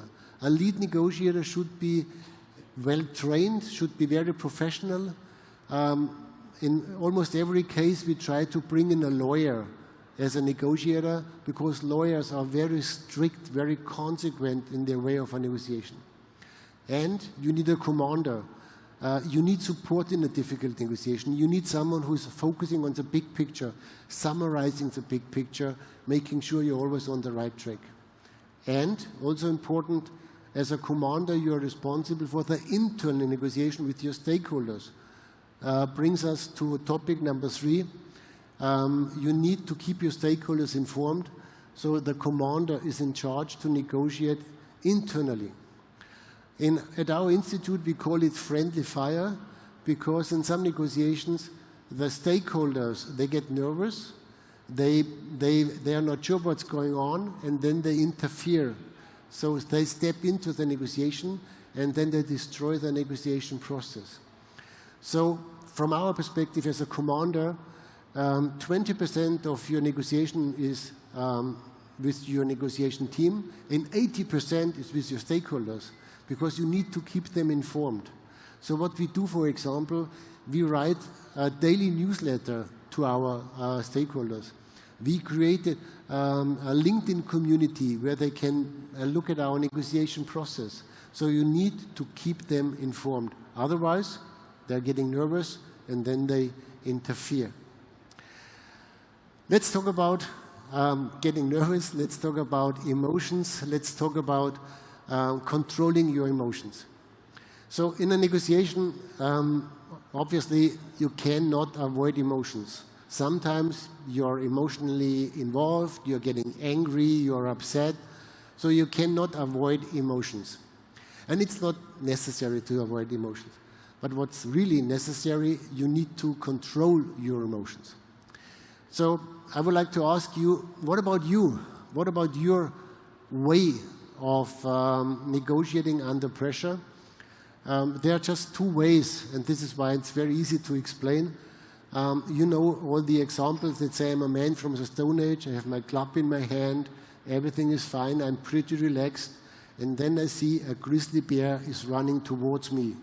I do have my club in my hand, and I have 3 options. Number 1 is run. I try to avoid the conflict. Number 2 is fighting against the grizzly bear, it's the so-called fight type. Number 3 is freeze, doing nothing. So what we see in a negotiation, that under pressure, our clients, they react like a man from the Stone Age, like a flight type or like a fight type. Freeze is not very often, but fight and flight happens very often. What about you, if you would analyze yourself under pressure in a difficult situation, especially in your private life? What is your impression? Are you a so-called flight type? Do you try to avoid a conflict? Or are you a so-called fight type? Do you try to solve the conflict? Most people say, Matthias, I don't know. It depends on the situation. Based on my experience, no, it doesn't. It's your personality. It's your way of handling stress. So focusing on M&A transactions, this is what we see very, very often, that someone is emotionally involved and then they make mistakes. So what is the biggest mistake for the flight types? The flight types, they try to avoid a conflict. They try to avoid this escalation. In a negotiation, the easiest way to avoid an escalation is to give in, to make concessions, to offer a compromise, to offer something to avoid this escalation, which is definitely wrong.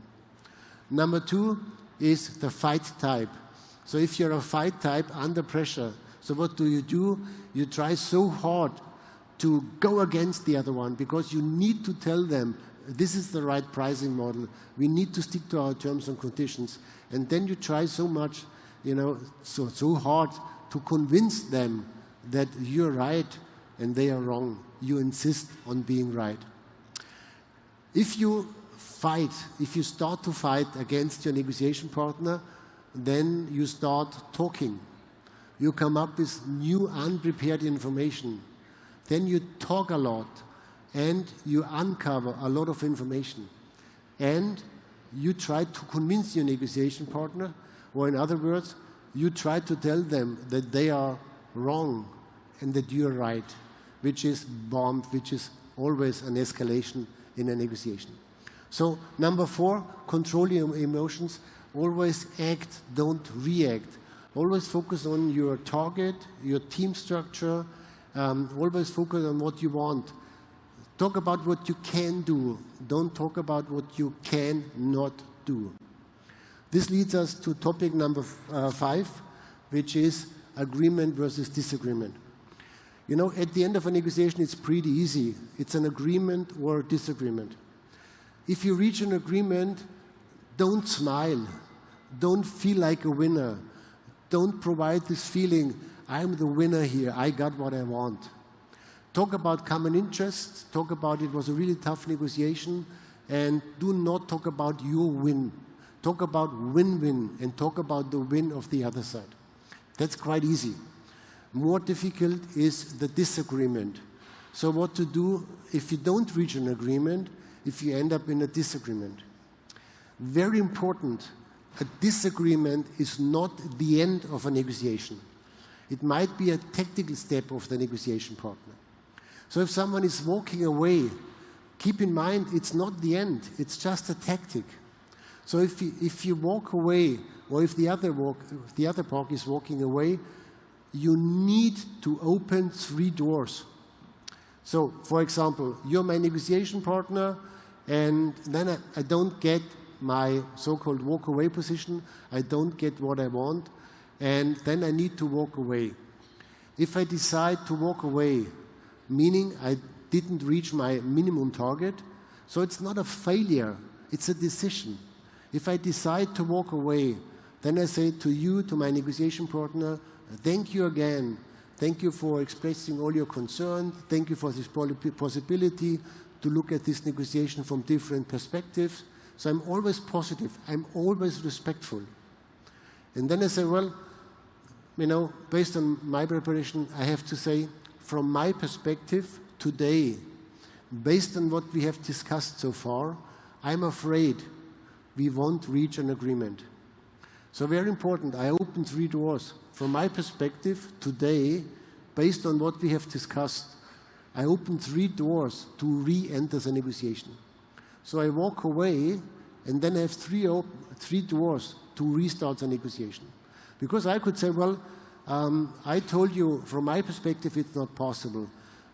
My colleague, Karma, for example, she came up with a great idea, so I can restart the negotiation and saving my face. Number 2, the time door. I could say, well, I told you last evening it's not possible. Today, I received the new information which I would like to discuss. Number 3, based on the topics we discussed, so I could come up with a new topic, possibly with a new demand. So very important, if you decide to walk away, please keep in mind it's not a failure, it's not the end of the negotiation, it's just a negotiation tactic. If you walk away, talk about common interests, talk about 3 doors, and then you walk away. If the other party is walking away, it's the same. You say, thank you so much, common interest, 3 doors, and then you walk away. Very important, and this is, from my perspective, the most important element in a negotiation. If you come up with a higher price, if you come up with high demands, if you come up with a lot of, let's say, new topics, you will never destroy a negotiation. If you communicate the extremely high price, then it's the starting point of a negotiation, but you don't destroy a negotiation. The only way to destroy a negotiation is if you communicate in a disrespectful way. So even as a police negotiator, I'm trained to negotiate in a very respectful way. So just, and this is from my perspective the most important topic, always be respectful. Always, control your emotions, because if you communicate in a disrespectful way, then you destroy the entire negotiation process, and then you destroy the M&A process. So it would be great to stay in touch. If you want to stay in touch, we prepared all the slides for you. If you want to download the slides, just get in touch with us. My colleagues, Karma and David, are with us. So if you do have questions, feel free to ask us. Shukran, and thank you for inviting me. Thank you.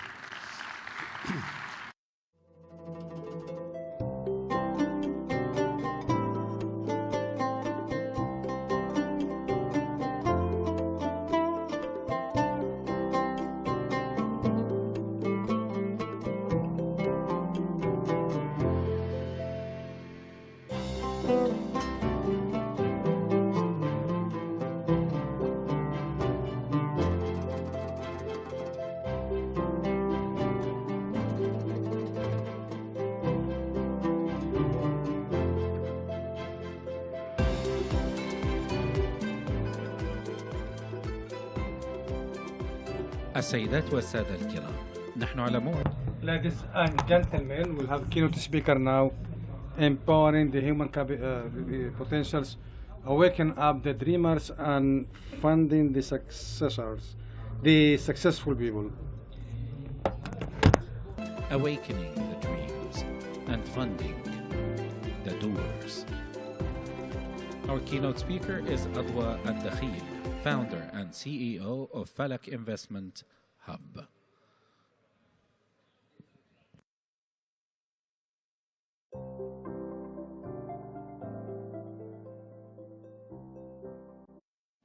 تست. hello بيبان. مساكم الله بالخير وبسم الله الرحمن الرحيم. اللهم صل وسلم على سيدنا. Good evening, ladies and gentlemen.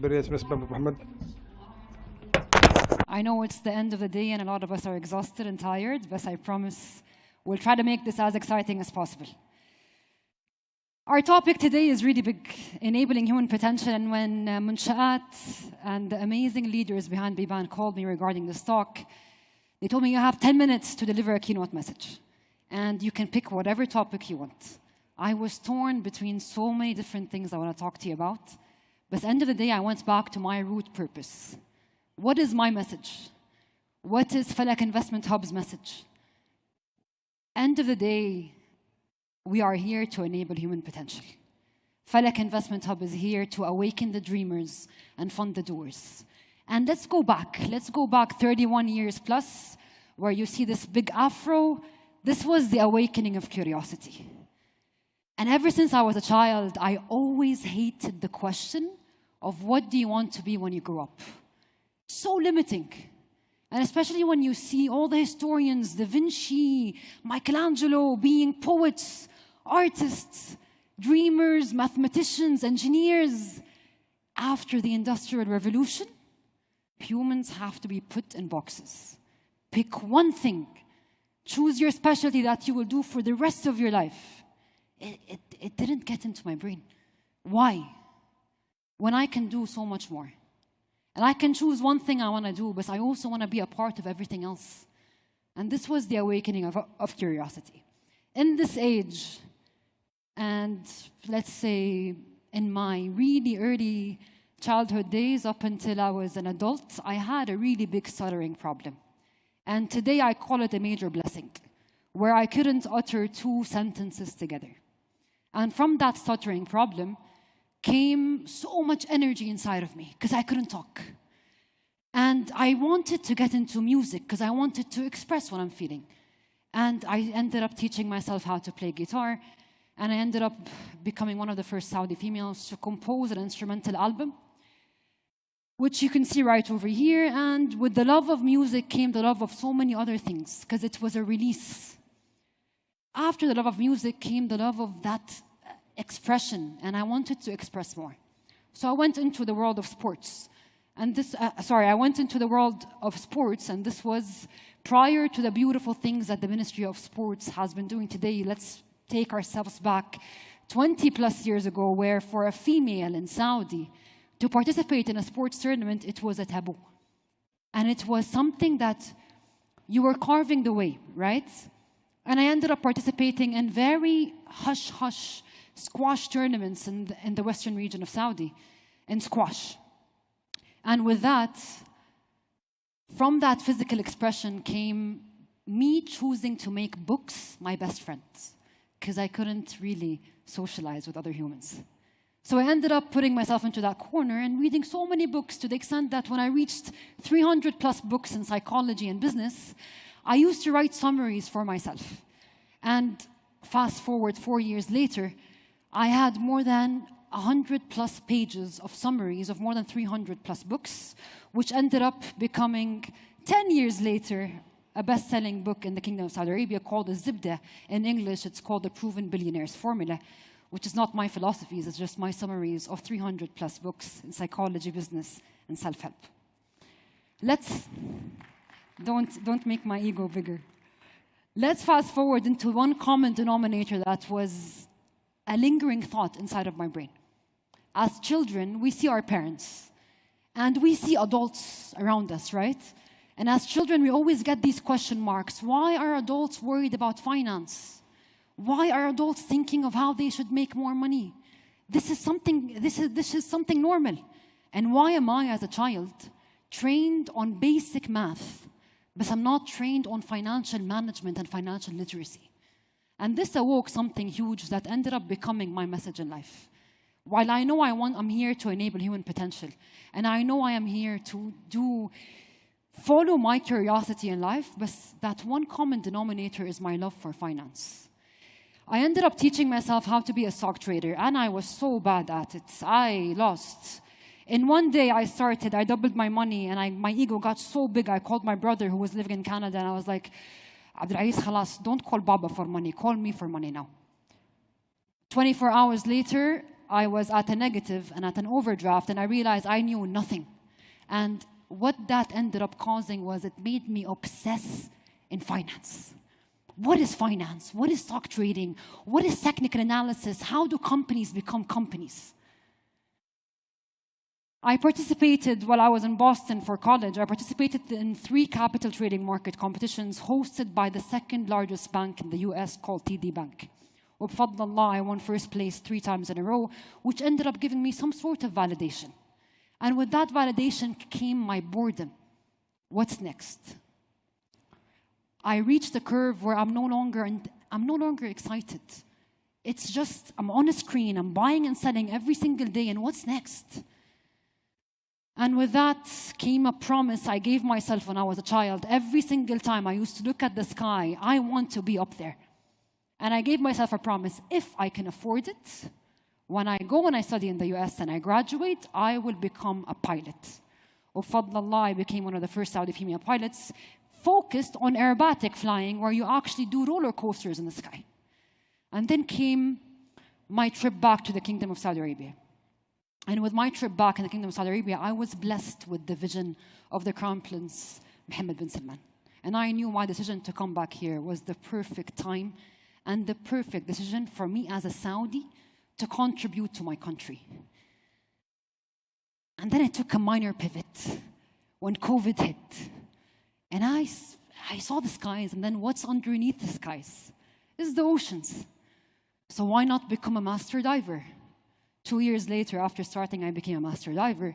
And this brings me back to the key message we have in our keynote today: enabling human potential. There's this one common denominator of curiosity. I know I want to be the best in finance, but I also want to be a part of everything. Why? I know today, due to aviation, due to diving, due to writing, due to sports, due to music, and due to being an author, what I bring on the table as a human is different than what I would have done if I only focus on one thing all of my life. And with that came Falak Investment Hub.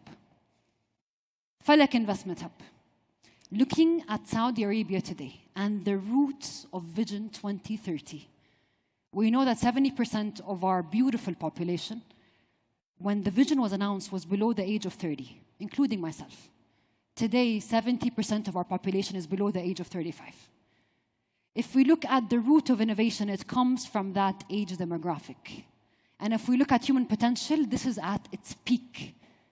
And I started Falak Investment Hub with a purpose of finding, developing, and growing the next unicorn companies in the MENA, with the focus into the most emerging market today, which is the Kingdom of Saudi Arabia. And with that, what we do in Falak, we enable and awaken the dreamers, because you know what, it's not enough to just have a VC fund to fund them. It's more important with such an emerging population today to awaken them. And this is what we do in Falak via so many different aspects. What we do in Falak, enablement, and we have multiple different parts into it. I'll remove all of the jargon. I'll talk to you for our purpose. We enable the founders by releasing and launching the first ever investment-backed acceleration program, 2018, via the flagship program of Falak. We invest and we accelerate. We enable the founders by linking them with the believers and the funders via Falak Angels. And we enable the international dreamers via our soft landing program to be a part of the world's most emerging market, Saudi Arabia. Is that enough? No. We can't enable entrepreneurs without enabling investors. So we enable investors by linking them with the believers and with the innovators, with the dreamers via Falak Angels. And we enable the investors by Falak Ventures. Last but not least, is that enough? No. We enable the market players, the corporates, the governmental entities, to be a core part of the technological disruption that's happening across the kingdom today by doing programs on corporate venture capital. And with that, I want to tell you that enabling human potential does pay off, and we're just getting started. Our investment-backed acceleration startups has an overall market portfolio in less than 4 years of more than 900 million riyals. We've announced more than 360 million riyals of investment rounds across the MENA via Falak Angels, and we are just getting started.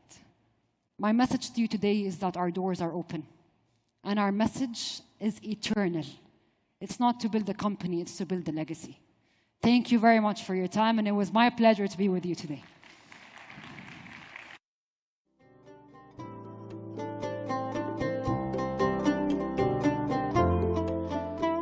شكرا جزيلا. بهذا أيها السيدات والسادة الكرام. Ladies and gentlemen, we conclude the second day of Biban 23 for this day.